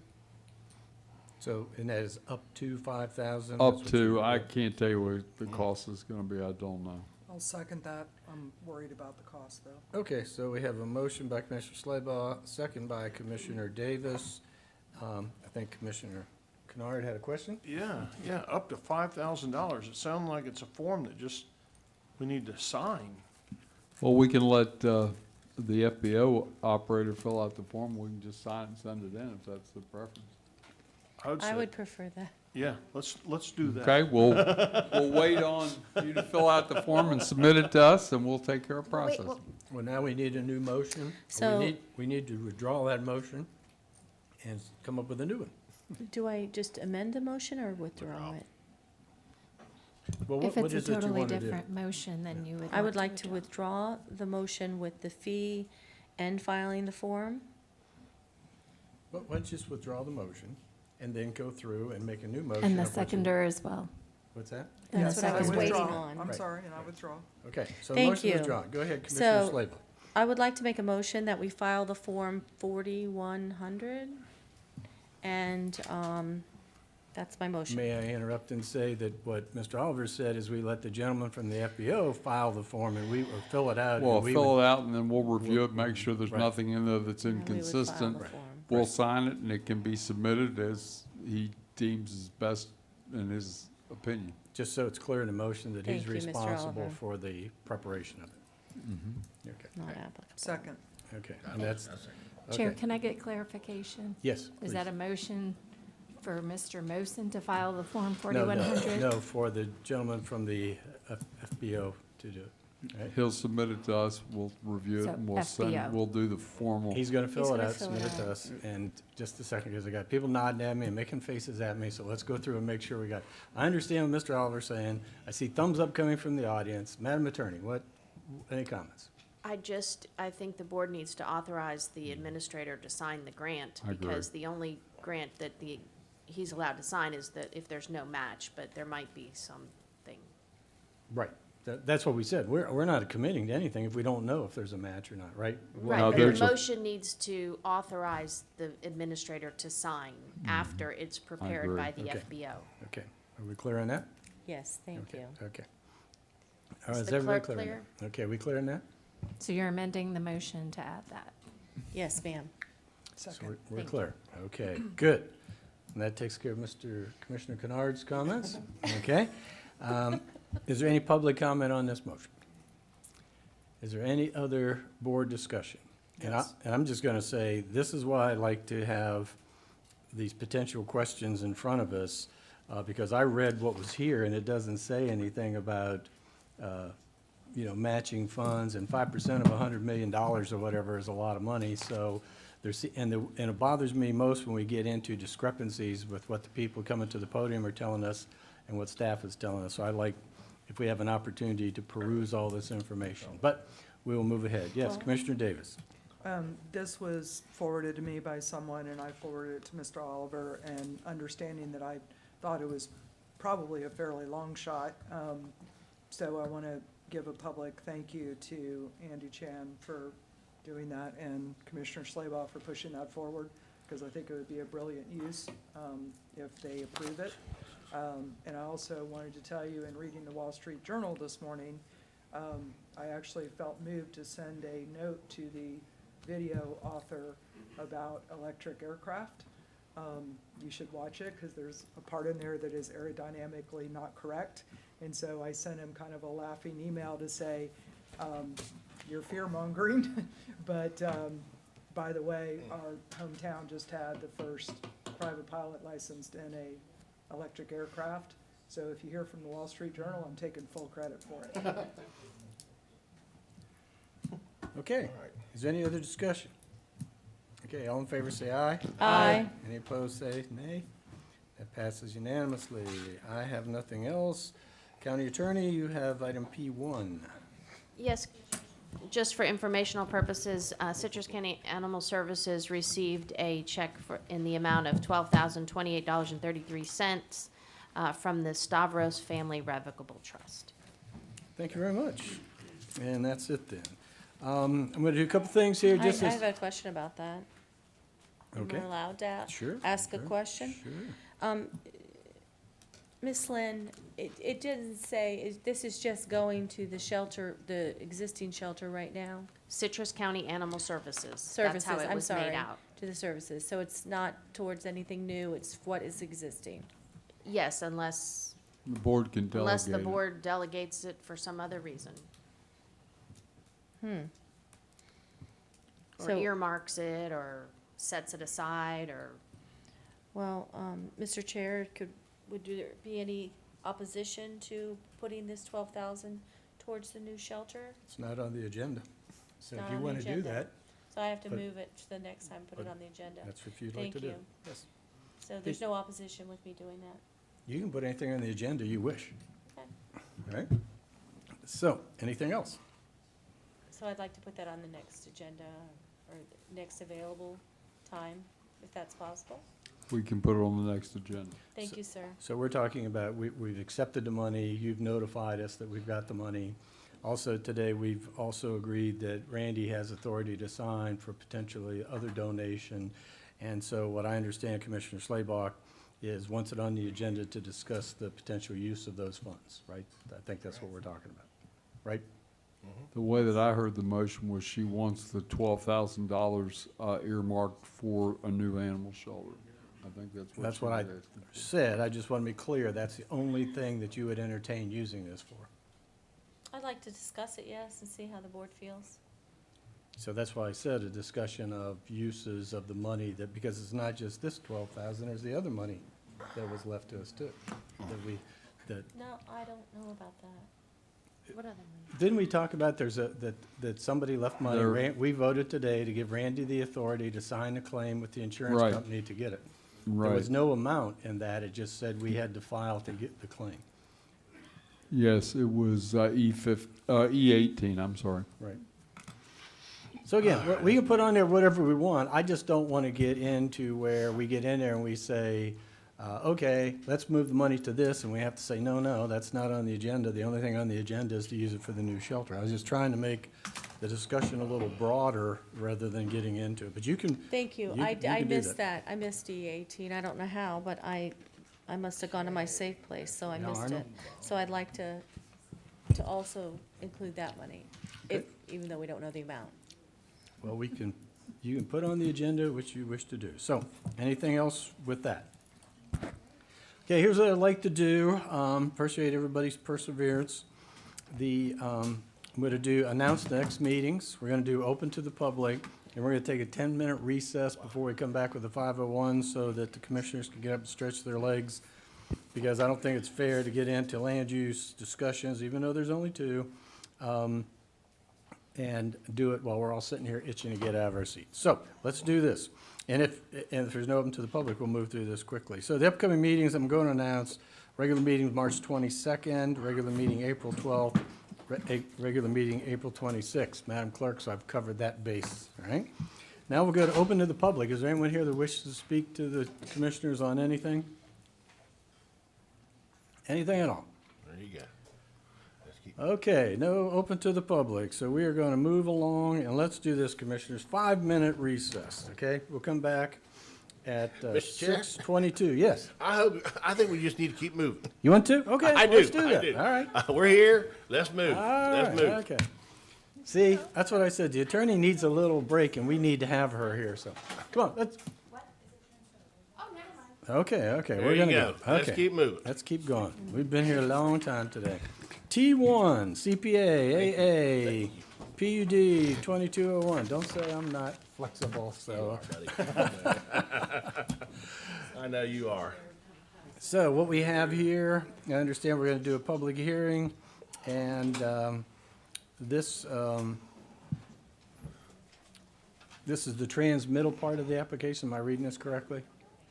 Yes, this is the transmittal. Okay, well, I seem to have lost the majority of the people that need to talk about this, so let's see what we get here. So, who's doing this? Who's running this show? Joanne You are is gonna doing? run it. Okay. Ms. Cotu, we're going to do a public hearing in regards to CPA AAPUD 22-01. And what do we need to do with that? Is there? Is your microphone on? I can't hear you.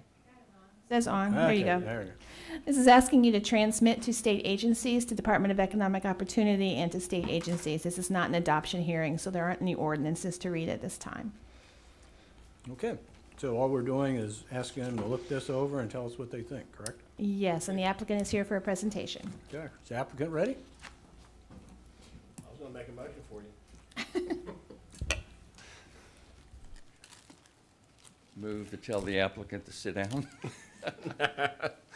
Good evening. For the record, my name is Clark Stibble. I represent Crystal River Properties Group LLC. They are, in fact, the applicant at this time. The applicant was initially filed by Gulf to Lakes Associates in Mr. Pigeon's office.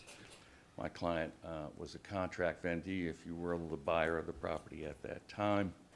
He has closed on the property and is now the owner. We amended this application and substituted the applicant in. It is a 3-part application. It involves a comprehensive plan map amendment, an LDC map amendment, and a PUD amendment for the recreational district, what I'm going to call Rock Crusher Canyon generically. And then it's not really discussed, but it is significant. The Land Development Code process in the PUD will eliminate the nomenclature on the GFLUM and LDC maps that allows mobile homes on this property. So tonight is a transmittal hearing, and for the benefit of the public, what that means is the board reviews the application, determines if it has sufficient enough merit to worthy a review by the state agencies. It'll go to the state of Florida Department of Economic Opportunity, and they'll have 60 days to review it. They'll send it out to various agencies, all of the state agencies, to include federal agencies, and they'll get written comments back, and then we'll come back at a later date, and I say this for the benefit of the public, for a final appreciate hearing. Okay, and at the final hearing, we'll discuss all 3 parts, the plan amendment, the LDC Atlas amendment, and the PUD. Now, Mr. Pigeon's here, and he's going to talk briefly about the PUD just for the basis of informational items, okay? But we're not really going to try to get into any of that detail tonight. So what you need to know is you're talking about 108 acres, Rock Crusher Canyon. It is currently designated recreational, and it's going to go to MDR with a PUD at a later date. Total project here is 354 acres. Why do you want to transmit this? Why do you want to change it to residential? Well, it's in the Central Ridge. You know the drill. The Central Ridge is where you want growth, residential growth to go, where the infrastructure is. It's within the planned surface area. It is currently served by Central Water and Sewer, and it will be served by Central Water and Sewer. No environmental issues here. The same area is readily, the area in question is readily compatible to the residential uses around it. So it's surrounded by residential, and you're going to have residential. The abutting land uses are at a higher density. This particular land use will come out based on the PUD at 2.7 units per acre, which is significantly below the MDR status and just marginally above the LDR status. So all those items give merit to the application. Joanna, I wanted to ask you about how if we're going to discuss 17, 15, 11 tonight or not. Sorry, I do want direction from the board, so yes, whatever you want to say on that. Just not a lot of detail at this point. Okay, now this is a specific item that applies to this application, and frankly, Commissioners, it is lingering over several other applications, and we need direction on how to go. When I say that, my office, Ms. Katu, the public, okay? And the policy requires 20% open space in a particular project. And that open space under the policy, and I have the policy here if you'd like me to distribute it so you can read it. I've read it, it's in the Report, packet. right. Okay, fine. I brought it DRAs just. are not included, but golf courses are, right? Yeah, okay, and then I just say this, if you go to the recreational element and open space element, we have such a thing in the plan. It has a specific objective or policy in there that basically dovetails 17, 15, 11. So you're going to have to address both of those policies. But what I'd like to do here is have Mr. Pigeon give his PowerPoint, give you the presentation, then I'll come back and specifically address that one item. Okay. With your permission. Great. Thank you. This is still the applicant's time to present, and then we'll have the staff report. And I guess the big question will Just be, have to tell me when to move. Whatever you're ready. Chuck Pigeon with Pigeon Adora LLC, 925 Southeast 17th Street, Ocala, Florida. Thank you. good to see you again, Mr. Pigeon. Good to see you. And I'm going to try to keep this really quick. I know you've had a long day. I could talk about this project for a long time, but you don't want to hear that right now. We can come back later. We're here. After this day. It's your decision. You take the time you need. All right, I'll just try to go through quickly. This project is what's referred to as a Dick's development project, and they're a very respected, well-known developer in the state of Florida. And what they do is they discover properties, the right kind of properties, and then they go contract with individuals like myself and my company to design them, and then they follow through with the development. So they're kind of the start to finish, so that they can make these communities compatible with their quality of standards. So they are a developer, and they help people who own land to develop and get the full potential out of that, which is what they've done in the two individuals that they purchased property from. Next. I think you're very familiar with the Rock Crusher area and the Rock Crusher Pavilion and those type of things. Well, this property includes 80 acres north of Crystal Oaks Drive, as you can see there with the red outline, which was the Cunningham property, about 120 acres south of Rock Crusher Drive, which is also the Cunningham property at one time, and then 40 acres and then the Rock Crusher itself. So the big issues here is it fronts on Rock Crusher Road. It also is fronting and will utilize Crystal Oaks Drive. Next. This is a few pictures of what the property looks like today. It's pretty well grown back in and started to woods over, but it's still an old quarry area in some of the site, and others are just the sandhill itself. You're familiar, hopefully, with the existing facilities. As you know, it's got the pavilion, it's got the amphitheater, it's got parking and drainage and infrastructure. This would eventually go away at some point in time. The intent would be to ask the board to continue to allow this to be used to a certain extent to help community and organizations and charities and things like that. But at some point in time, it would eventually go away and become a nice quality residential development. This is just an aerial view of looking north from the Cinnamon Ridge area. You can see the sand hills and the sand and the pine trees and stuff there. This is east of the quarry area itself. This is sort of a regional map to show you that this is an infill type development. It's exactly what's envisioned in the comprehensive plan, exactly what is envisioned to happen as growth of communities happen. It's surrounded for the most part by residential, and this is just to fill in those pieces and gaps. We have pointed out where the Suncoast Parkway, now open and usable, is to the east, so you get a representative of kind of where that is.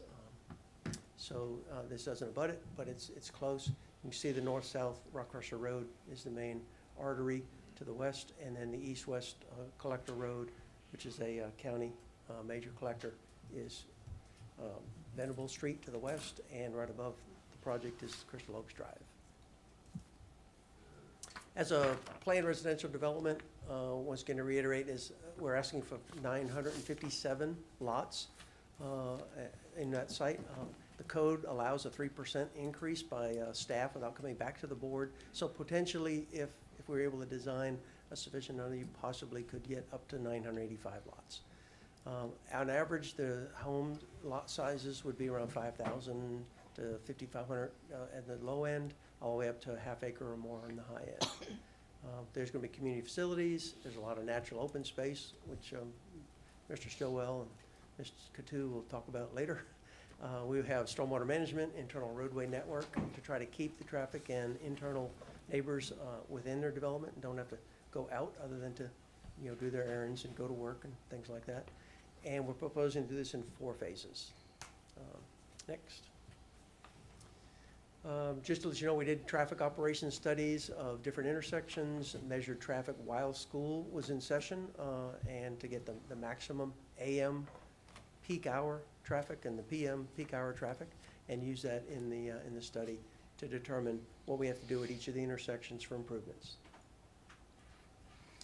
Just as a community, talk a little about the open space and the amenities, if you want to move on. So the community itself will have a number of amenities. Obviously, they need to be competitive, and they also need to have a nice community for modern type purchasers. So there will be a community building. That'll be for meeting and event rooms, library, kitchenette, cards and game rooms.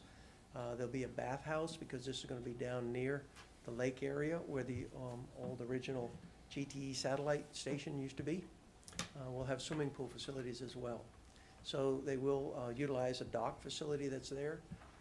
They will allow lake swimming, non-motorized type boats and paddle boards and kayaks and those type of things. Trails, boardwalks. There will be picnic and pavilion areas. Some of the existing amphitheater type stuff will be converted into pavilion and picnic for whether it be a gathering or event or community use or family gatherings, that type of thing. Pickleball courts, horseshoes, a lot of things to keep the residents close and within their community and proud of their community, both administered by the Homeowners Association or perhaps a CDD for this development. Next. So just talking about open space a little bit, because there is a lot of open space design and throughout the development, and the predominant one is the Rock Crusher Canyon itself. That open space is over 26 acres of space to be provided on this there. There'll be a number of pocket parks. We are looking to design and have designed the drainage retention areas as more of an open space with mild slopes and free-form shapes. So they kind of consistent and compatible with the neighborhood.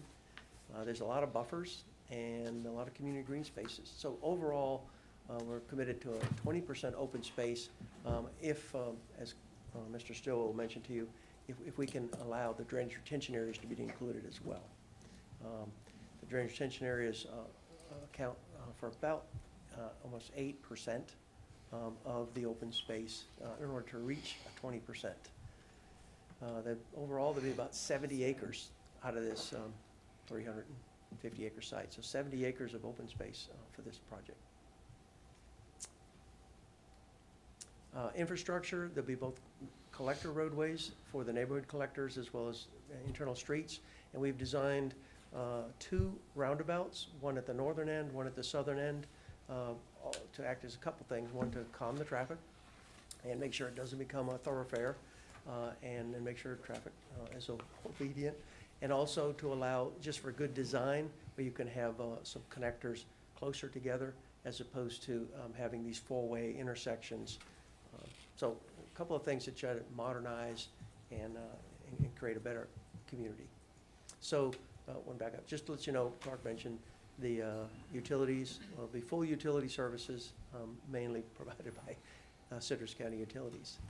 The point I want to bring out here is a multi-use sidewalk that's proposed on one side of the collector roadways. It'd be an 8-foot wide shared type path, which is both pedestrians and bicycles. And we've done that as opposed to try to have sidewalks, smaller sidewalks on two sides of the road. It doesn't fit well with terrain. It doesn't fit well with modern design. It doesn't even compete with a lot of the developments being built right now all around this part of the state. So it looks and feels and acts sort of on the older side of development. So we're proposing an 8-foot sidewalk on one side where we can enhance it and make it what it needs to be. Next. So once again, landscaping and buffering. There is an existing 50-foot buffer around the RV park, which is the Rock Crusher Canyon RV Park. That remains, so that's a good thing for this project. We don't have to create more of a buffer to shield that side of the thing. But we will look to add additional buffers, buffers around the wetlands and the lake, neighborhood buffers themselves, and everything will be based on the Florida-friendly yards and neighborhood type planting, which is very drought tolerant and low maintenance and native to the state.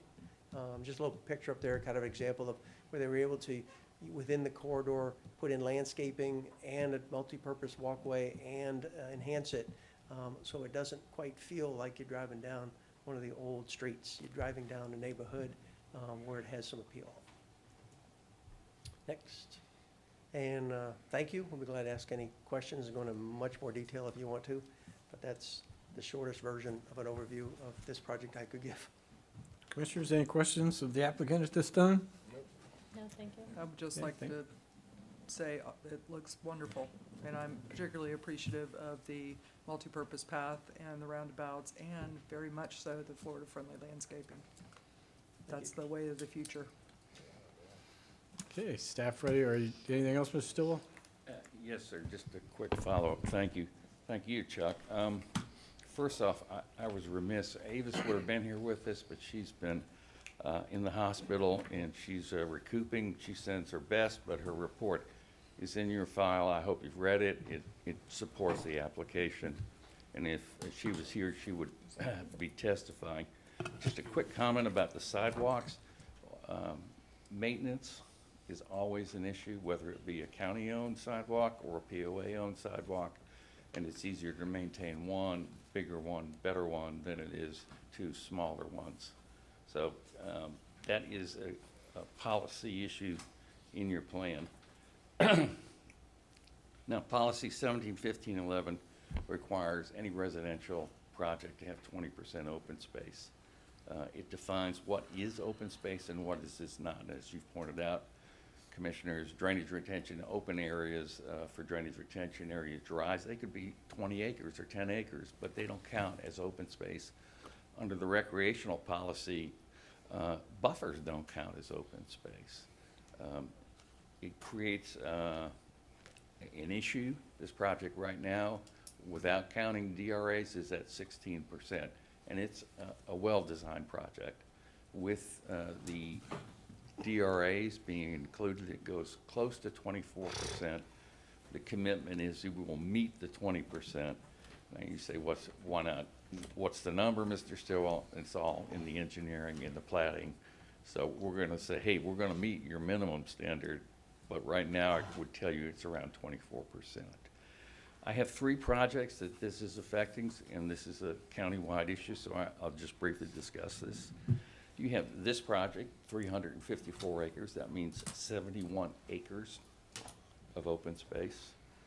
LaCanto Preserve will be before you in July. It's 140 acres. That means 28 acres of open space.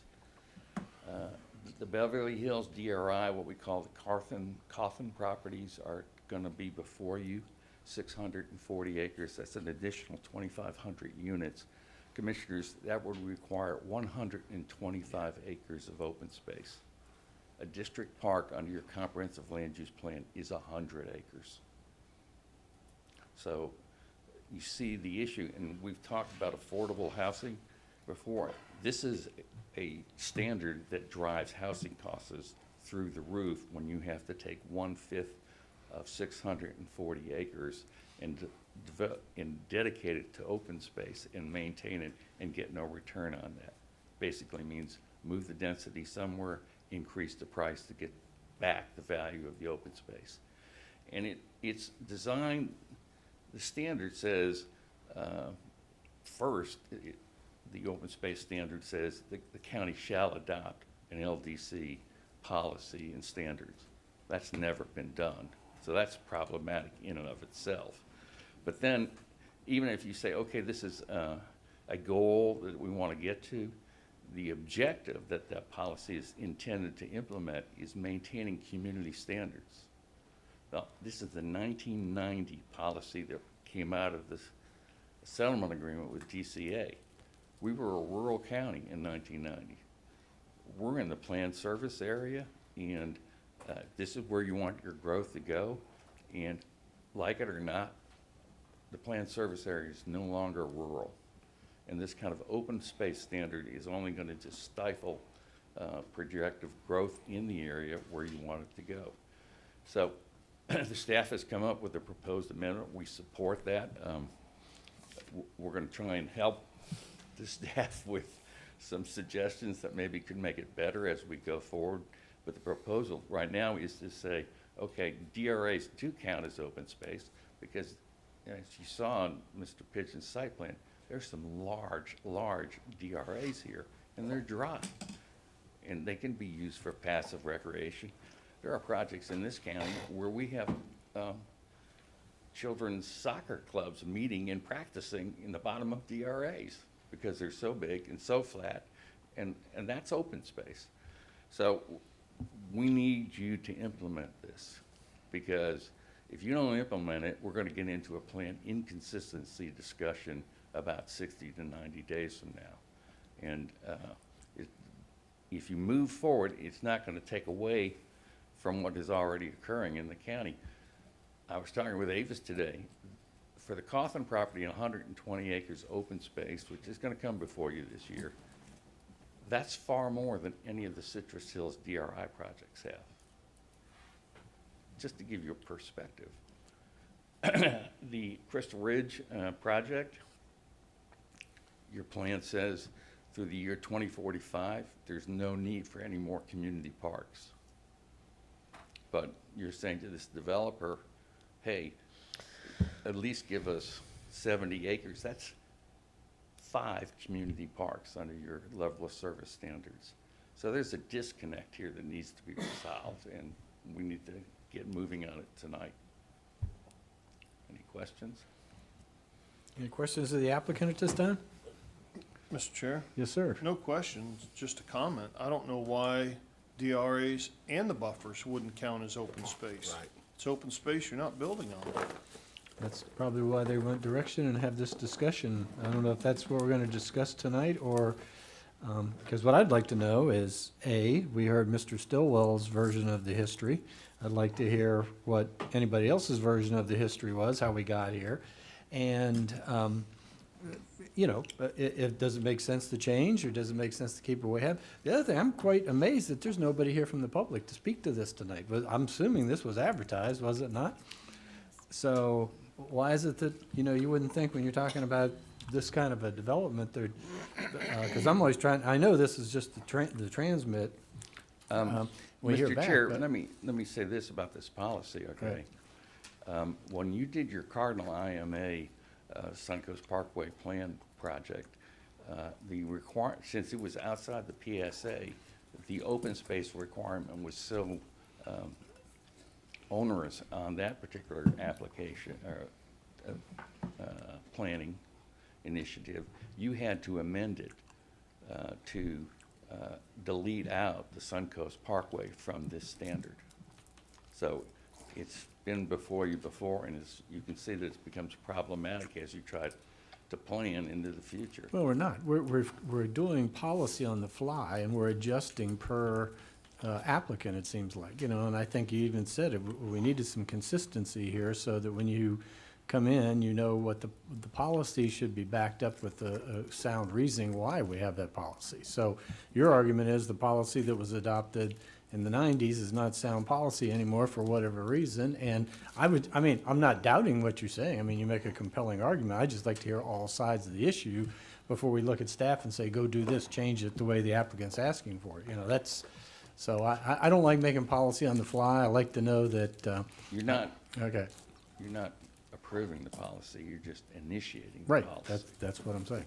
And that was my next question, is even if we, because we haven't heard from staff yet, but if staff says, yeah, this meets staff standard for transmittal, then we wait and we have the response from everybody else, and that's when we'll get down into the weeds on a lot of this stuff. But you still need to know, I mean, it would be silly of us to say move forward with it and then turn around later and say, no, we changed our mind. I mean, to me, moving forward with it would mean, okay, let's look into it, let's get the information, hear what everybody has to say. Is that what staff is looking for tonight, or are you looking for a definitive yes or no, let's do this or let's not? Yes, Let me Mr. make a Albert. suggestion. My suggestion is that we schedule this for a workshop so that all, you know, assets, you know, everything can be properly evaluated. The other thing I suggest in that workshop is we've got a number of large projects coming forward. Clearly, the roads in this area will not handle the traffic, so we need to make sure that the right-of-way is reserved to be able to deal with that traffic in the future. That would be appropriate planning in my estimation. Right. And again, I think if what what Mr. Stillwell is saying is correct and we agree to it, then we should have that full vetted discussion where we hear from everybody and say, we agree with that approach and this is why, or we don't. But I definitely would like to, I don't like making these kind of, you know what's going to happen. We're going to make some kind of direction. It's going to get out, and the room's going to be filled with people objecting to something. I'd rather have them in on the ground floor and hear what folks have to say rather than at the end. So I'm still waiting for staff. I'm waiting for the applicant to finish their presentation, and I want to hear what staff has to say about this, and then we can let the commissioners ask all the questions they want. Well, I'm done, sir. Thank Okay. you. Thank I you. appreciate your comments. Thank you. Okay. Questions? Any questions for Mr. Stillwell? Oh, thank Thank you. you. Okay. Okay. So where do you want to start? You want to start Yeah, with okay. We can go backwards a little bit.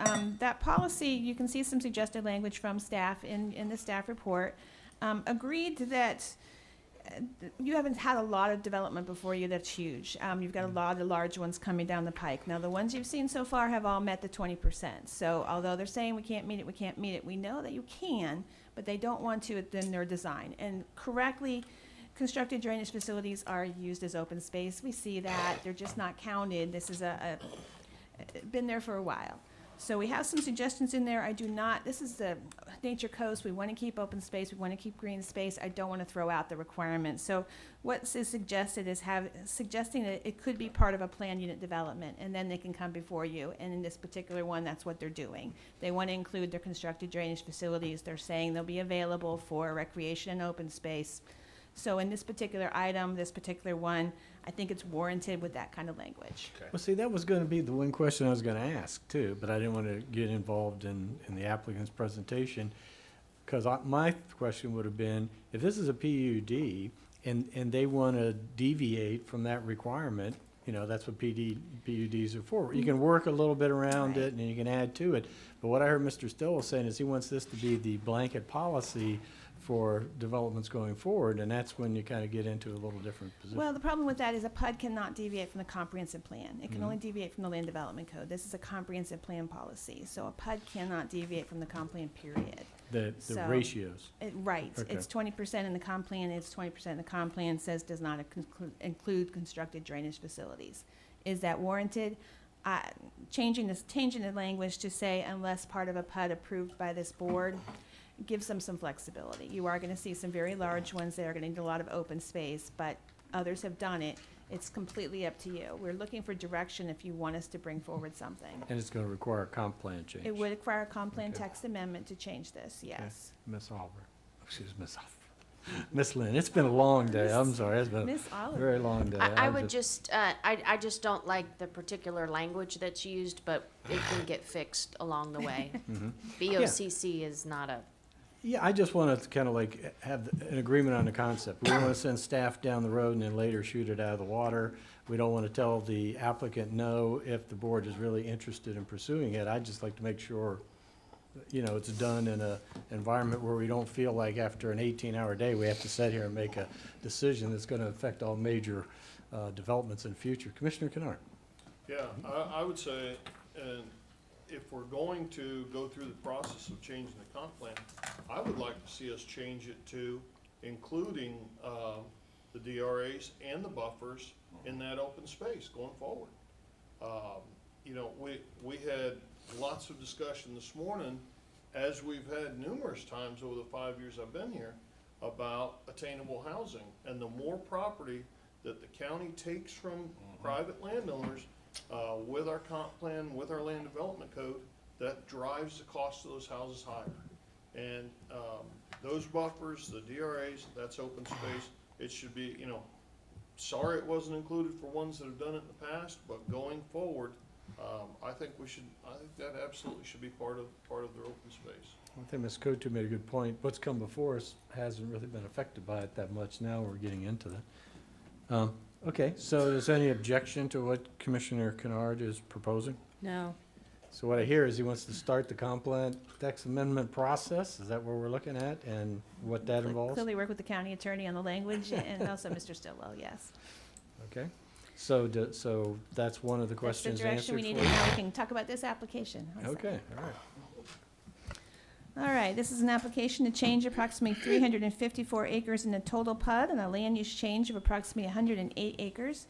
You did have a presentation from the applicant, so I'm not going to repeat very much of it. This is the Rock Crusher Canyon. It wraps around the Rock Crusher Canyon RV Park. The RV park is remaining.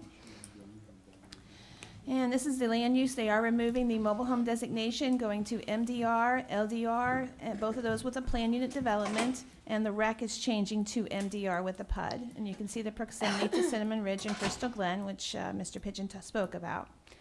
This is the master plan. They are planning on doing this in multiple phases. Part of it extends north of Crystal Oaks, and then part of it runs down to Rock Crusher. And I'll say the applicant has worked with staff quite a bit on this as far as sidewalks and engineering, access management. You'll see some of those items in the conditions that are recommended for approval. This is zooming into phase one. They did not have a sidewalk here before. They do now have a heavy trail there and a buffer. So phase one, the total is 957 units here. That would be county water and sewer, about 2.7 dwelling units per acre, as Mr. Stillwell said. By contrast, Crystal Oaks is about 4.5 dwelling units per acre, and Cinnamon Ridge is about 4 units per acre. So they are less dense than those surrounding areas. They're asking for an impervious surface of 65%, and that would be phase wide. So this phase one is 232 lots. The density is about 2.9 dwelling units per acre. And this is phase 2B, 2A, 3, and 4. And all of them altogether would add up to the 957. They have various densities. You can see the existing lake, the existing community facility. Those are all proposed there. So the Planning and Development Commission did review this on the January 20th, 2022. They did deliberate over the conditions quite a bit. You can see many of them here. They have setbacks. We're talking about the time of platting with the 20% open space. That's something that we just discussed. Condition number 9 talks about satisfaction of the county engineer. They are still in discussions with access management with the county engineer. They have 2 cul-de-sacs, some other items, but they have worked quite a bit with them. Number 10, they're adding a pedestrian crossing at one of the intersections. That was added after the PDC for the slightly revised hearing. Not a major deal on that one. That is it. Staff is, the PDC did recommend approval with those conditions. That's all I have. Okay. So, we're going to have a public hearing on this now, I believe. And here, if we're dealing with this ordinance, it will be the transmittal of this application. Correct, okay? thank you. So we'll open this up for public hearing. Is there anyone here to speak in favor of this application? Is there anyone here to speak in favor of this application? Third and final time. Anyone speak in favor? Is anyone here opposed to this application? Anyone opposed to this application? Third and final time. Anyone opposed? Okay, so we will close the public hearing. Commissioners, what is your preference?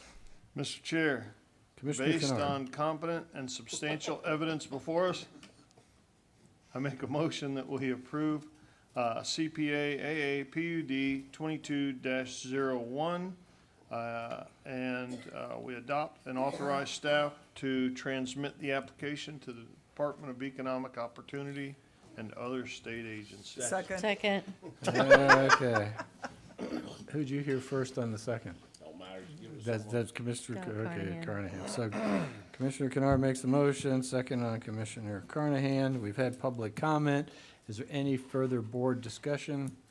Staff, you have all the direction you need for moving forward with this and the other issue, right? Thank you, sir, yes. Okay, And you'll thank- hear this again in May 10th for the adoption hearing. Okay, great, thank you. Can we have a roll call vote on this, please? Commissioner Kennard, Aye. Commissioner Carnahan, Aye. Commissioner Davis, Aye. Commissioner Slaybaugh, Aye. and Chair. Aye.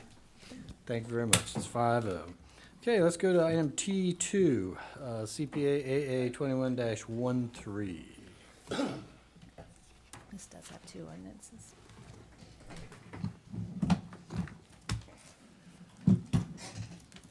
So who's doing this? Is there, sorry? Right, the applicant is not here. They're having a school board hearing at the same exact time. Yes, so would please proceed. So you're the applicant? I am helping the applicant. Okay. All right, so we're gonna have to read an ordinance then and all that, okay? With regard to CPA AA-21-13, have you had any ex parte communications to disclose for the record? And we'll start with Commissioner Carnahan, No. No. No. and we can get Commissioner Davis when she returns.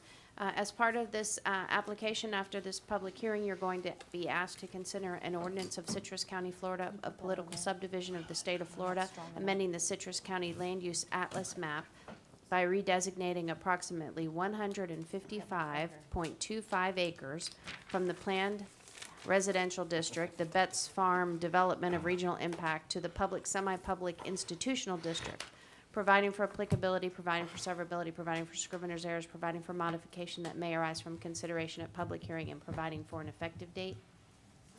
And secondly, you're going to be asked to consider an ordinance of Citrus County, Florida, political subdivision of the state of Florida, amending the Citrus County future land use map by redesignating approximately 155.25 acres from the residential mixed-use district, Betts Farm Development of Regional Impact, to the public, semi-public institutional district, providing for applicability, providing for severability, providing for scrivener's errors, providing for modification that may arise from consideration at public hearing, and providing for an effective date.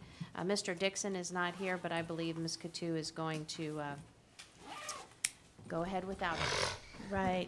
Okay, well, the applicant cannot make a presentation, so we'll ask for the staff report. Thank you. Yeah, they're having their hearing at the exact same time. So you did hear this on January 4th and transmitted it to state agencies, so you haven't seen this before. And I can't seem to move it. There we go.